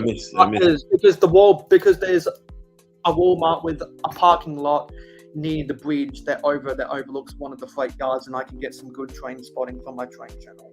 I miss the old train yard days when we used to break into them and write graffiti all over every goddamn train we saw. Yeah. It doesn't happen anymore now. New York City, you can't do that anymore. The trains used to run, and it would be like an art gallery. You would see all this dope graffiti all over them. They can't do it anymore. Was that before they thought to put the barbed wire fences around railway yards? No, we would break over the barbed wire fences. They made a thing called the Vandal Squad, which was basically FBI. It wasn't even New York PD. It was FBI. They had a whole squad that would chase you down, and they would take pictures of your work. And if they saw your work, and then they could in court attach you to it, they would just destroy you. So, but now graffiti is like an accepted art form. So It was way different back then. Yeah, but- because that was before a lot of graffiti artists became street artists. Yeah, exactly. It was straight vandalism back then, Yeah. but it was like normal. It was everywhere, and I would never do it on things that were like I would never do it on a church or anything like that. But I would break into train yards to do it because that's what every graffiti artist did. But it's now it's accepted and there's legal walls and there's an art culture behind it now. But when I was a little kid, it was just vandalism.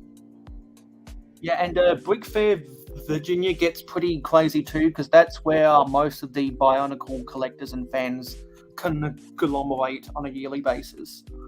Sorry, not conglomerate, congregate. And I'm not going to buy anything at Walmart when I go to Brick World Chicago unless they have some super crazy deep clearance.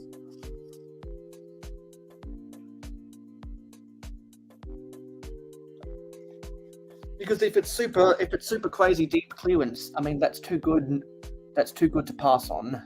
And because of the plane I'm traveling with, because of the airline I'm flying with, which is Air New Zealand, because my auntie is a member of the Air New Zealand flying club. You know, those clubs that airlines have so that you can sit in their corporate lounges before the flights at the airport. Because she's a member of that, we get unlimited amount of luggage. So I'll probably end up packing 2 suitcases. One suitcase for all of my clothes, my computer, and my 2 phones and other stuff like that. Not bringing the microphone because that's too fucking big, and another one for bringing back stuff like Lego and other collectibles from the convention. Well, you got double phones. You got the burner phone, Mayo. You got a burner phone. Look at you. Yeah, well, because for some reason, my iPhone 13 is better for videos, but I find the iPhone 8 better for taking photos. So I do majority of my photography on the iPhone 8, and I do all of my videography on my iPhone 13. So what I've got right now with this is I had big stacks of these reddish brown 2x2 round bricks, and as everyone knows from the whole short I got 700 pieces of poo. I mean reddish brown 1x1 round bricks. So I have been able to put them to good use in the Ewok village. Because when I was showing off images with the image on Bricklink of the Ewok village, there's a big section to the left side and the right side, and I want to try and make something similar to that. I want to use these wherever possible to make it look like tree stumps. And I'm looking at the Ewok village right now to see what I can do. And I think I'm going to make yes, I've got a lot of these 1x4 bricks that I can use for the back of here. Is the that gate part that you just had your hand on before? That's from the castle. Yeah, this is it. Yeah, this is the portcullis gate from the castle, and I'm thinking it'd be fun to maybe shrink this and incorporate this to the back of the Ewok village somehow. Yeah, you definitely use the part somehow. Yeah, because I like this. I like the shape of the holes back there. So I want to incorporate this build somehow. No, yeah, I want to incorporate the portcullis gate from the 90th anniversary castle somehow into the Ewok village, and we have the first of our British viewers. Hey, Cabbage. So for those who don't know, we now have loyalty currency when watching these streams, and eventually I'll configure it so that people can use that currency to buy tickets to enter giveaways. But for the meantime, you can continue collecting currency by actively chatting in the chat, and to check how many jars you have, use the exclamation mark jars, and to see where you rank on the leaderboard, you can use the exclamation mark top. I've configured the purchase of tickets on my Twitch account, but I haven't done it on YouTube yet. So people who watch me on Twitch can actively buy tickets to enter giveaways, but I've still got to configure it so that you can use your jars to buy tickets to enter. To buy tickets to enter giveaways. That's a process, and the reason why Michael has over 3 dozen is because he's been actively chatting for the past 3 to 4 hours.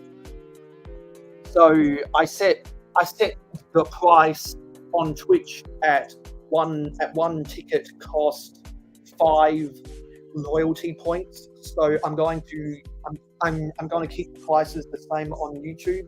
So when I am able to configure the purchase of tickets to enter giveaways on YouTube, eventually, as of right now, you will be able to purchase 8 tickets to enter the giveaway, Michael. Because in the mayohosko community, we like to give back to the viewers who give to us.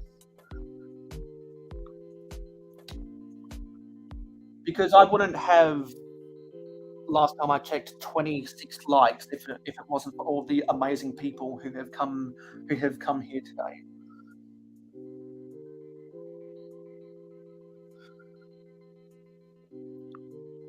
So are you still there, Stud, or are you absent? No, I'm here. Okay. Yeah. So, something else I want to talk about. I was just working on a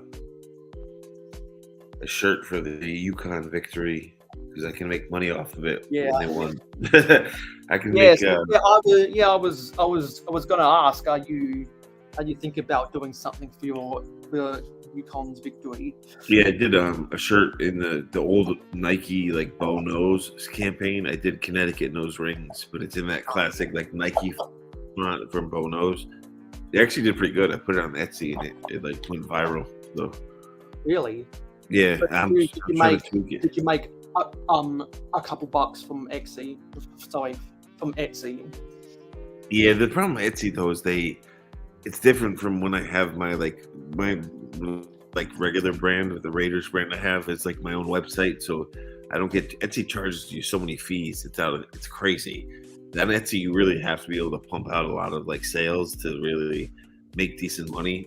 So things have to go like viral on Etsy to do that. So Etsy's cool. I've never dabbled with Etsy, but I know people that have their channel logos. They contract people to put them on stickers, and then they go sell them on Etsy.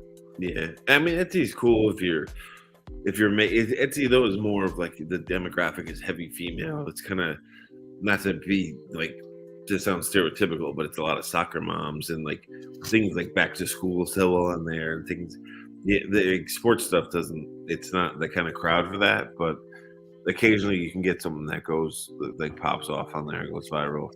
They just charge so much, like there's so many fees they have on there that it's just better to do your own thing.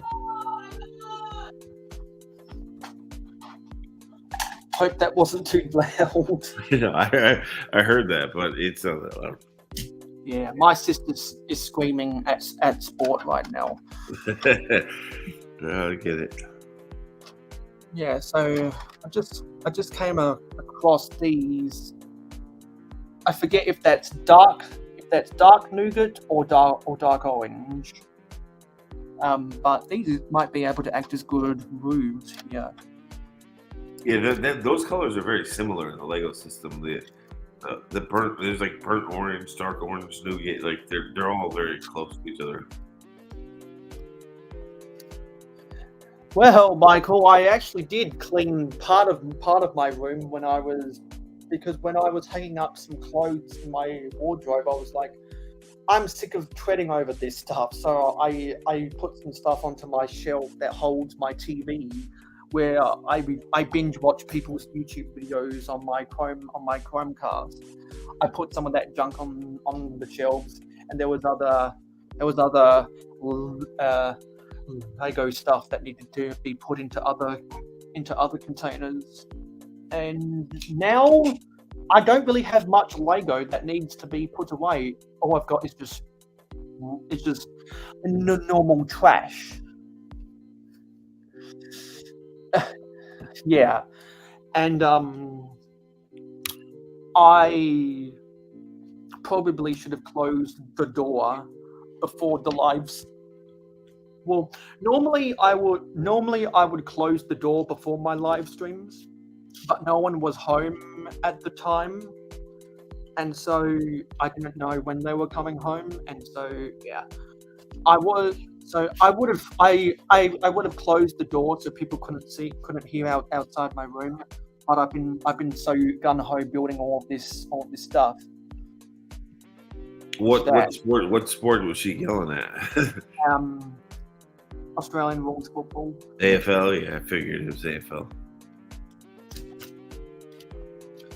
Yeah, so I quite like how this Port Carl's Gate shapes up around here.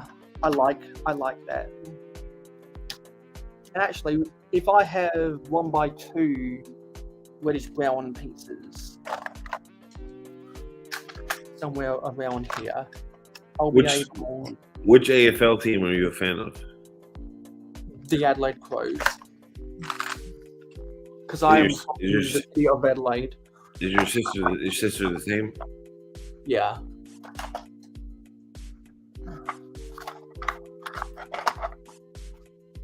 Yeah, trying to find if I have those.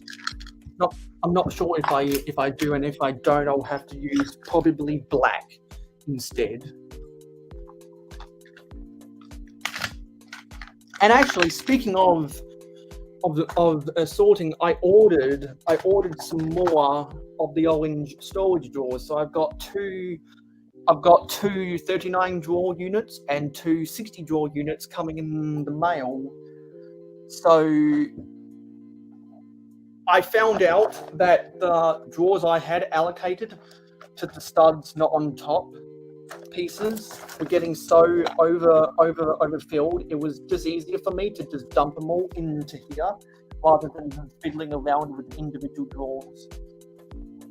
And so I was like, you know what? I'm gonna have to buy more drawers and allocate one set of drawers just for storing my studs not on top pieces. And so that's what I did. And anyway, I've been using some older yellow drawers that are the same size as the big drawers from the 39 drawer units, but they're all of the big drawers, and they're just not as stackable, and they don't look as consistent, and I'd like them to look consistent and them to be more stackable. So that's why I pulled the punt when I got paid. When I got a check from the government, I got above my $500 threshold on my savings account, which is what my debit card is connected to, because I don't like having to pay money to the bank for using credit money. I prefer to use my own money. That's why it's debit, and therefore I don't have to pay any ridiculous bank fees. So when those come in the mail, I'll be able to sort more of that stuff on my own time, and I'll have a much better way of storing studs not on top pieces. And I'll probably end up devoting a whole section to combination food and vegetation, so that will free up spaces for the weird, the weird curved 1x1 tiles, because you've got the quarter round, you've got the half round, you've got the pyramid shaped ones, you've got the half vertical cylinders, and you've got a whole other bunch. You've got a whole bunch of other wacky shaped 1x1 tiles. That's 3D, or not just a basic square, that I'll be able to free up to put all that together, and it'll be more consistent and easier for me to locate those pieces, which is going to help out my collection a lot.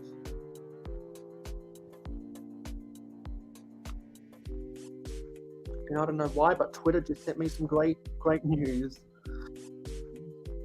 I haven't been on there in a while, dude. That's one thing which is weird too, because Twitter they let you put direct links on the site, my platform, but I've never really, for my business, that's one thing I've never really messed with was Twitter. It's always been such a toxic environment that I just kind of ignored it. Yeah, because I try to keep all of my sports stuff off of Instagram, because that's where my focus for Lego is, because there's not much photography I can do with sports, so I mainly put all of my sports stuff on Twitter. Yeah, I mean it's people on there definitely talk about sports. And It's there toxic. there are way more sports fans on Twitter than there are sports fans on Instagram. Oh, definitely. But which brings me to the fact of people buying the new blue check mark for like egotistical status. Like Twitter started it with what's his face from Tesla, like a dude who bought Twitter. Elon Musk.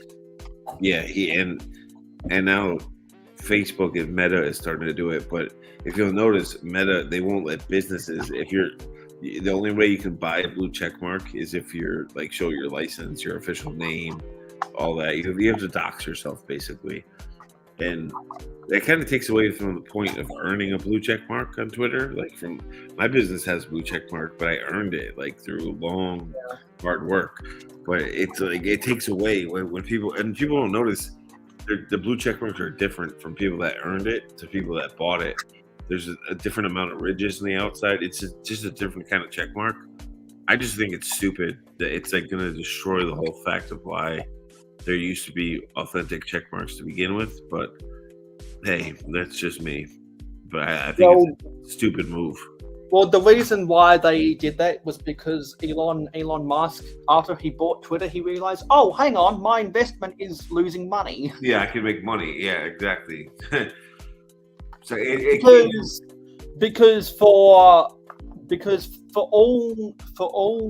the good that Elon Musk has done by cleaning up a lot of the junk on Twitter, charging $8 for verification is a hot button topic. Yeah, I mean, and also I do know that brother from another brick actually bought a verification check to avoid getting impersonated by his trolls. Yeah, I was talking to him about that. Like, and I get why he did it. I totally get why he did it, but it just takes away from the whole point of it. Used to be there was like the way I had to do it was I had to get verified. I had to buy trademarks for my brand to prove that, hey, these people are impersonating my brand legally, and I own the trademarks and the rights to this name, and that's how I got it. But it's like it kind of goes against that with the whole personal thing. But I mean, there's pros and cons to it. It's good and bad, but it's just gonna get out of control now. Like, it's just it's like lawless now. It's pretty stupid if you ask me. But hey, they want to make money, they're gonna do it. Yeah, well, that's why Elon Musk is worth what he's worth, because he's good at making money. Yeah, no, I get it. It's just it kind of. And I was reading about what that gold check mark is, and apparently you can pay $1,000 a month to get that gold check mark. It's kind of egotistical though. At that point, it's pretty stupid. Yeah, so that's why people like ESPN pay for that gold check mark, and a lot of other media brands pay for that gold check mark because they're using Twitter daily. It's not like some people with the blue verification that only use it once a week. Yeah, no, I get it. I mean, I've been working in advertising since before social media existed, so I get the whole point of it. It's getting a little out of control now because that's what I said to BFAB. I'm like, dude, if you did it and he didn't do it for egotistical reasons, but I said to him, I'm like, the people that do it just to get a blue check mark don't realize that you can tell that was bought. Anyone with any brains will be like, that's not an official check mark, that was bought. So you could tell the difference, but hey, it is what it is. People are going to do what they want to do. So because I used to deal with a lot of people trying to impersonate me on Twitter. That's why I added the real to the start of my name, and then I was like, you know what? It's going to be so much easier if I'm real _ mayohosko on both Twitter and Instagram.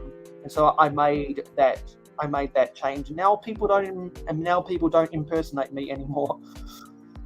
well, it's always smart to have consistency. So maybe BFAB just should have changed his name to real _ BFAB, and there would be less people, and maybe it wouldn't be as big of a target on Twitter because only the coolest Lego YouTubers are on both Instagram and Twitter.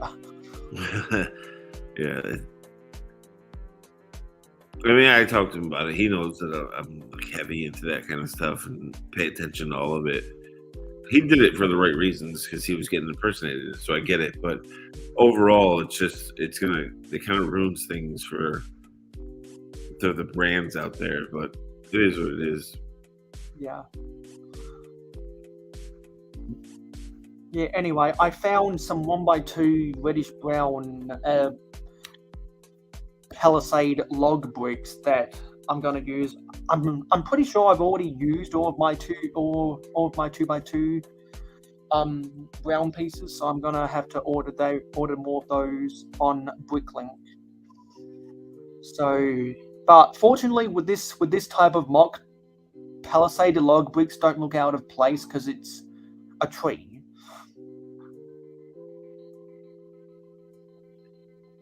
Which I'm happy with. And what I'm probably going to do is probably put up some walls because I've got more 1x4 bricks, and I think I've got a couple 1x6 bricks that I'll be able to use to build some walls to separate some of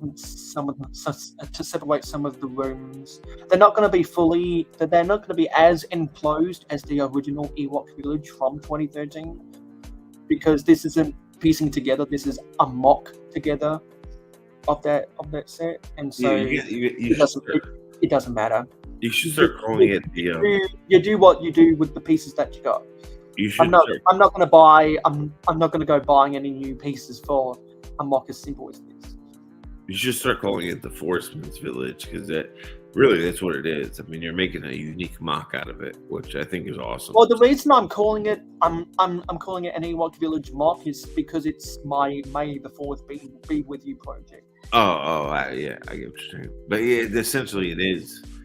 It's a Forestman Village, which is cool. I think it's cool. I think that you're kind of mashing up the two together, which is really, I personally like it. So. Yeah, because I definitely wanted to include the rope bridge, which meant I couldn't avoid not having the tree on the side. No, it's cool. Honestly, in a perfect world, the set would have never come with the rope bridge and the tree on the side. Yeah, but it's cool for the Forestman. I think, especially when you get all the archers up there, and it's gonna look really cool. Yeah, because much like how in the original Ewok Village set, they have the Forestman roasting the helmets of the stormtroopers on an open spit, I'm gonna have the Forestman roasting the helmets of the Crusader Knights on an open spit. Dude, it sounds like your crows are not doing good. Your sister's yelling again. She's yelling for good and for bad. I'm not gonna check the score because we've got a little under 3 hours to go, and I'm not gonna stop building. Probably gonna continue building this, adding more to this mock for the next 15 minutes, and then spend the last 2 hours of the live stream putting together probably bag 3 and 4 of the modular jazz club. And if you need to go to bed before then, that's okay, because building the modulars on live streams makes for good ASMR. Because I know that you've got to go to bed soon. Oh yeah, and I'm getting low on the gas in the tank, but you know I stay for as long as I can. Yeah. Until you crack. Yeah, until I crash. Sometimes I'm usually up. You've known. Sometimes I'm up all night with you, but yeah, exactly. Which is why normally, when I get people from the live stream gang up in here, you're not normally the last one standing. I was very surprised when TJ came on, because TJ's been doing some really good stuff with his Ninjago month, also for Brick World Chicago. And one of these days, in this new live stream series, #WheelHoEgg, get that trending. Buttchop's gonna have to come on here and show off his Basil the Bat Lord mock whenever he wants to. you see, Kyle's in my time zone. Kyle knows. Redcoat Kyle, him and I are not that far apart in distance, and I'm still awake. He's still awake. He doesn't even know why he's awake.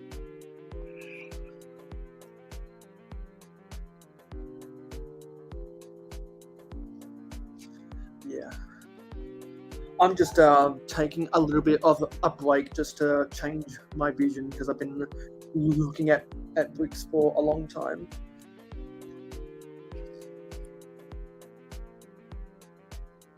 I need to make something to eat. I shouldn't eat this late, but now I'm hungry because I've been up. I'm losing steam.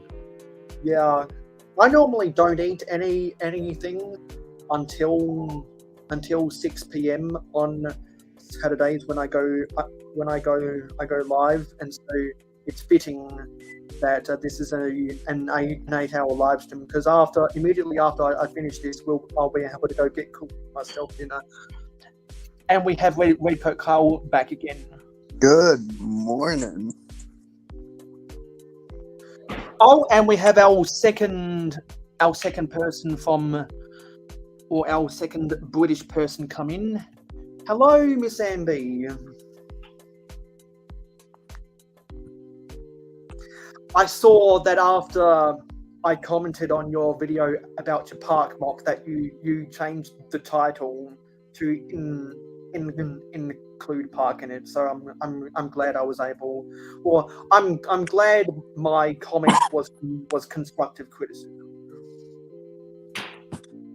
So is your internet better, Kyle? Yeah. Well, what had actually happened was I had gotten a phone call, so I had to jump off the stream for a bit and got distracted by a couple movies, and then I was like, oh, I'm gonna go online for go on YouTube for a little bit and see if there's anything to watch, and lo and behold, you're still going strong.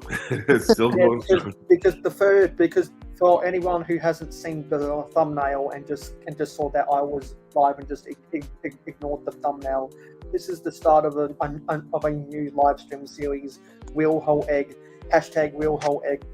Get that trending on social media. I've discussed a lot of things that we're going to do on WheelHoEgg throughout the live stream from now on, and probably the most noteworthy information came at the 4 hour mark, because earlier we were discussing some of the segments I'm going to end up doing, and I got some suggestions from the viewers for regularly scheduled segments, and now I have I think 4 that I'll go and create some stingers for. There you go. I have decided that I'm going to do weekly rants about something Lego related, and that's where we're going to use the rotten egg catchphrase. That's awesome. Because there's always something that Lego or someone building with Lego or someone talking about Lego does wrong that always sticks in my craw. So I'm bound to find something ridiculous to rant about every week. That I was like, you know what? If someone can suggest a good egg related pun for that, I'm gonna use it for rants.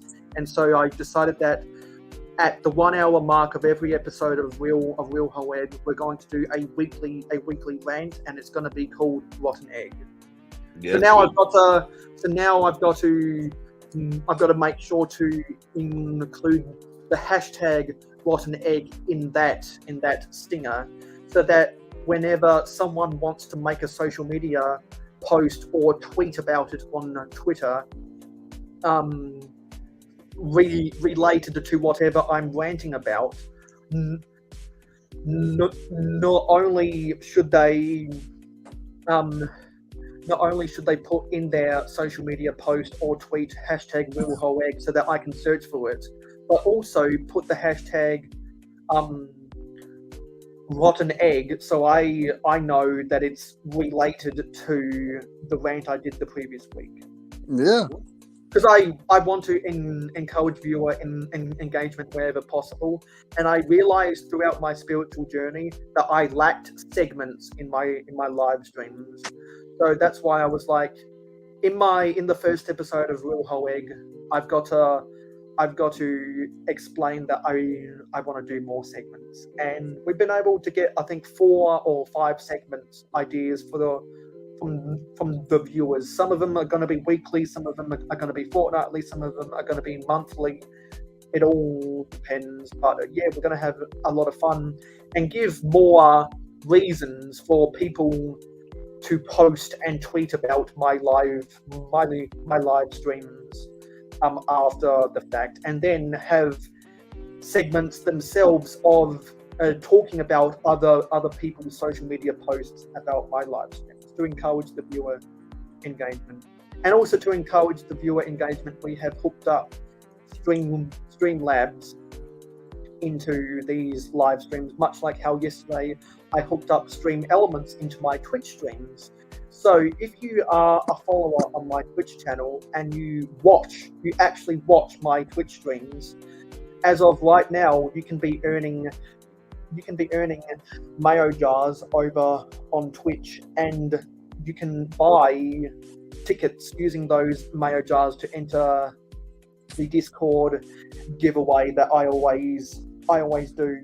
And I've got to configure it so that Streamlabs can enter the same giveaway. So right now you can buy tickets to enter the giveaway if you follow me and watch me on Twitch, but you can't quite do that yet on YouTube. But in the meantime, while I'm trying to configure that, people can actively earn jars in preparation to buy tickets to enter giveaway. Because we like to give back to people. To those who give to us here in the mayohosko community, which is why I like to have those giveaways running. Because if people are going to follow me on different platforms, and if people are going to interact with me on different platforms, then having active giveaways acts as both a thank you and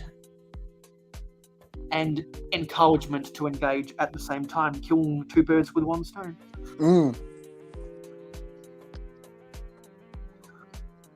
Anyway, have you done anything with your city lately, Kyle? Not too much.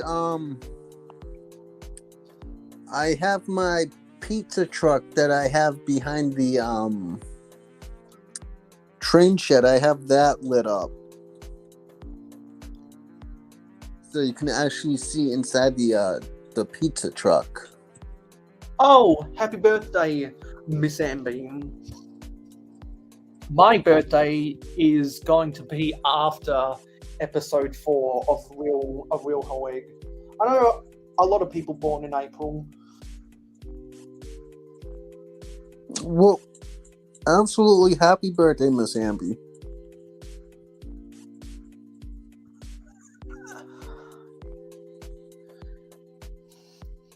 Yes, But- I'm going to. Yeah, and Michael, let's talk about that on social media later because I do want to. I do want to do something around that name, but since it's one of the more creative names, we should have a conversation about how we can execute that.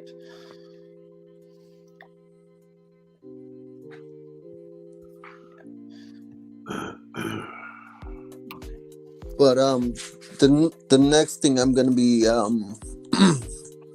doing to my city is, like I was saying earlier, was to change out those light poles to ones that actually illuminate. So, do you have some light bricks that you can put there? I actually am having the lights shipped to me currently. They should be here hopefully Monday. Nice. So, I mean, hang on. Let's see. Because I forget, do you use mills? I do use mills, actually. So that makes feeding cables into your city easier. absolutely. So, perfect example. This light pole that is right here.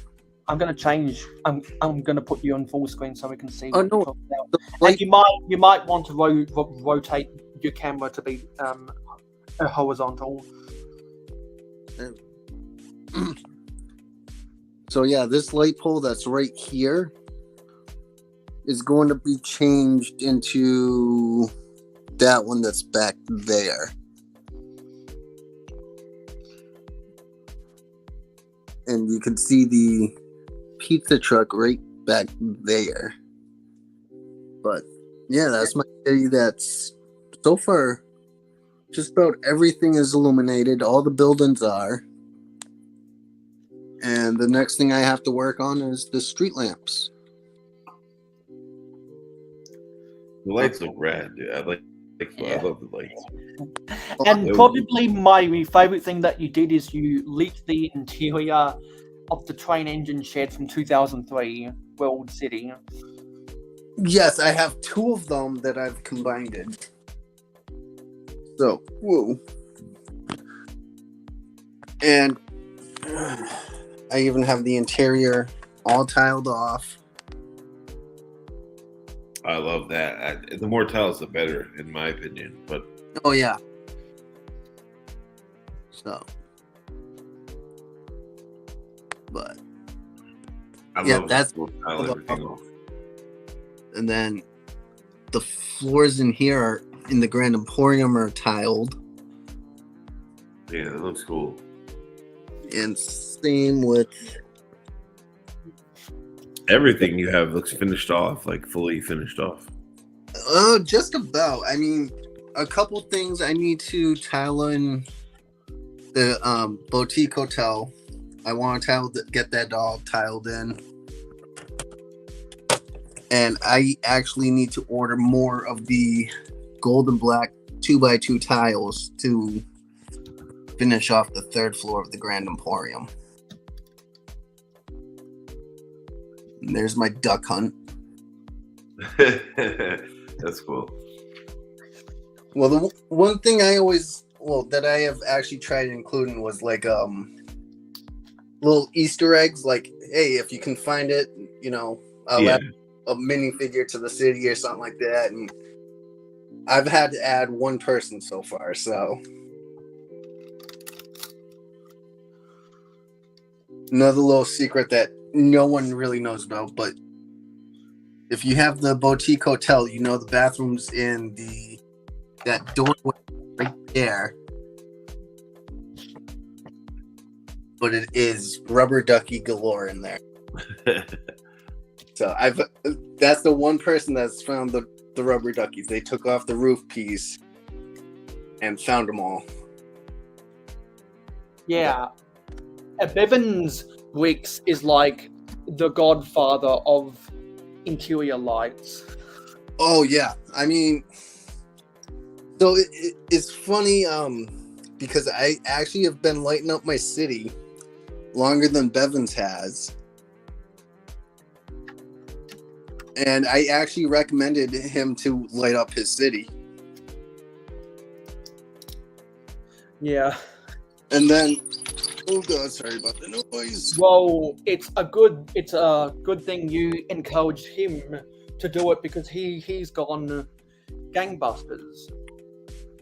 Oh, the camera flashing too is really cool, dude. Yes, that is one of my most. Oh, I only just noticed that. That's Yeah, so that's really cool. it's really cool. That's really cool. Like It is- I love how you have So all is that different color a- lights. Is that a blinking light? Well, that is one of my favorites, and then the aircraft signals up here. Yeah, the pilot tower, the Yeah. pilot warnings. Yeah, So are That's cool. those lights on a timer? No, so it's an actual program that it's like Okay, so you can program. So you can program the lighting of that through computer software. I can. Well, no. So what's really cool is that there's a little. Hang on one second. I'm gonna flip you and spin my camera around to me real quick. Oop. Because I need to turn on my lights. yeah, that's rad, dude. Like the way you have different colors and different sections to it, it gives it a whole ambiance, like a live feel to it. Like it's not just like one. yeah. It's not just like one light that glows the whole building. Like you have individual lights everywhere. It's really cool. So let me just angle this up because I've been able to put more walls around here using the remainder of the basic ground bricks I have. So now even more pieces I'll have to order, but that just looks so cool. So here's a perfect example, Mayo. I need to try and get it in screen. Right here. Let me put you back on full screen. Yeah. So right here is the system that controls the two flashing lights on the roof. And I can program that to make them flash different patterns, stuff like that. And then something that not a lot of people do notice is that the chandelier looks awesome too. chandelier is a different colored light than the actual other light in the room. That's what I was saying earlier. It looks. I love that how you have different separate lights that like light it. It looks totally different when it's not just one. Oh, yeah. Light. There's like tones to it. It's really cool. So if I can do this one-handed, which hopefully I can. Yeah, you can always rebuild it. It's gonna take some time, but So I have the checkered board kind of pattern, the black and gold. And you can kind of see the pattern down below, but take that one off. Bring that over there. I just found a whole bunch of 1x2 brown bricks. Oopsie. those are cool. The angled tiles. That's really cool. I like that. I like that a lot, dude. I love those little details like that, man. Oh yeah. By far, my favorite part about what you've done is getting the blinking lights. Oh, the camera flash is it's awesome. That's really cool. I love it. So at night, like if I accidentally forget to leave this thing going overnight, which I have before, that flashing light is so annoying. Yeah, I can imagine. It is legit one of the most annoyingest pieces because it legit lights up my room. Yeah, it's like a strobe. Yeah. Oops, I knocked the ladder.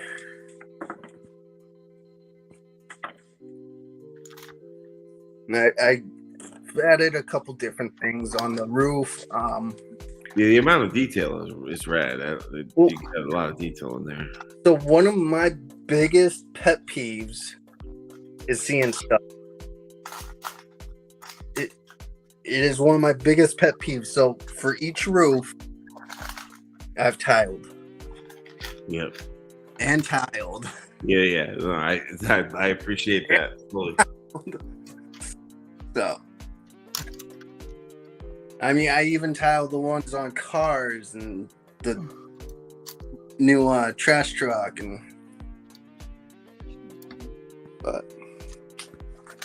then Good stuff. The varied color of the lights though is like really, like I said, what brings it to life. All the little different colors you have in there, it's really cool. Well, I also have done the pizza truck.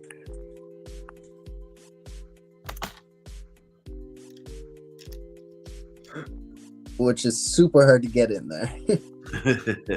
What, all of them is kind of, not that it's hard, but it takes time to really like. Oh no, the angle I'm at, because I'm right up against the boutique hotel. Yeah.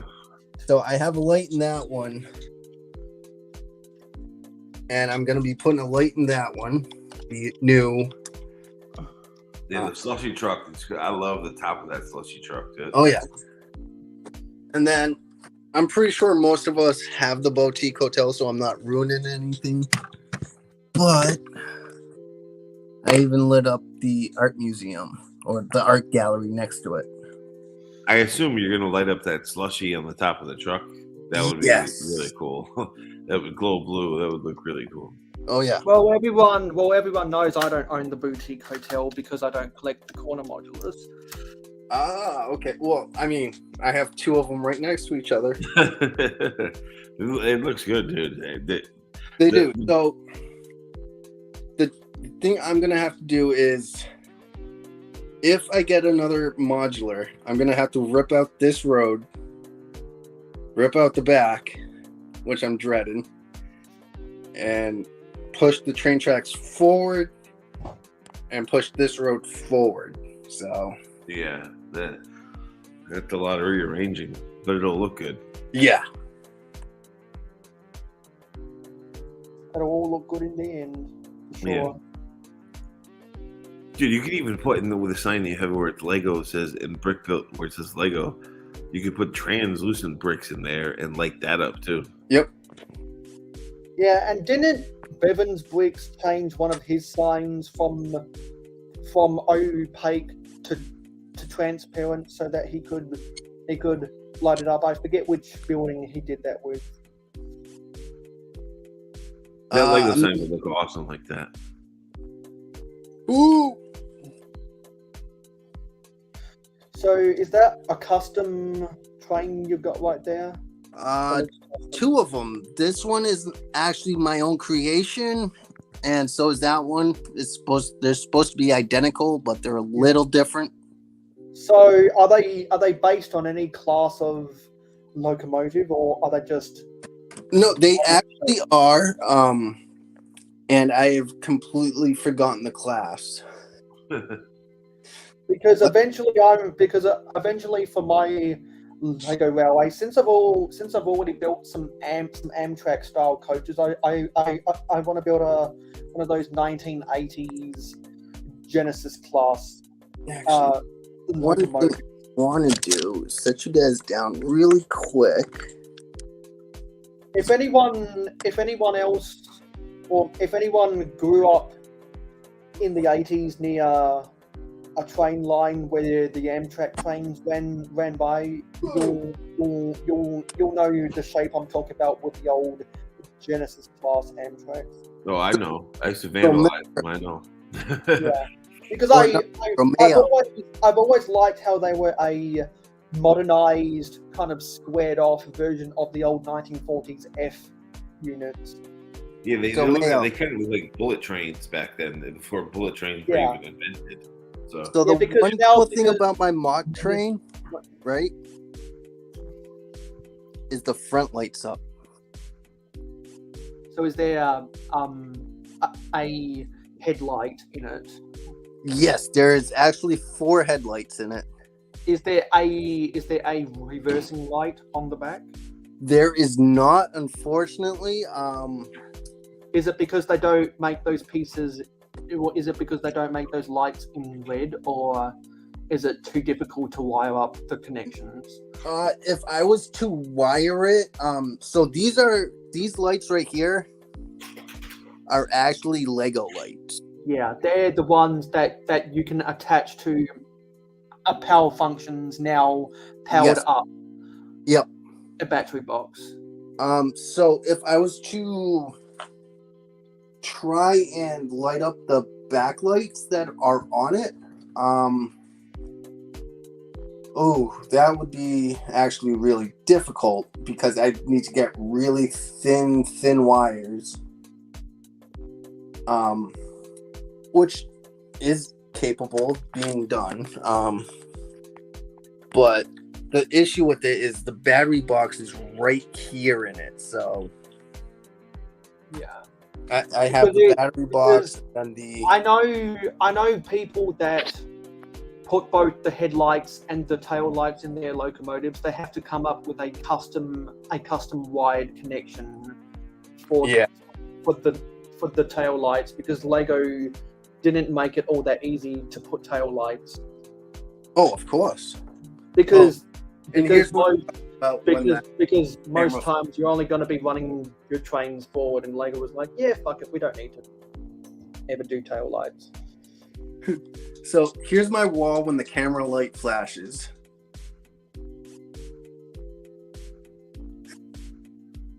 And see some. Oh yeah, I just saw the skyline. Oh yeah, so it is a pretty bright flash.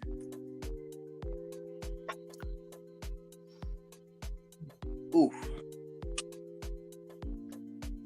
And what's funny is it Yeah. will even light up halfway across my room, so. So is there a particular brand of light bricks you prefer to use? Because I know people. There are some people that use whatever's cheap, and some have such experience with lights that they have a particular brand. Do you have a So the brand I use, all of this is one brand, and it's all Brick Stuff. Now, Brick Stuff to me is a good brand. It's just the downside side of it is they're expensive.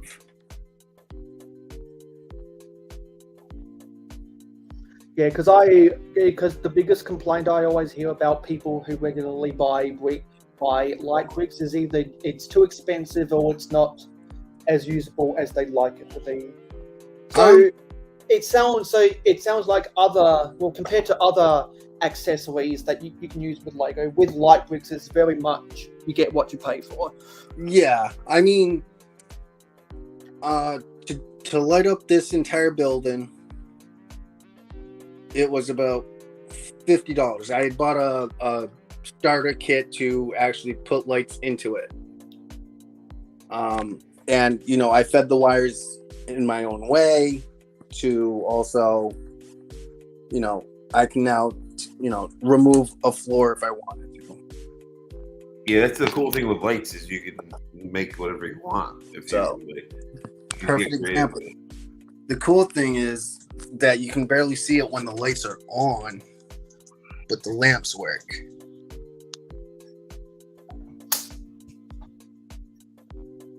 There's a moth in my room.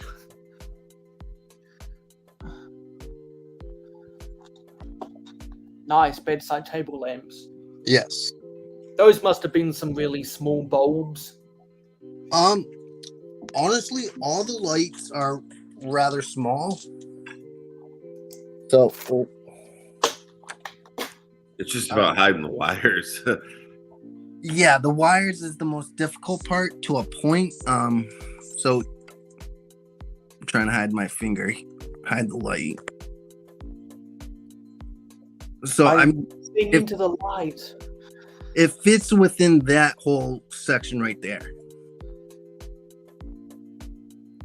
And That's some ET phone home right there. ET the golden finger. yeah, and again, they're powerful. They're pretty lights. Yeah, that's LEDs they give it a lot of buzz. So I mean, I got put you down because I got put that light bulb back in there. Granted, the brick stuff, they are rather expensive, but again, I don't mind paying $50 to get, however many lights to light a setup. Because it comes with pretty much just about everything that you need. I'm getting really tired now. Wow. And then, these lights are just a basic strip light that has 2 little LEDs in them. Whereas this one, I have 2 of them of the strip lights in there. One on that tabletop and one over that tabletop. But each one of these is an actual light. That's a lot. That's a lot of lights, dude. It's a lot of lights. It looks great. It looks like you've also gone gangbusters with all those lights. Yeah, a little bit. I mean, I've had a couple people tell me that, hey, shouldn't you be spending money on something that's more important? I'm like, yeah, probably. That looks good, dude. If that's what if it makes you happy, it looks cool, dude. It looks really cool. Oh yeah, and here's the thing, with this light pole, I just ordered 10 more of these ones, which means this road won't be so dark anymore. Well, it's gonna look amazing with that lit up too. It's gonna just Just excuse me, I'm going to try and dig myself out of a hole, so I'm going to make loud noise. I'll just have to mute myself. Yeah, Mayo, you are good. Oh, Michael, yes, I am running them from a USB. If I can maneuver it so you can see it. So I have a USB block right here.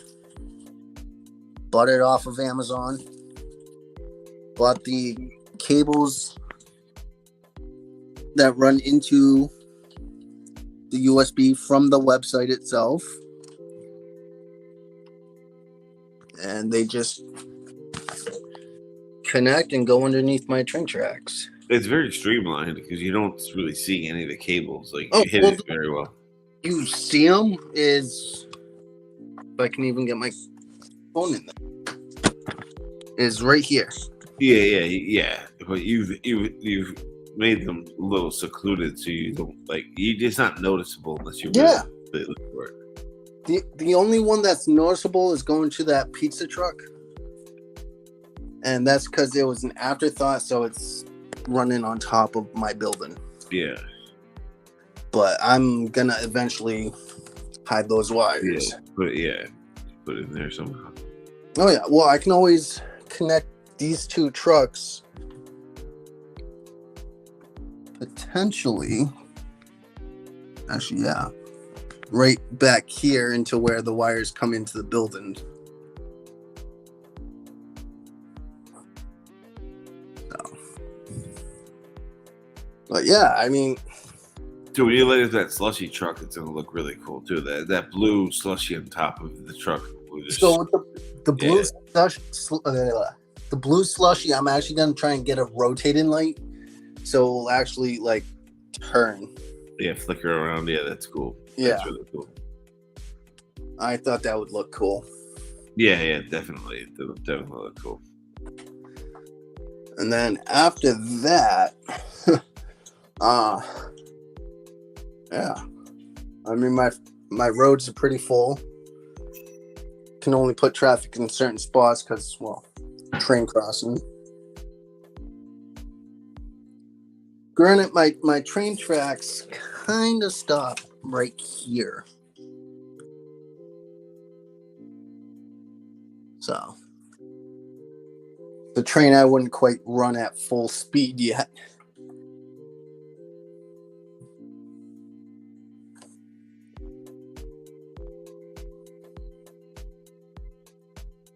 Once the whole city is lit up, the section you said you just bought lights for, that's gonna look really cool. Oh yeah, absolutely. I mean, I'm gonna eventually expand it this way, and just keep adding to it, and then let this hobby go a little bit more crazy. And well, I mean, let's face it, we're all a little crazy because we're all adults collecting kids' toys that we find enjoyment in still. Yep. So I've been called the worst. I don't care what people say. It's what Yeah. Oh, and the only other really visible wires is on this post. But again, you have to be like in person to notice them. And the wires right here going into the building. But again, it's like you don't really notice it unless if you're looking at it. Yeah, because it's kind of like the tattoo face syndrome. You're not going to comment about it unless you explicitly look at it. Yeah. And I think like because people that wear tattoos on their face are just begging for people to look at it and feel superior somehow for criticizing people who look at something that's on their face that's just begging to be looked at. Right. Well, so I also did this kind of on purpose, so too. The camera flash right over here, it draws your attention away from the wires towards this way. Yeah. So it's like, oh, hey, that's flashing. That's really cool. What is that? Versus, oh, hey, look, wires. But, I mean, overall, I've always loved that little setup. For people that don't know the wires are there, they won't even notice to begin with. Oh, yeah. Like, from back here, you in person, I can see them. Yeah, but you know they're there. You know they're there. Like, a lot of people. Yeah. But, like, on camera, you can't tell. Yeah. And my newest little scene is my two burglars down the dark alleyway. Which is, to me, kind of ironic, seeing how there is a police officer over here, two motor cops, a cop down the road drinking a coffee, and a cop right there walking around the corner. So, to me, it's kind of one of those little irony type situations going on.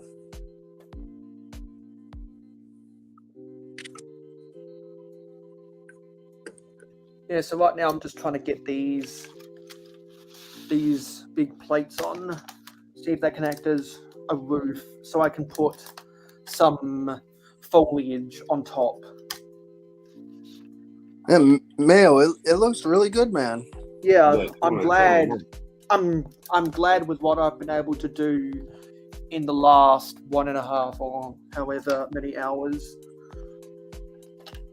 Yeah.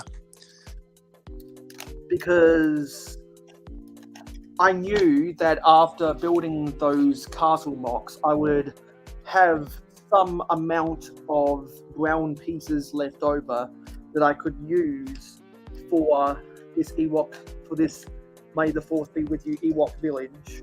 Yeah. And I was able to use the portcullis gate and some of the 1x16 brown bricks to the full potential. And I'm going to call it a day on this mock.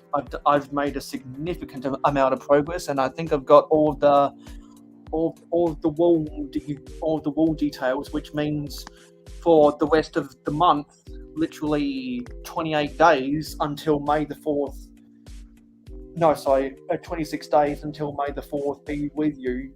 I can touch up on the interior details, posing the minifigures, try to find an area to put the spit for roasting the castle helmet instead of roasting the stormtrooper's helmet, and make this tree section more substantial. This is the only thing worth of substance I still need to do left.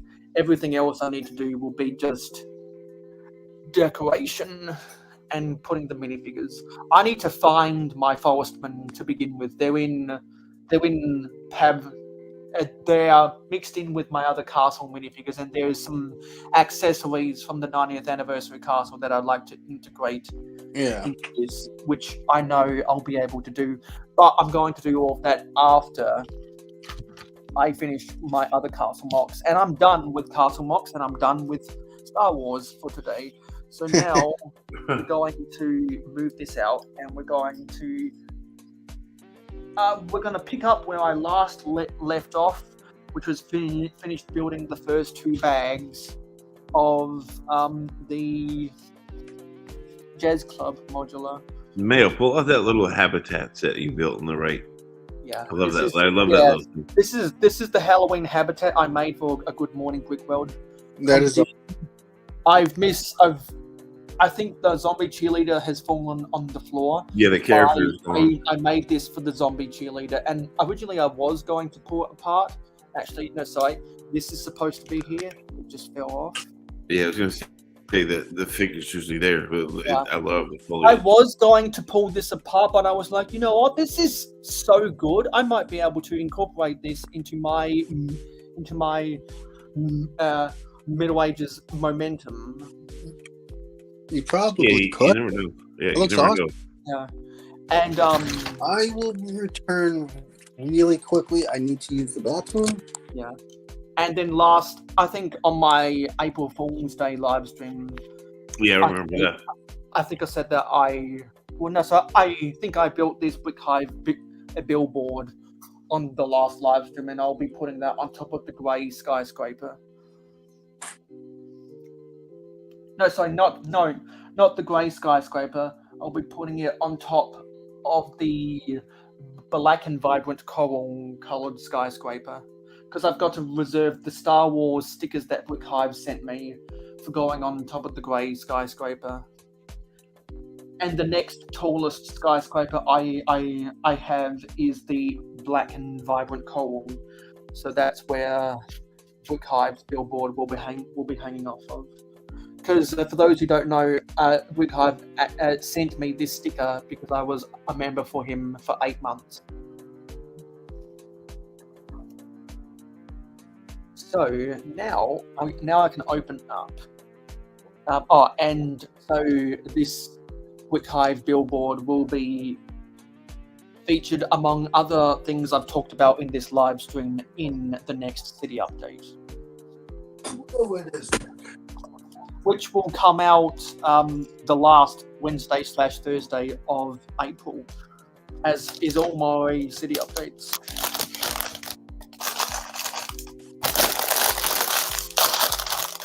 Oh.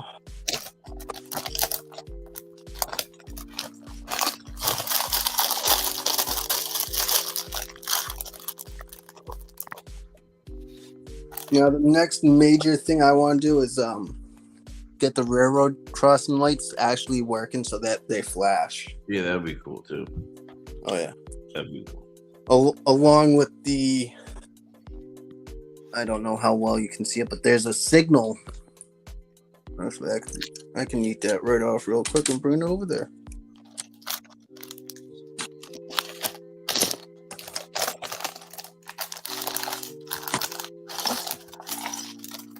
So this signal has 2 signal boxes on it that I actually want to light up. Because I think that would look really cool too. Oh yeah, the street lights. Well, it would be for the trains though. Yeah, well, you know what I mean, like the crossing lights. Yeah.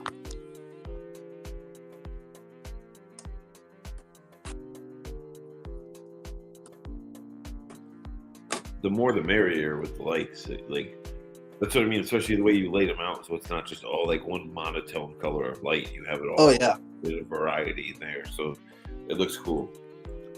Now the company I go through, the brick stuff, they used to make 4-way intersection changing lights that worked. I was absolutely devastated to find out that they no longer make. Yeah. Like, I legit cried when they found out. There's no other companies that do it? I have not yet found one. That sucks. I mean, there's other companies that do lights that change, but not really until 4-way intersection. Yeah. Or the 3-way intersection.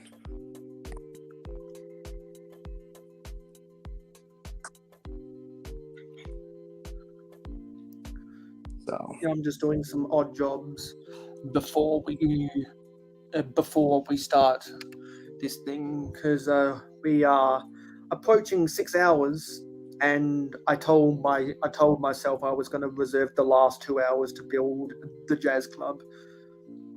Michael, sorry to interrupt, Mayo. Michael, Daryl has actually made some for his city. I do know this.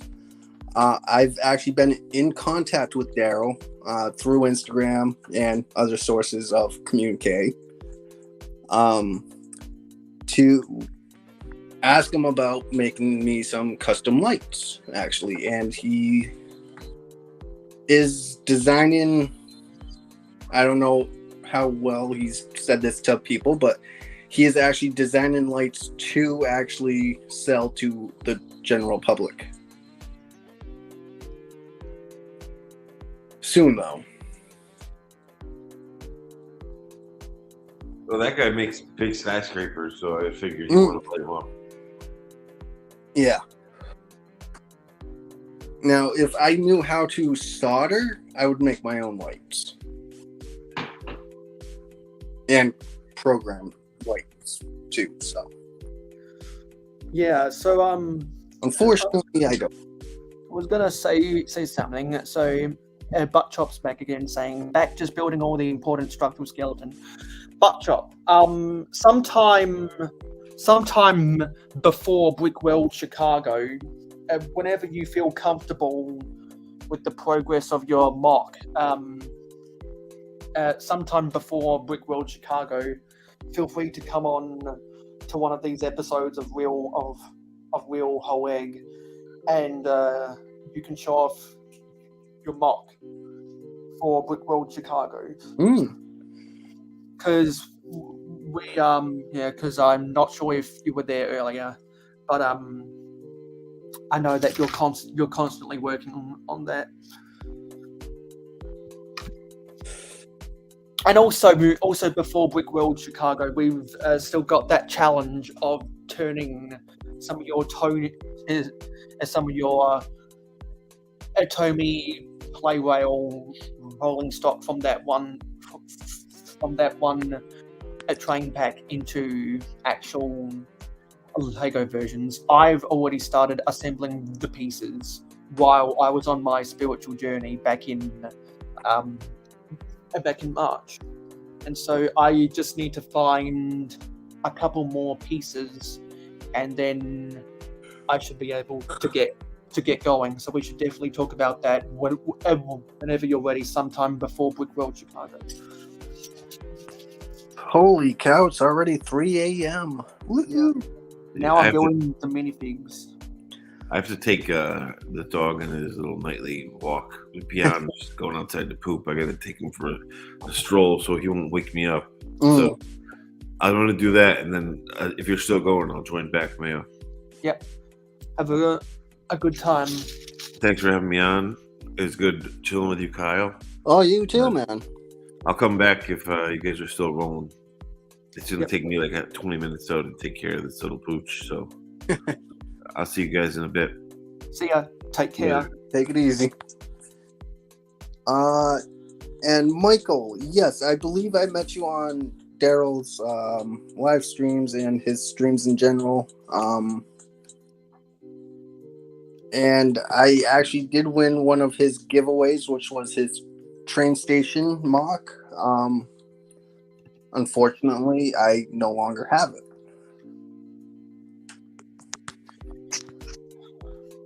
Oh, that's not too good. It was a spiteful X move that happened, so. Yeah, we had a mold problem. We had a mold problem 2 years ago. So ever since then, after we get out of showers, we always make sure to turn on the fan inside of our bathroom so that to prevent mold from growing. Oh yeah. I had a shower yesterday while I was in between transferring files from my computer to my SSD, and I was like, oh crap, I've got to go back and turn the fan on. Because having to clean off that mold is nasty. So I've been a carpenter pretty much my entire life. And oh my God, the amount of times I've been exposed to black mold, to any kind of mold, is horrible. And it's just bad. It bad news.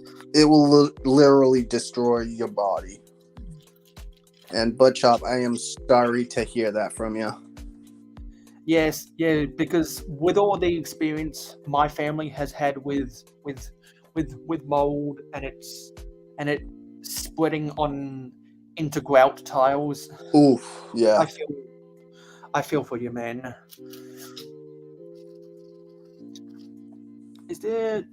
There's supposed to be two of these snot plates. Where's the other one? Is it still in the bag?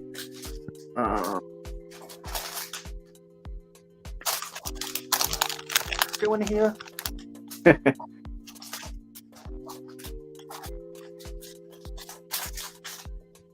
Oh, that's not it. Is it under the instructions? The best part is I'm looking for you too. Oh, there it is. It was hiding underneath one of these pieces. Because this is a brick built violin case. Okay. Yeah, it's good that that's the landlord's problem and not your problem. Yeah, that is a good thing. Ugh.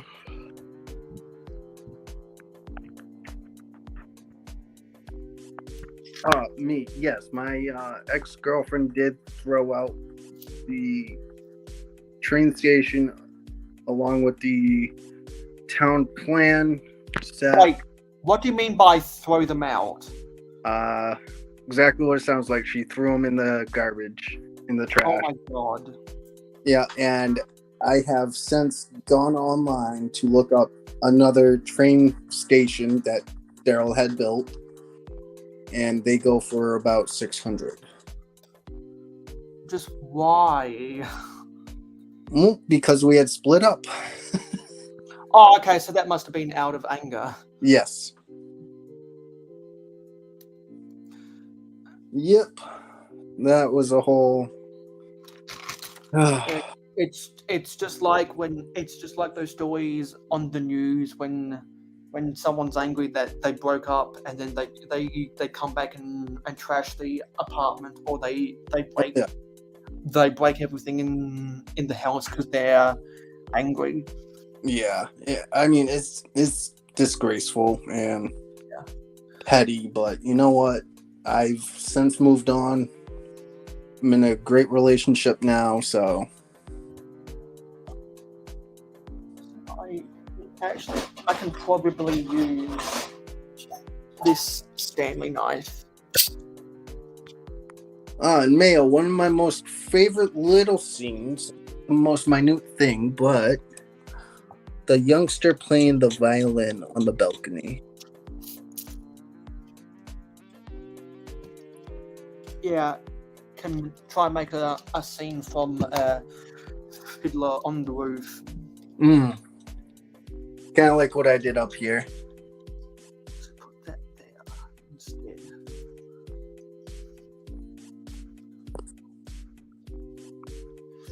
Yeah, the Chinese brick copying companies, as I call them, because they just steal other people's ideas. Yeah. They always manage to execute all of that crap. Oh yeah. I mean, that is the most saddest thing ever. Because that's how they make money, and they make their money because people buy them. Yeah. Either they know it's bogus and they buy it anyway, or they get tricked into buying it. And I have no sympathy for those who buy it, knowing that it's bogus. It's very easy, if you're not trained to the eye about what the Lego logo is and the difference between certain graphics of Lego's themes. It's easy to get tricked out like that. And that's why I did in the April Fool's live stream a whole skit about the top 5 reasons why you should buy Leopard instead of Lego. because all of that stuff really sticks in my craw.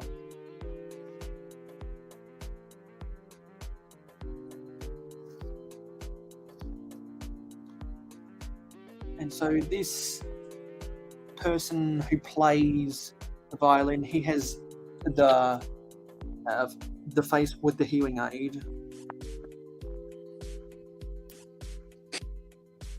Oh. And he's got the Finn hair from Star Wars.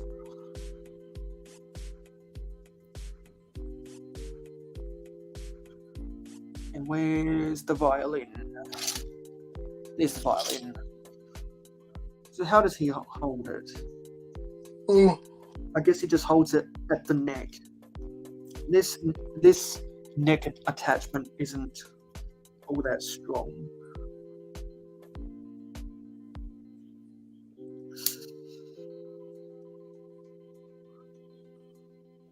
There we go.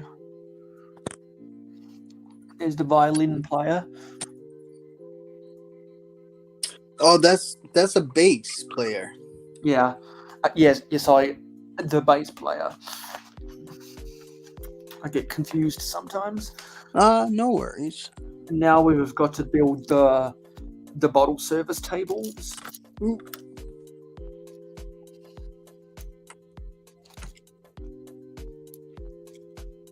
And we've got to repeat this build 3 times.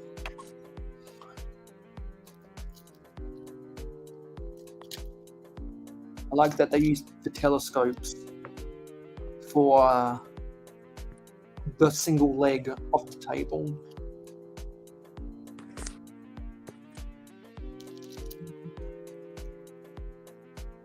That's something I notice in a lot of modulars is they use They use telescopes for table legs all the time.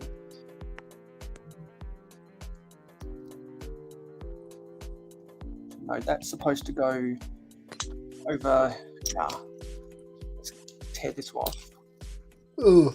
This is supposed to go over here, and then this one has the actual bottle rather than just the glasses on top. And now we've got to build the seats, which is attaching 2x2 black round plates underneath reddish brown seat pieces. Or chairs. What's your point about the 40 years? Did someone say 40 years? Yeah, they're talking about Daryl doing his Legos for over 40 years. He must be in his late 40s then.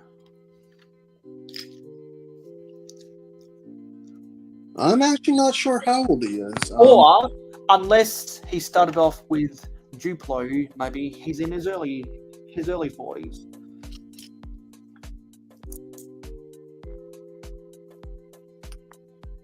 Michael's saying 50. Oh, 50. The big 50.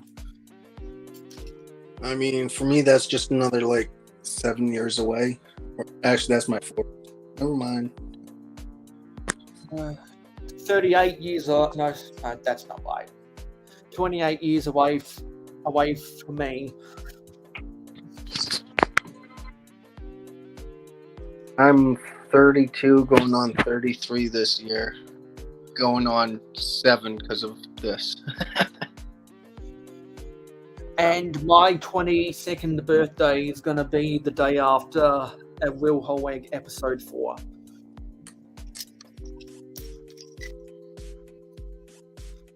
And I was thinking about how I'm going to structure these live streams until Brick World Chicago. While I'm in Chicago, I'm probably not going to be doing live streams. So that's why I have a whole bunch of premiere videos. And so I have a whole bunch of videos ready to do premiere in the time slots I normally would go live. I think I've subscribed to Bevan's Bricks when he was at 1,500 subscribers. Ooh. And now his main channel has, what is it, over, is it closer to being over 10,000 or closer to being under 20,000? I'm not quite sure. Well, I'm not quite sure.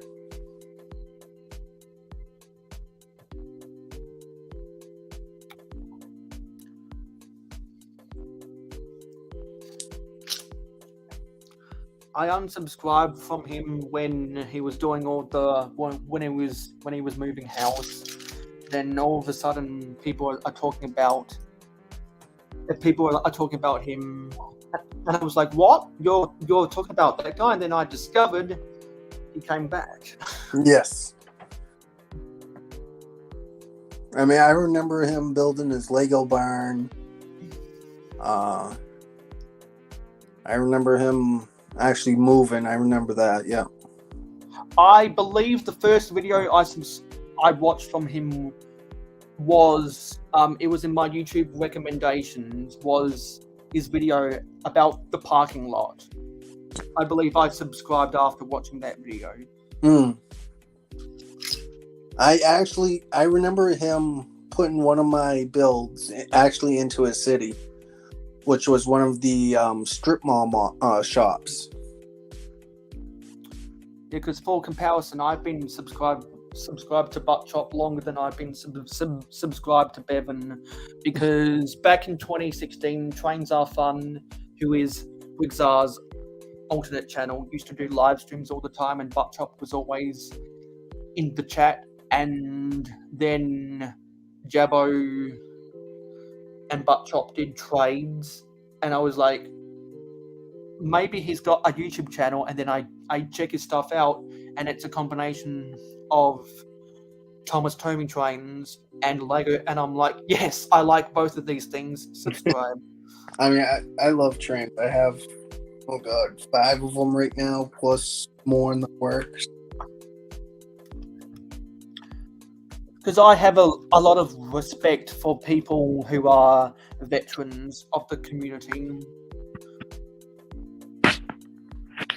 I don't have respect for a lot of new Lego YouTubers because they are jumping on trends for the most part. And since I have an old soul, and since I've been doing this for over 10 years now, on and off again, given a 4-year hiatus,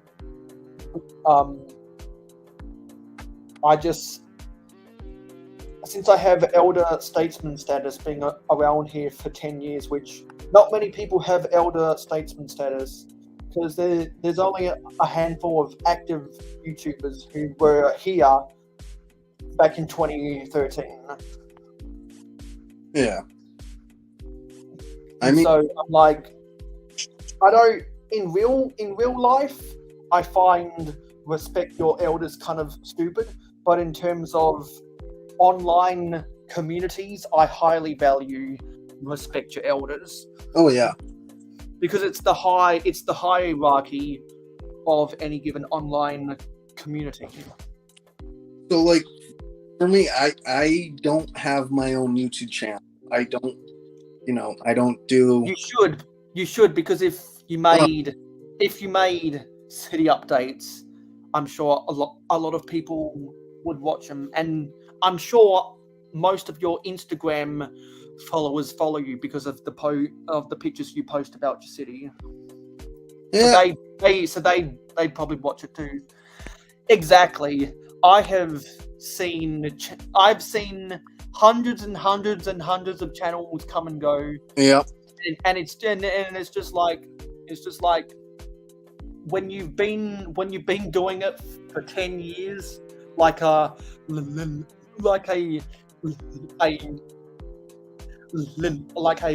amount of us have done, if I can talk while trying to yawn, you just get used to it.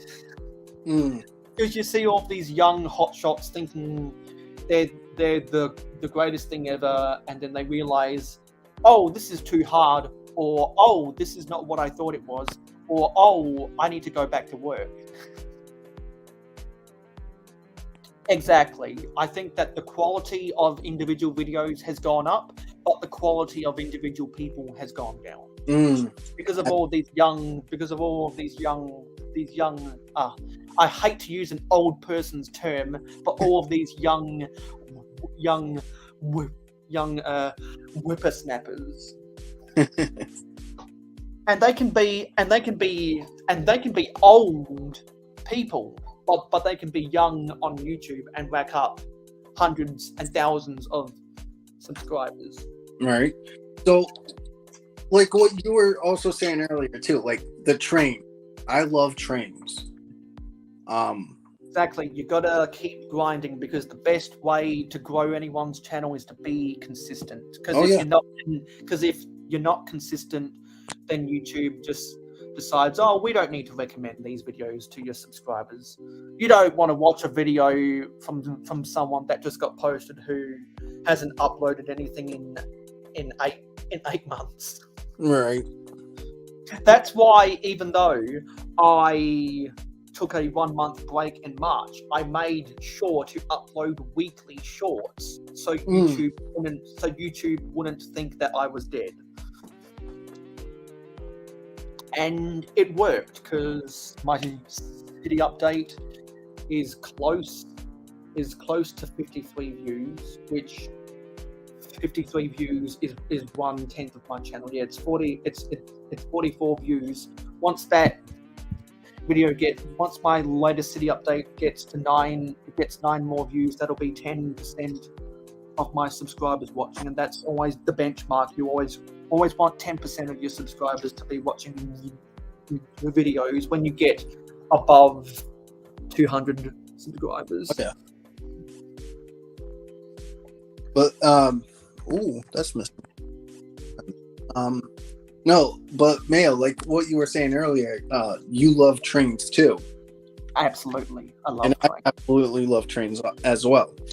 But I only have 3 trains that are original Lego sets, which are the Tumorous trains and the green Heavy Holland train. Yeah.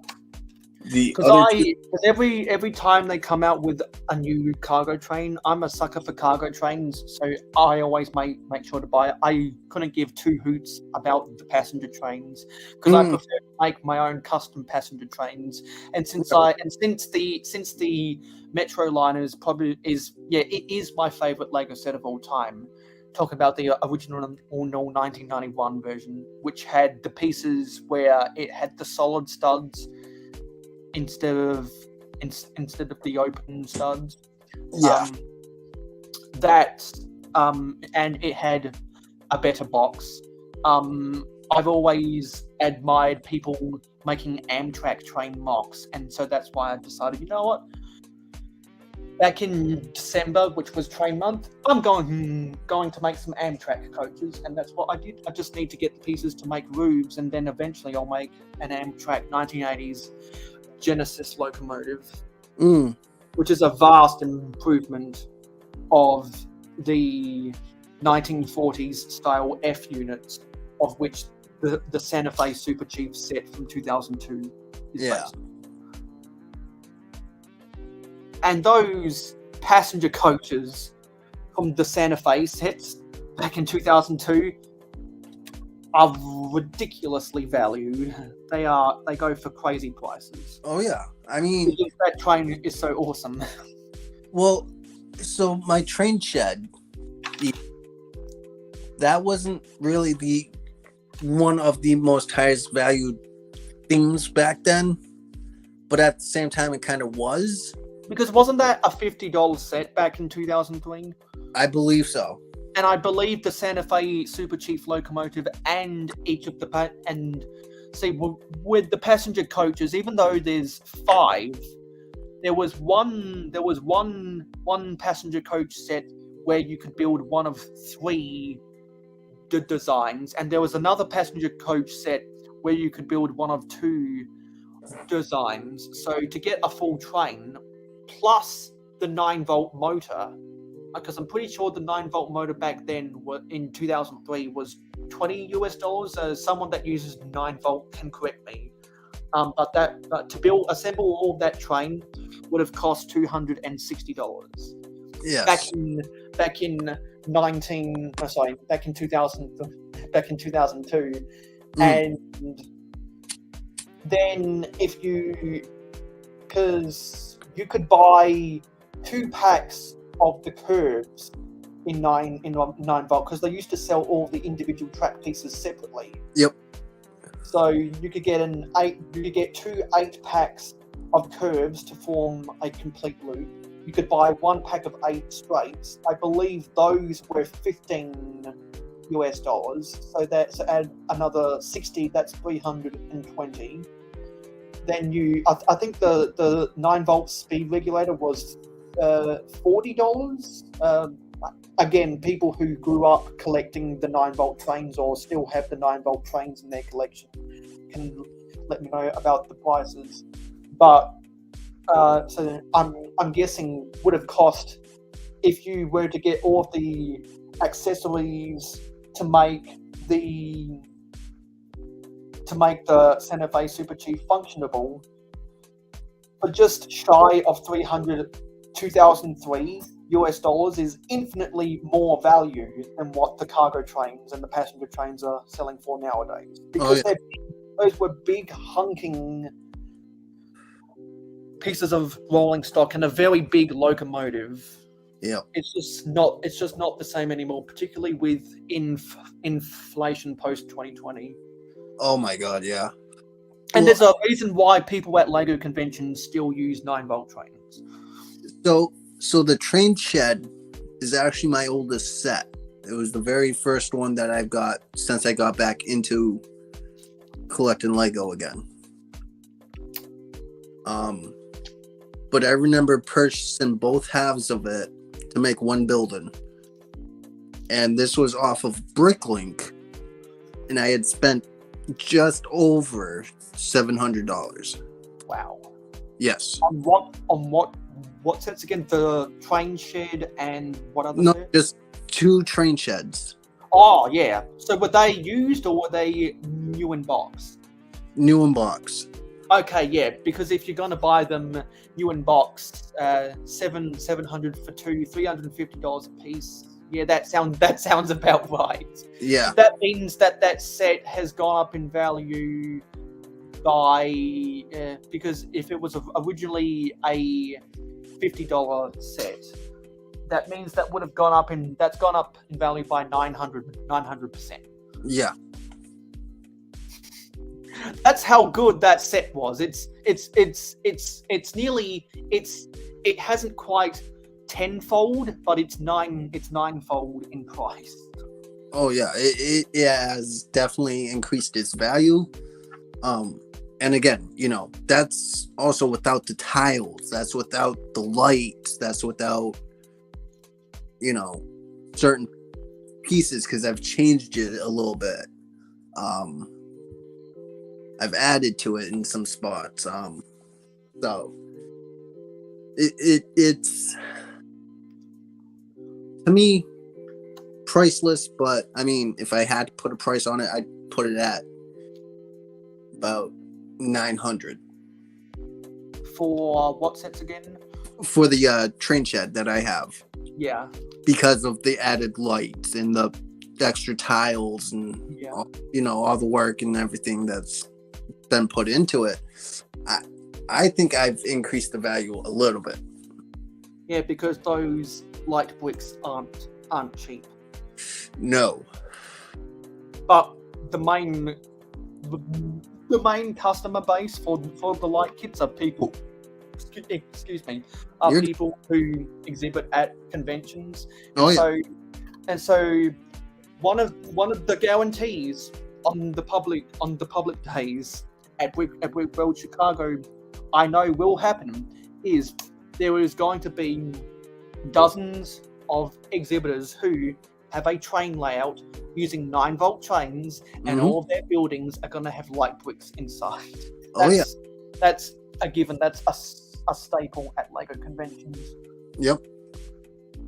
Because they look so good and they capture the attention of the public, and those types of layouts are just the exhibitors are begging, not literally, but they are begging for people to film that stuff and put it on social media. Oh yeah. Well, because that also gets them exposure time on, YouTube or wherever, Facebook or whatever. And if you've ever noticed how on convention layouts they have billboards that advertise which LEGO user group they're from, Yes. and if they're just a private exhibitor,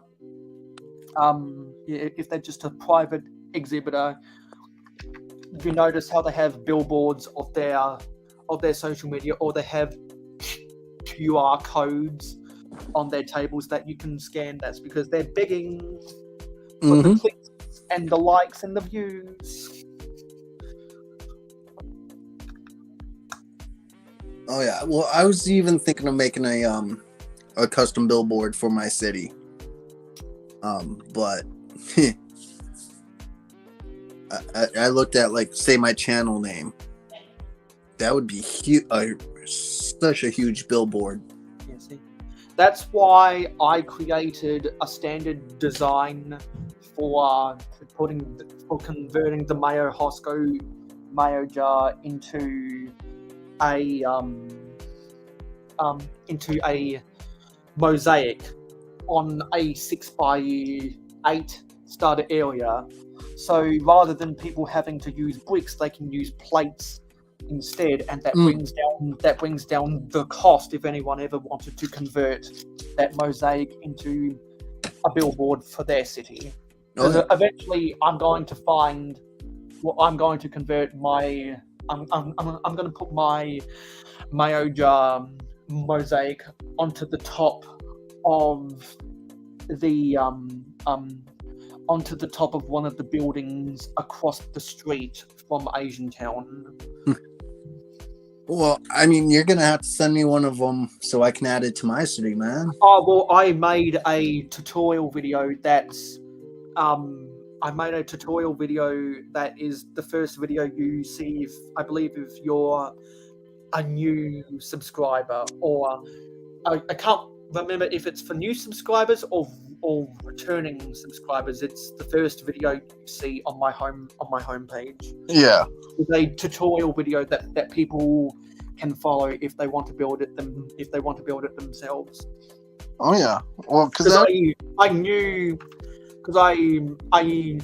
there would be a market for it, and I have had a couple people saying, "Hey, I loosely followed your tutorial, and I built this." So, bing, bada boom, bada bum.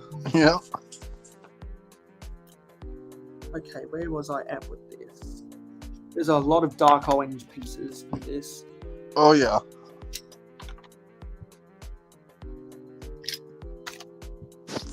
Ugh. All right, but I'm gonna actually get heading to bed. Yep. So, is there any social media you'd like to plug before you go to bed? Just really, I have my Instagram, which is Redcoat Kyle. I try and post as much as I can. I also have some of my reenacting pictures on there as well. So if you guys aren't already following me on there, come and follow. Yeah. Anyway, you have a good night. You too. See ya. All right. Have a good one. And then there was me. So now I'm going to do ASMR for the last 1.5 hours. Unless we have any engaging conversations in the comments that I can respond to. Yep, you have a good night, Michael. It's about that time. Hey, that's a song. It's about that time.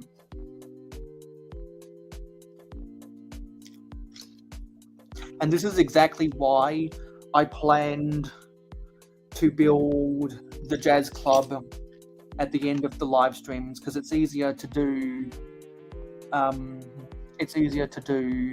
ASMR when I'm building a set rather than building a mock.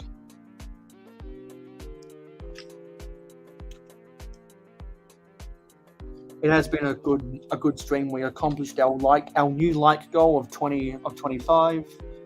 We had some good guests on the panel. We nearly had a full panel. But it was good to hear from some people and see what stuff they were building. We got some really good engagement in the comments, and hopefully we'll get that same engagement on Twitch one of these days. There should be a link in the description for anyone who wants to follow me on Twitch, where I do all my Minecraft gaming.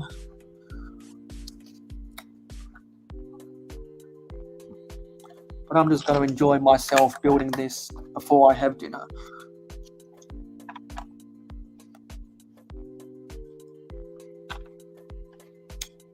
And if anyone wants to ask me any questions while I build this ASMR style, feel free to have at it.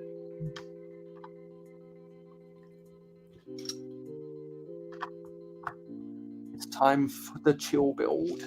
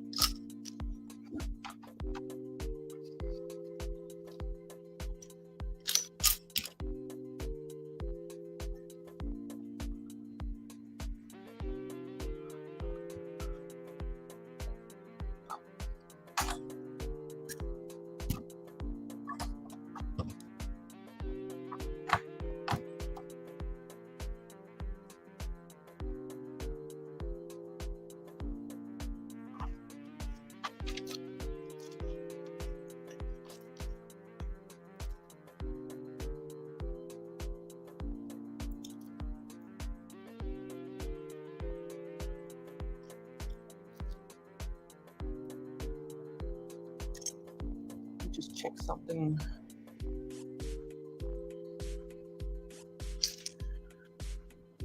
While I check something, I'm gonna try and put something up if I can.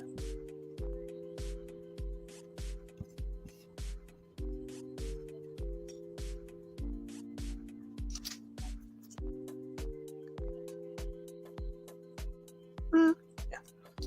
Okay. Want to have something on standby.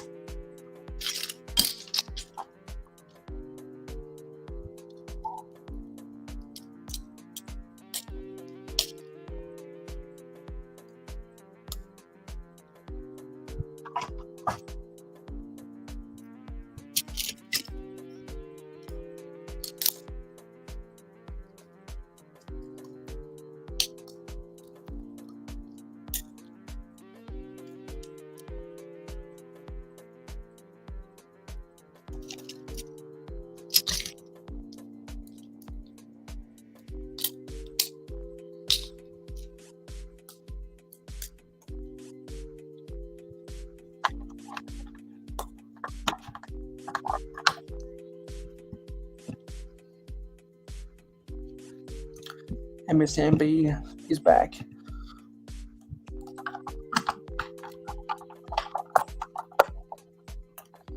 Now into the ASMR part of the live stream. So if anyone wants to break up the ASMR and has any conversations they want me to engage with or any questions they want to ask me, just feel free to post them up in the comments. And if you want to check how many jars you have for buying tickets into the giveaway, just use the exclamation mark jars, and you can use the exclamation mark top to see the leaderboard.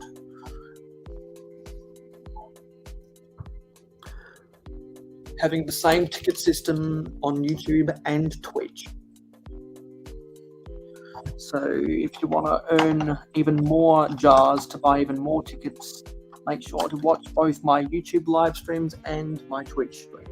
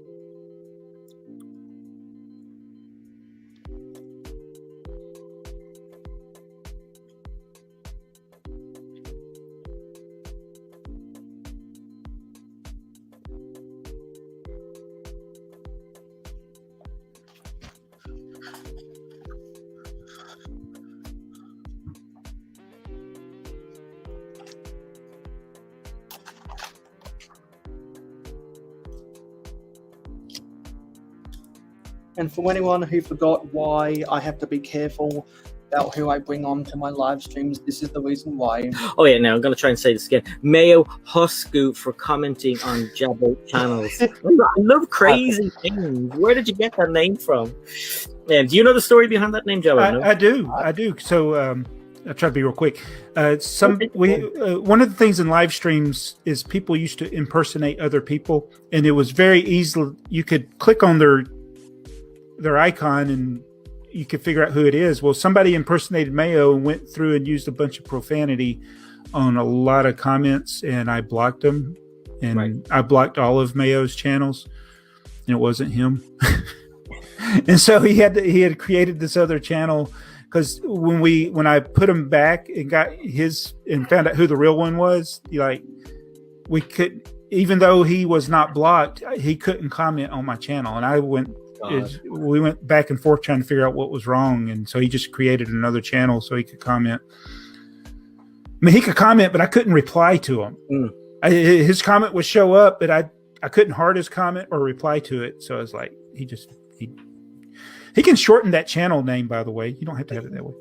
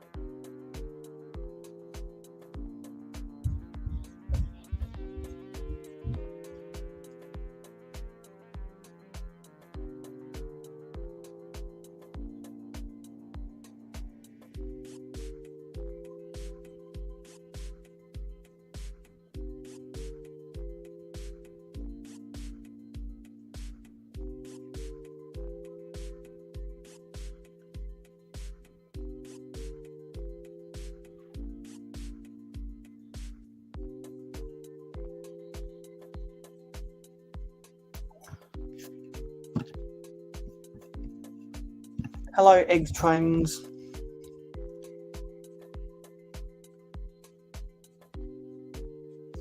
We're at the part of the Mayo. Well, we're at the part of this first episode of Real Whole Egg. If you haven't seen the thumbnail already, and you just clicked on the video not knowing, then you want to know what this was called. But we've reached the stage of the live stream where I've done all the good things I've wanted to do with as regards to mock building. Now we're just doing dual building ASMR of the Jazz Club modular.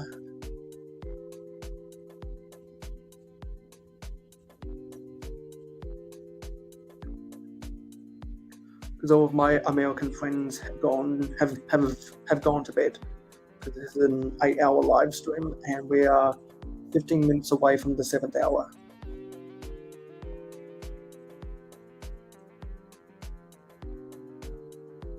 And I'm getting really hungry, so I'm gonna go cook dinner after I end this live stream. And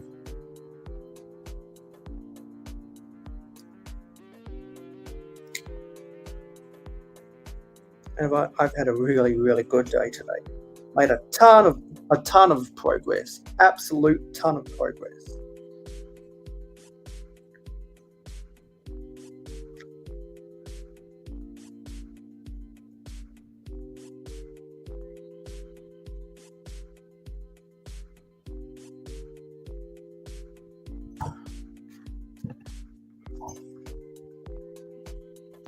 So if anyone else needs to fall asleep and leave the programmer running by accident, for those who know what that's a reference to, you get a cookie. You're just free to have me on in the background while you close your eyes and go to sleep. Close your eyes and go to sleep. And if anyone knows what that's a reference to, you also get a cookie.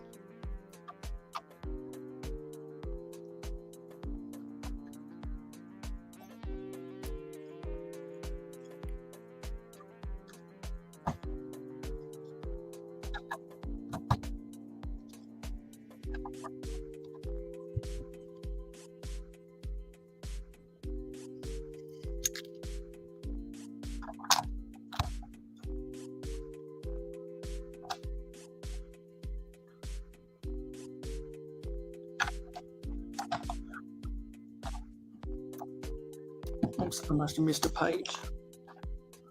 Yes, I did.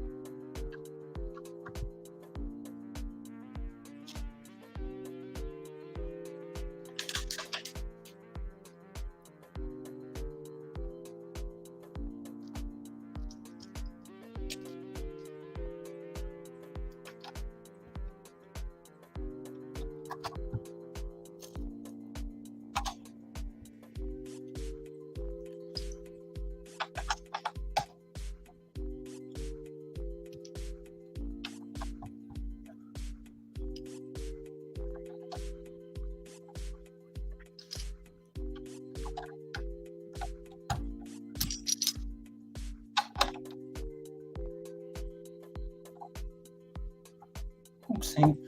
I think I built this wrong. I did.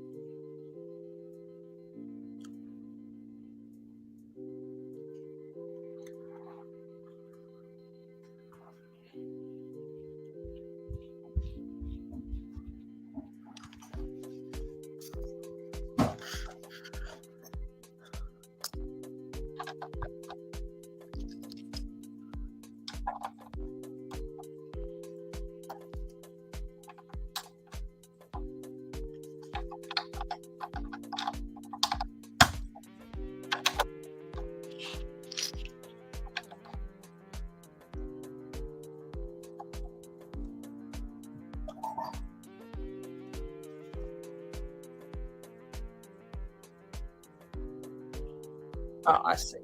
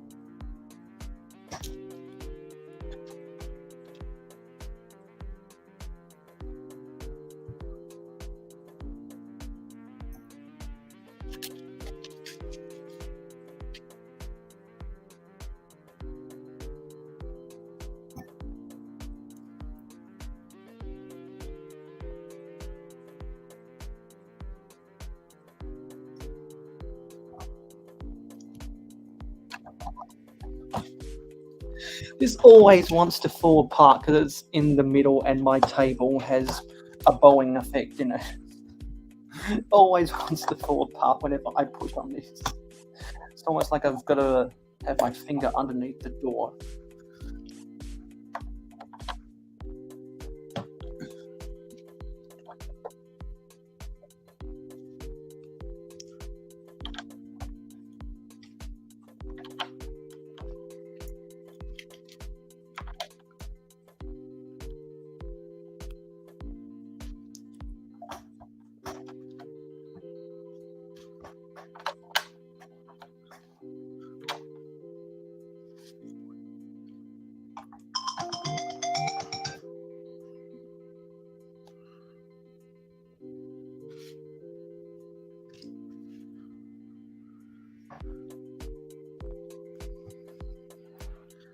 I need to stretch my back. I need to just walk up and move somewhere else for 5 minutes. So I'll be back.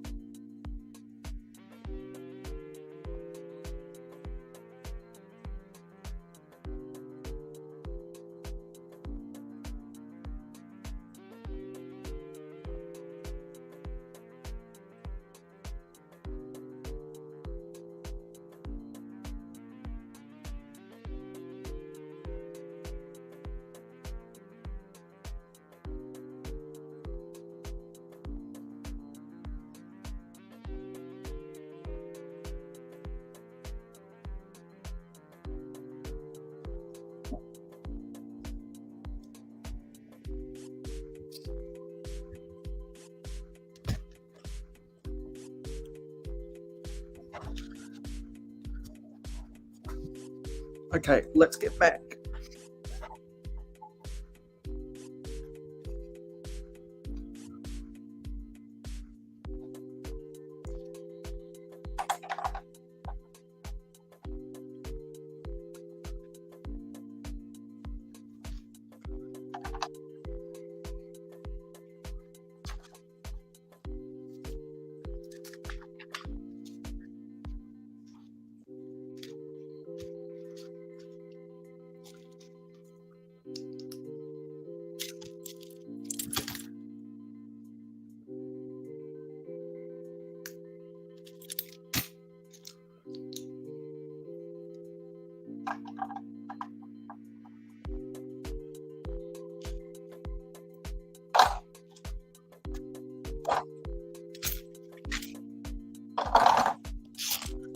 And hello, that's bag 3 built. And we've just gone over 7 hours. So now it's time to get bag 4.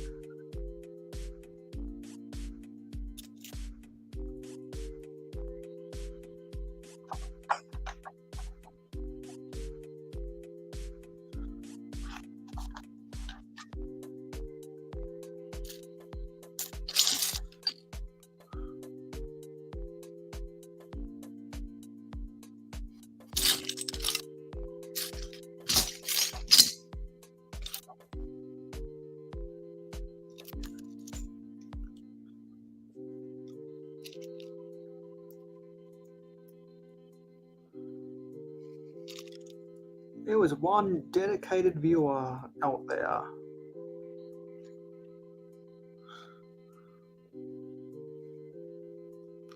Who's watching me do all this ASMR right now. So if you are that one person, please comment ASMR. Because you are my best friend right now. And as of lately, you are the greatest viewer in the world. Whoever you may be.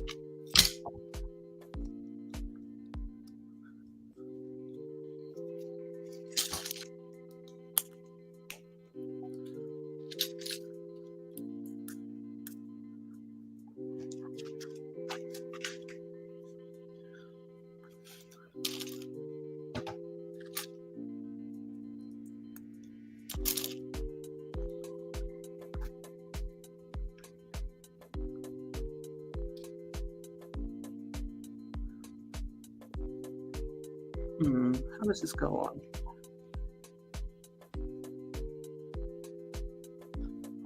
Okay, that goes on there. And then there would be the entrance. It's confusing how that was relayed in the instructions. Do better, Lego. Yeah, I told you there's something I can rant about Lego something every week.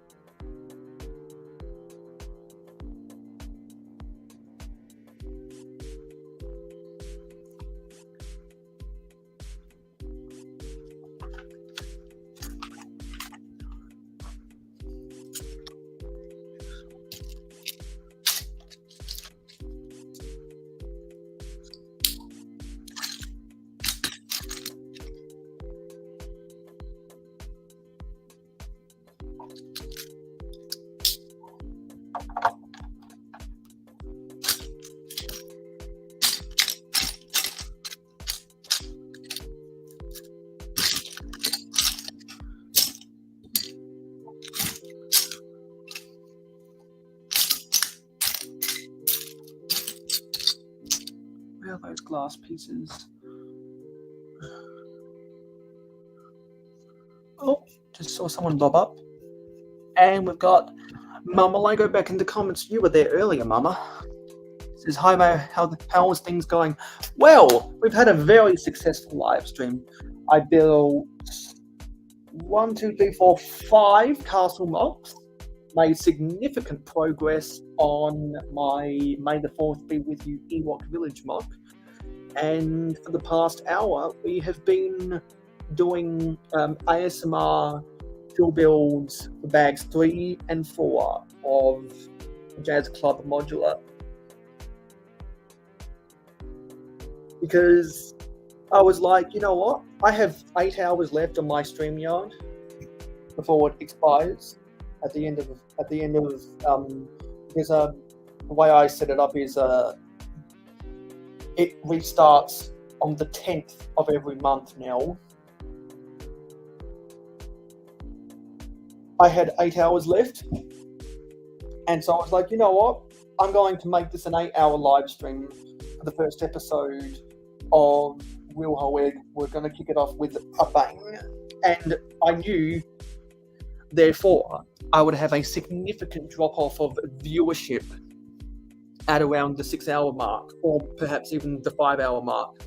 So that's why I budgeted in the time allowed for doing different projects in this live stream to do this at the end, because building a set is less interesting than building a mock, and I wanted to build the actual mocks when there were people actually awake and not in bed. So now I'm enjoying putting together bag 4. Exactly, it's in the graveyard shift in North America right now. It's the graveyard shift, and so as I've said for the past hour, if there's any questions anyone has for me, feel free to shoot them up in the comments. If there's any engaging conversation that anyone wants to have, feel free to shoot that up in the comments too. But otherwise, I'm going to be quietly building this ASMR style. And if anyone's missed out on any of the information I've relayed in this live stream, you can always go back and watch it on the replay. And in just under 4 hours, we will be streaming Minecraft on Twitch. So come follow me on Twitch if you're interested in Minecraft and you haven't already come and follow me. Or if you don't like Minecraft, but you still want to earn as many jars as possible, you can use the exclamation jars to see how many you have, and you can use the exclamation top to see the leaderboard. If you just watch my live streams to want to get those points to enter the giveaways, another way you can do that is over on Twitch. And unlike YouTube, I have successfully configured on Twitch the payment method with those jars to buy tickets to enter the giveaway.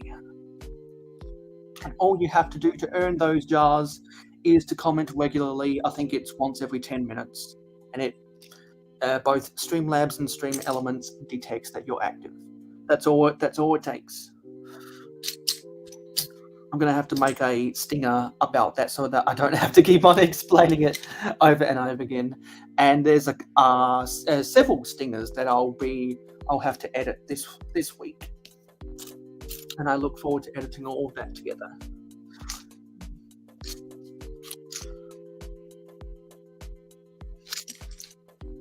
Because this is a new era on the mayohosko channel. It's a new era, the Real Whole Egg era. So if anyone wants to join the Real Whole Egg Club, all you have to do is send me a video less than 30 seconds of you saying Real Whole Egg, much like how Good Morning Brick World does their thing. If you want to join, if you want to film yourself saying Real Whole Egg, and keep it under 30 seconds, send it to me. Send it to mayohosko@gmail.com as an MP4 file, and then I'll add it to the intro, and hopefully we can one day compile an intro that's longer than the Good Morning Brickworld intro. and because this is a new era, the like goal has gone up from 20 to 25, and we hit that. So thank you everyone for making this a really successful live stream.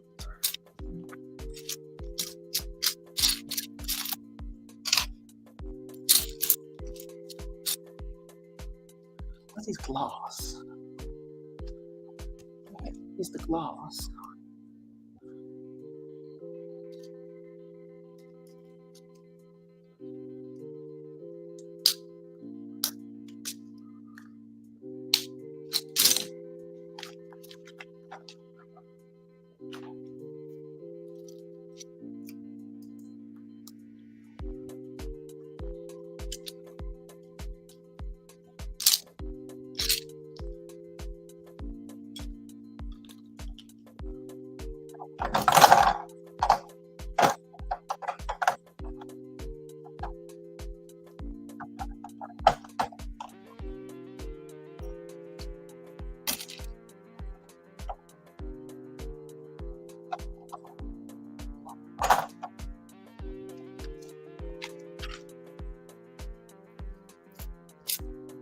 Oh, there's one of the glass pieces.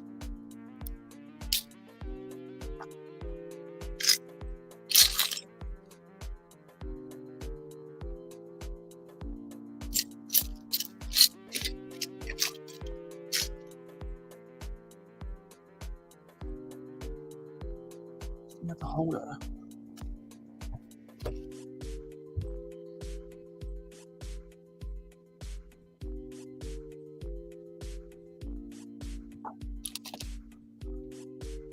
Here's the window, but where's the insert?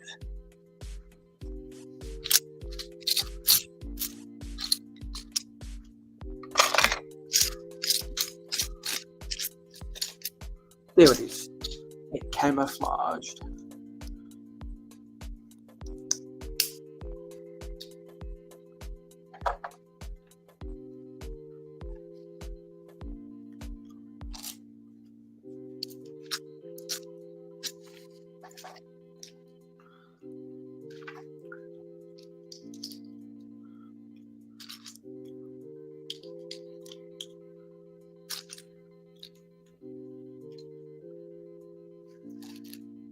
$39 to go. And then I'm going to go have dinner.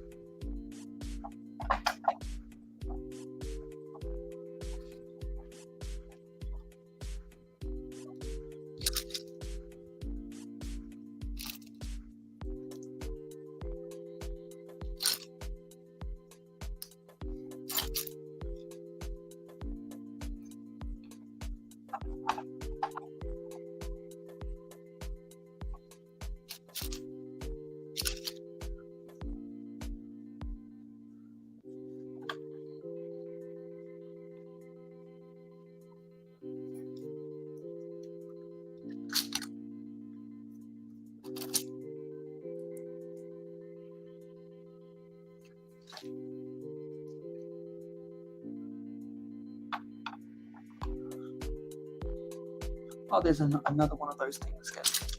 Another one of these columns. Who's here?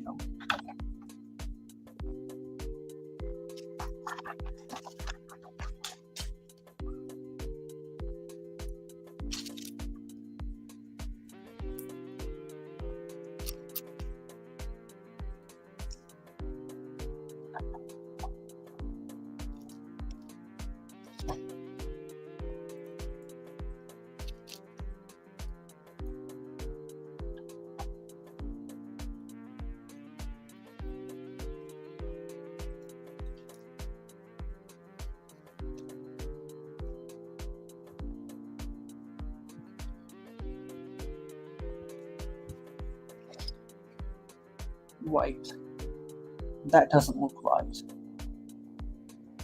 No, it's not.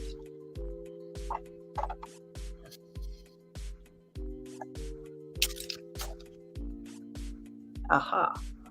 It's because there's a 1x1 brick that goes behind that.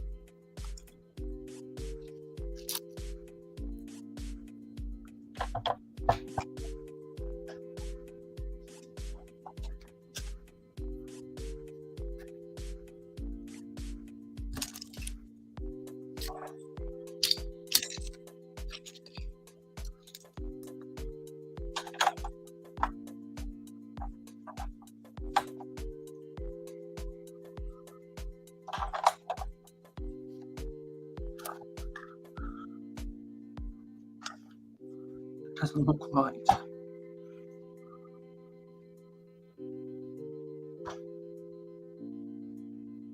That doesn't look right at all.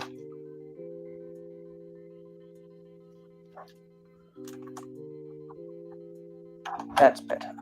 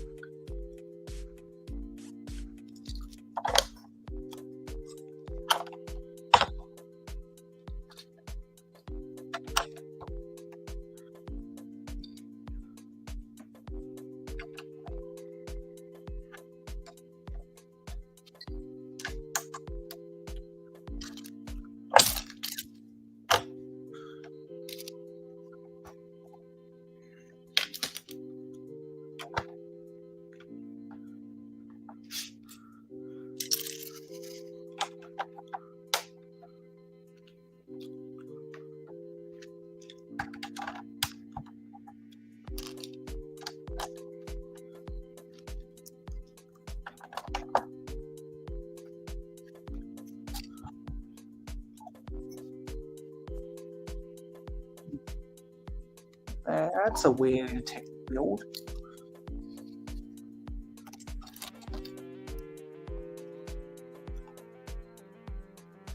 That is really weird. Really weird.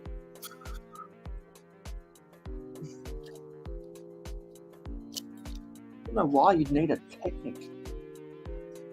Technic assembly here that just doesn't make sense. In my opinion, that just doesn't make sense.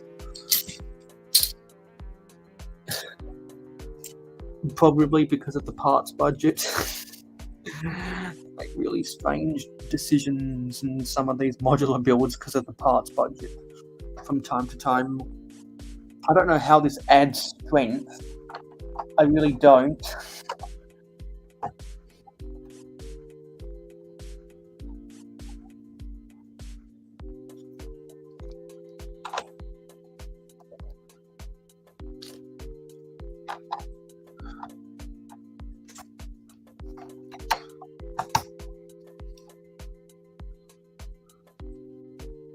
Again, it wants to add a Technic brick.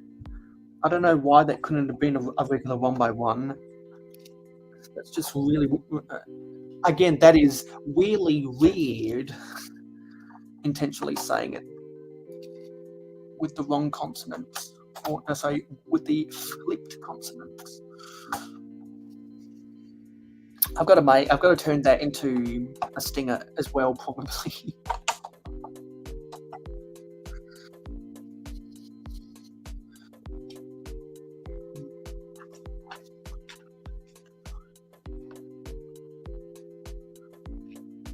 We have 29 minutes to finish this bag for. Then I can go have dinner.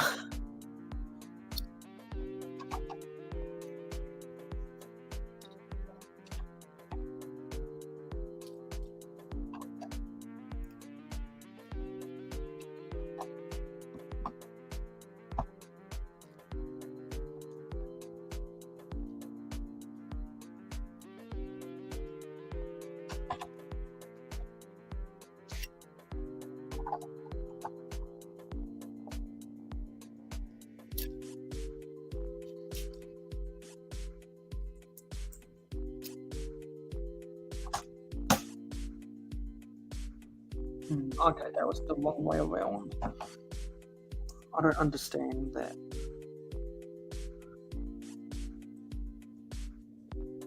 Oh, I see now. Where's my oak separators? There it is.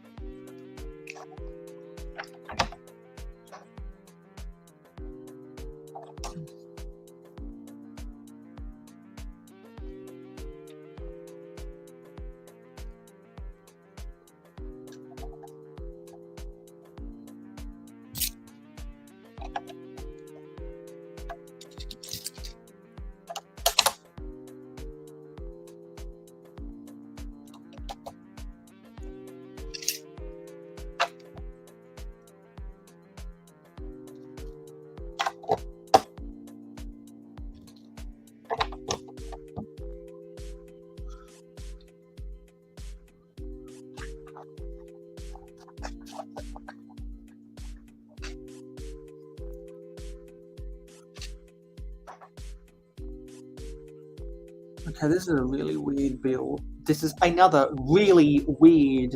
No, sorry, the opposite. Really weird build.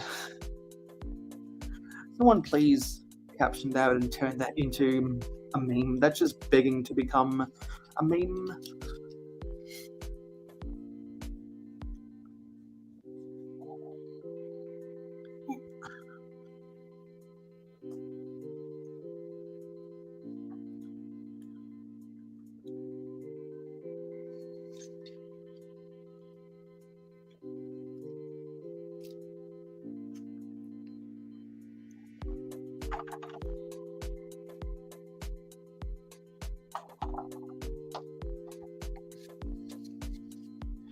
Now there's a whole bunch of tiles. Yay, my favorite tiles. No.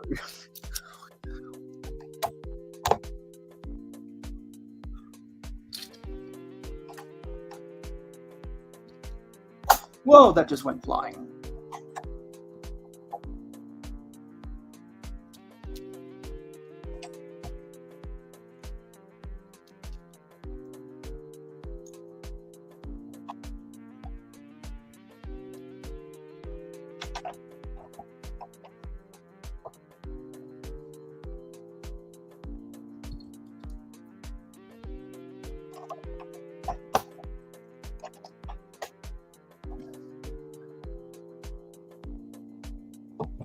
Oh, this is tough.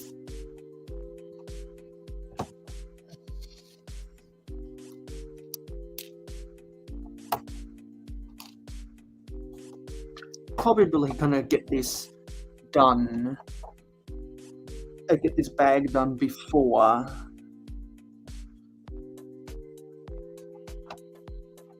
the end of the live stream, which is good timing. Probably.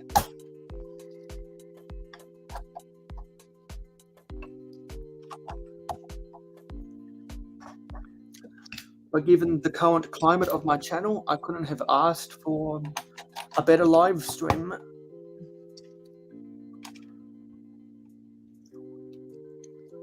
And I believe we only need 15 more subscribers to get to 550, and when we get to 550, we're going to be building the Sanctum Sanctorum. No, 16 more subscribers and we'll build the Sanctum Sanctorum.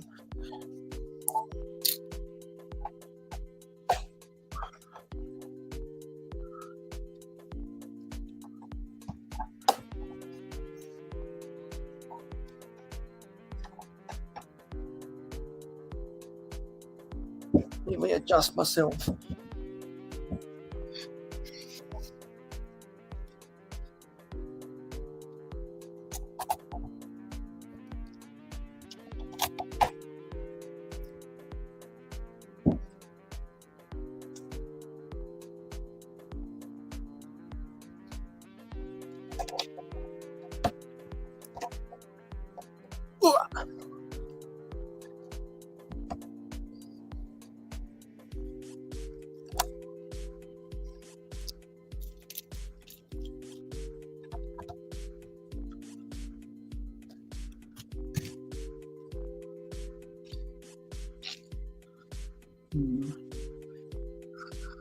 Why am I not seeing that?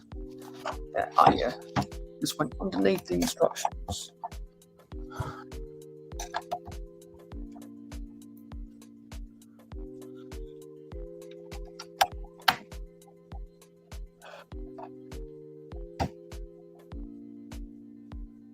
Why am I not seeing that either?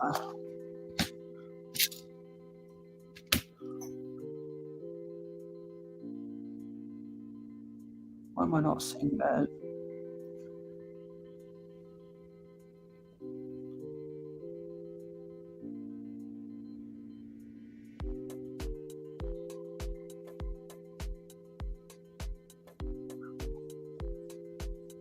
I think it's on the ground.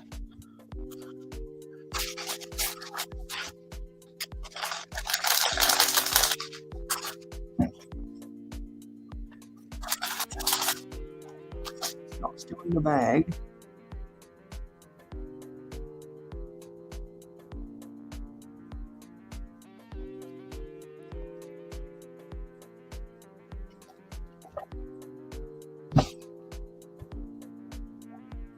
There it is. It was hugging up against the side of the wall. Sneaky, sneaky, sneaky. Pretty sure that's all the tiles now. Oh, no, it's not. I have these tiles up front to do for the columns. On the side here.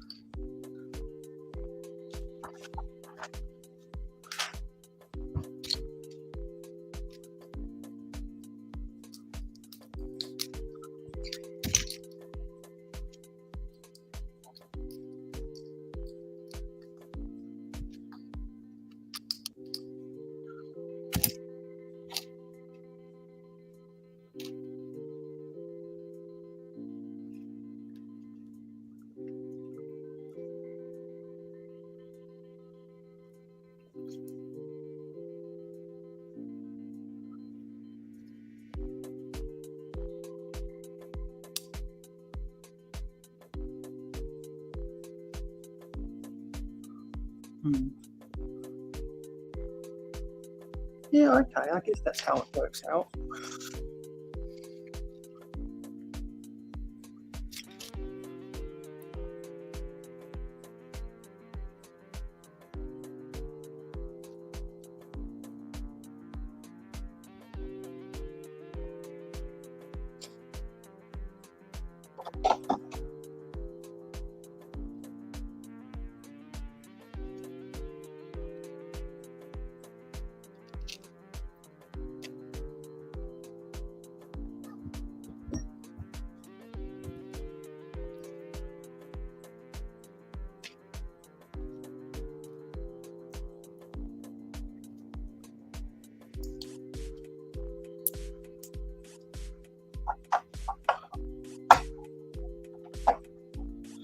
That's clever how they attach that.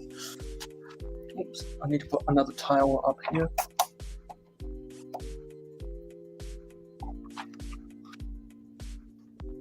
Okay,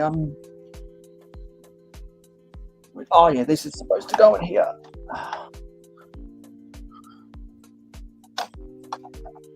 Okay, I've got to slide this up.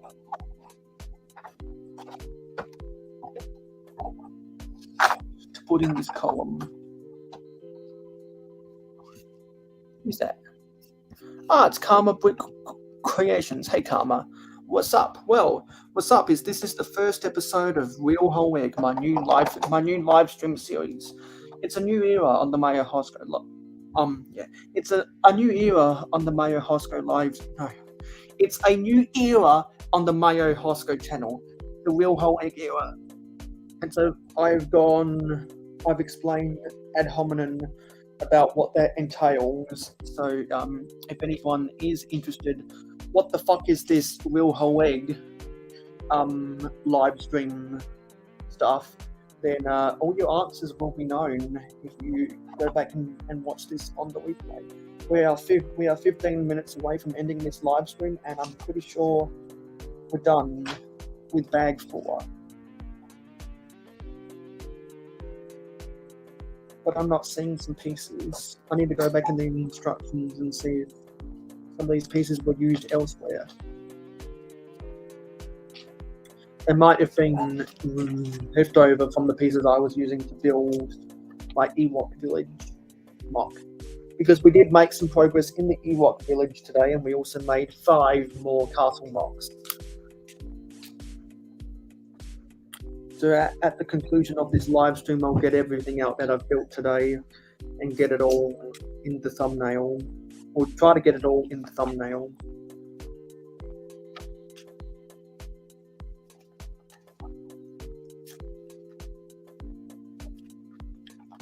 Yeah, okay, those weren't a part of the build. Nice.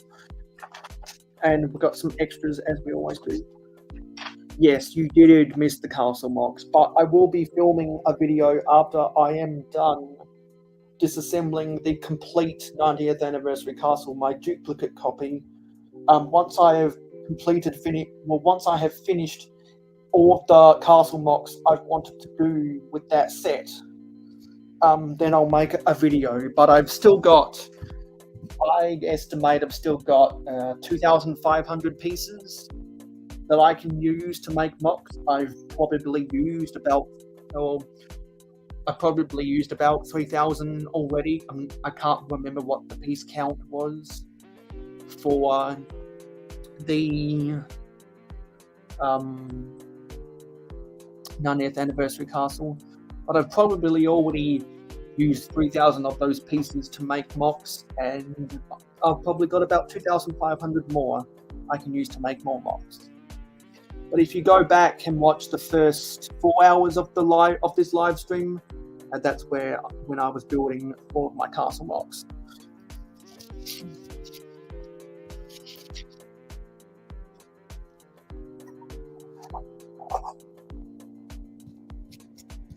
Put the minifigures inside of the building, shall we, so they don't get lost.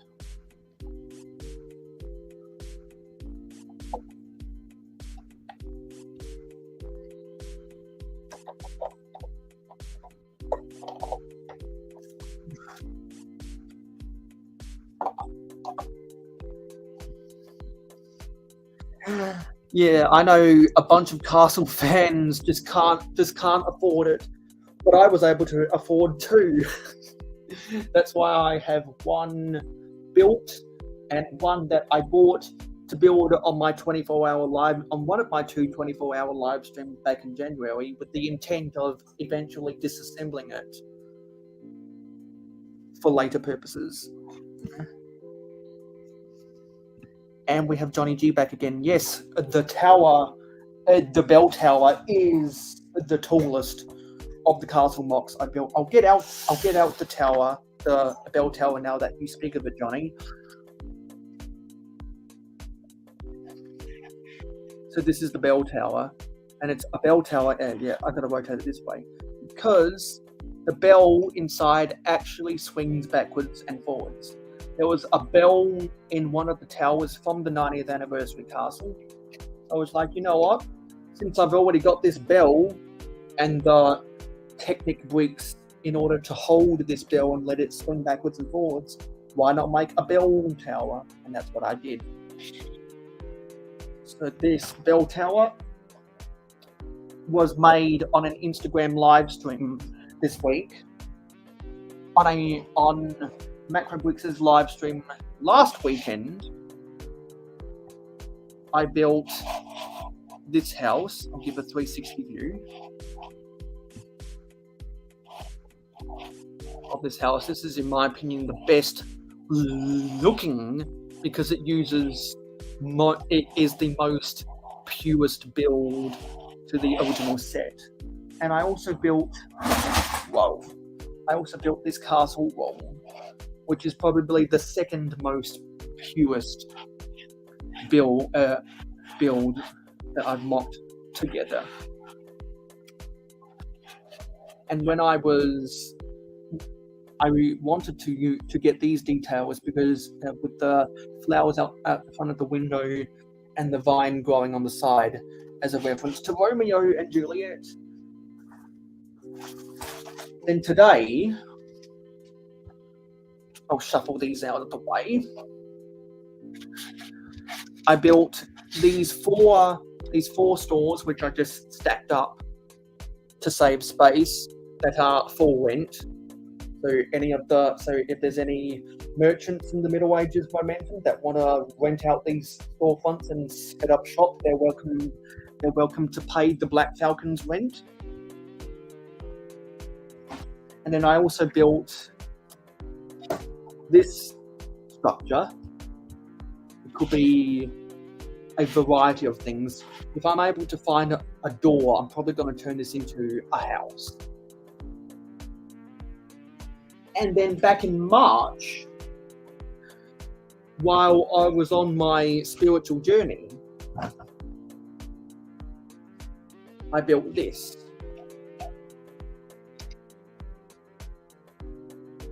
And I'm not sure what this is. Could be a variety of different things.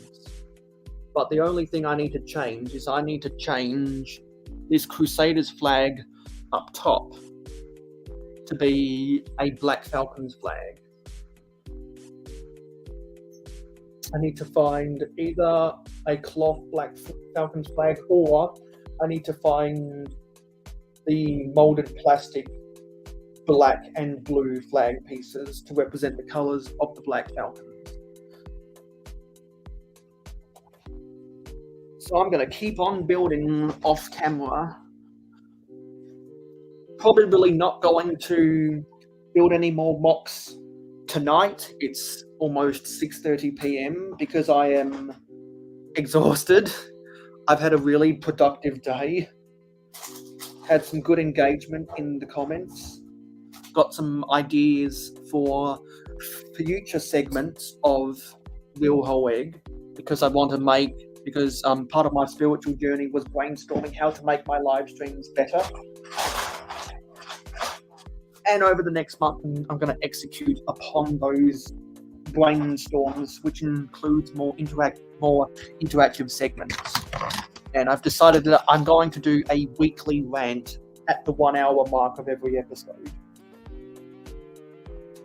It's a segment that'll be called Rotten Eggs, and that's going to be where I just rant about something Lego related, whether it's Lego that fucked up, whether it's one of the stores that sells Lego fucked up, whether it's some bullshit going on in the forums of some kind of blog, or if it's a spat that happened on social media that I don't like, then that's going to be the product of that. I don't think I've seen your latest mock video yet, Karma, because I've been going. While I was on a 1 month break from Lego social media, I developed a backlog of 300 videos in my watch later list, so I'm slowly going through all of them, and eventually I'll get to yours and some of the other vintage mock builders who don't post videos as often. I want to get through the YouTubers who post more consistently first, because if I get really behind on those, it's going to be an absolute slog to get through. But you don't produce as much content, so I'm not quite sure when I'll be able to get to it, but I will eventually, because I really like your mocks.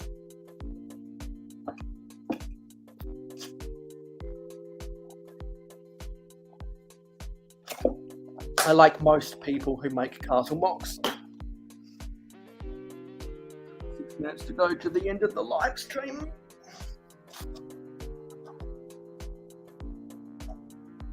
So let me bring up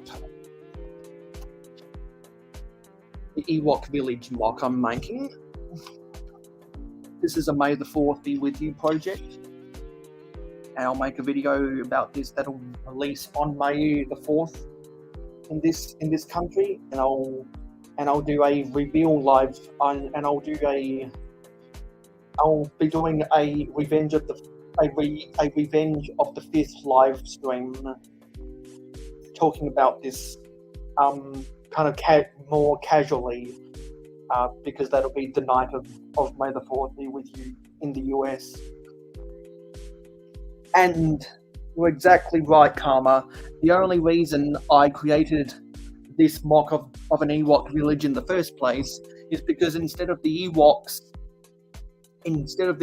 inhabiting it and roasting a stormtrooper helmet on the open pit, it's going to be the forestmen that are inhabiting it, and they're going to be roasting a Crusader Knight's helmet on the open pit. So I'm really happy with this. It's coming along nicely. I made the tree stumps back in March, and my Patreon pledges got all of that stuff early access.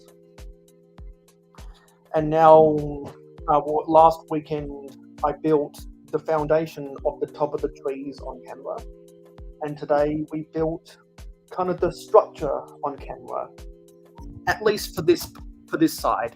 Still got to build a tiny hut to go on the top of this tree, but we'll do that eventually, sometime this month.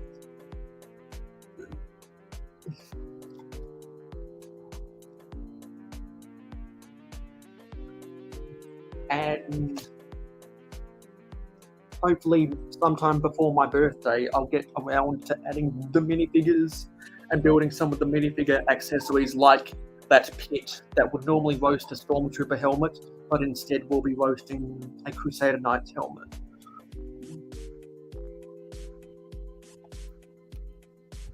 And I think it does look good.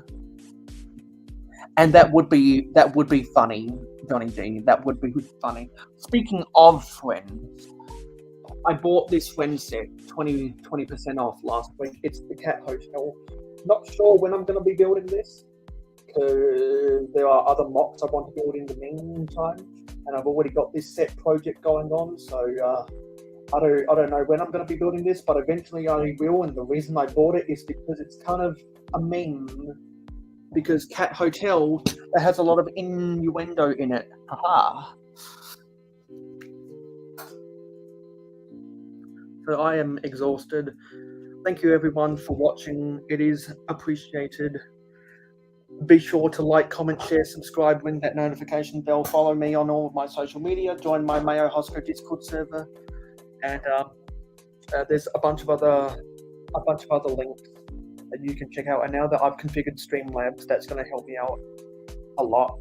I've still got to figure out some of the kinks, but right now you can, as long as you are active in the chat, you are actively earning points to buy tickets to future giveaways. If you use the exclamation mark jars, you can see how many jars you have, jars as in the mayo jar, and to check the leaderboard, use the exclamation mark top. I've got it configured where you can actively buy tickets to giveaways on my Twitch account. I go live on Twitch every Saturday morning at 8 a.m. Eastern in North America, if anyone's interested. So you can follow me over there, watch me play Minecraft and earn tickets to enter the giveaway. Eventually I'm going to have to make a stinger about that. But now it's time for the credits. Thank you for watching, everyone. Let's quickly go back and see who left comments. It's going to be a long list. We had a bunch of really cool people in here today. And let me move this out of the way and bring my Mac forward.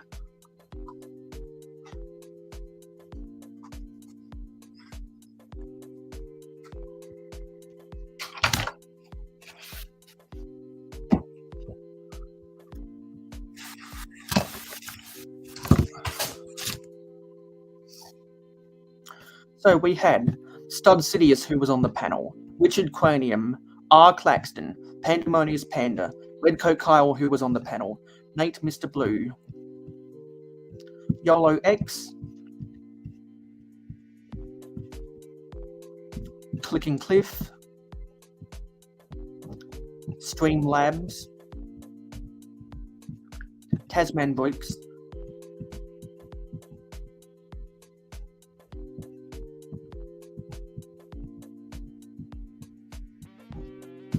Johnny G, Makro Bricks, who was on the panel,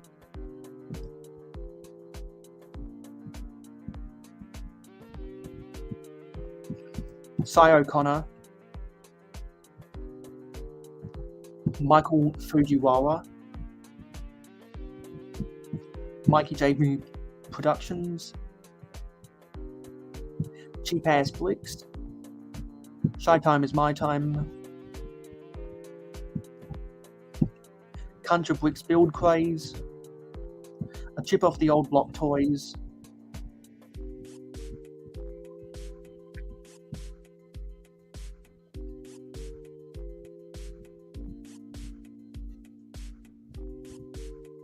same names, Mama Lego, Amberlaya Builds, Irish Andrew,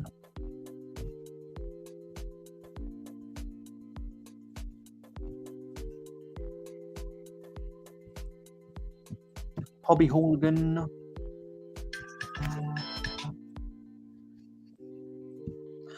Aurora Point,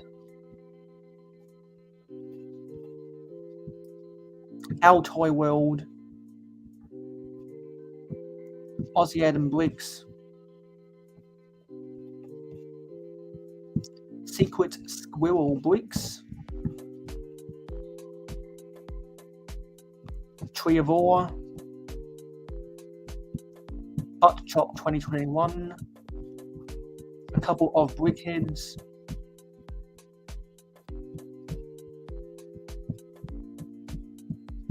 Bricklock IL,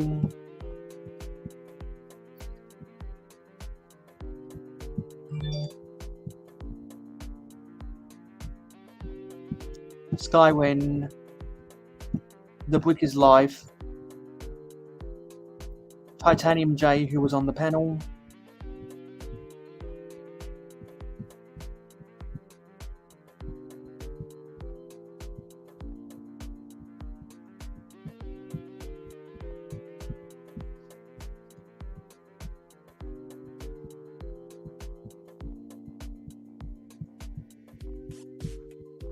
Cabbage Face Bricks,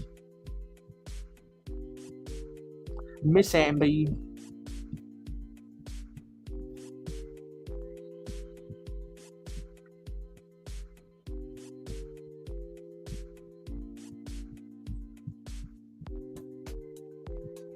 Eggs Trains, Karma Brick Creations, and that was everyone. Anyway, thank you for watching this live stream. I'll see you this time. Well, I'll see you the same time next week. Good night, everybody.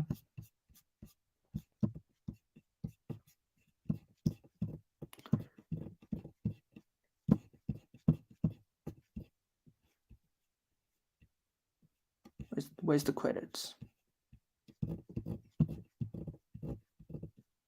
Let's roll the credits. Thank you for supporting mayohosko Media. Your viewership is very important to us. Tell YouTube you like us by smashing the like button. Let your thoughts be known in the comments down below.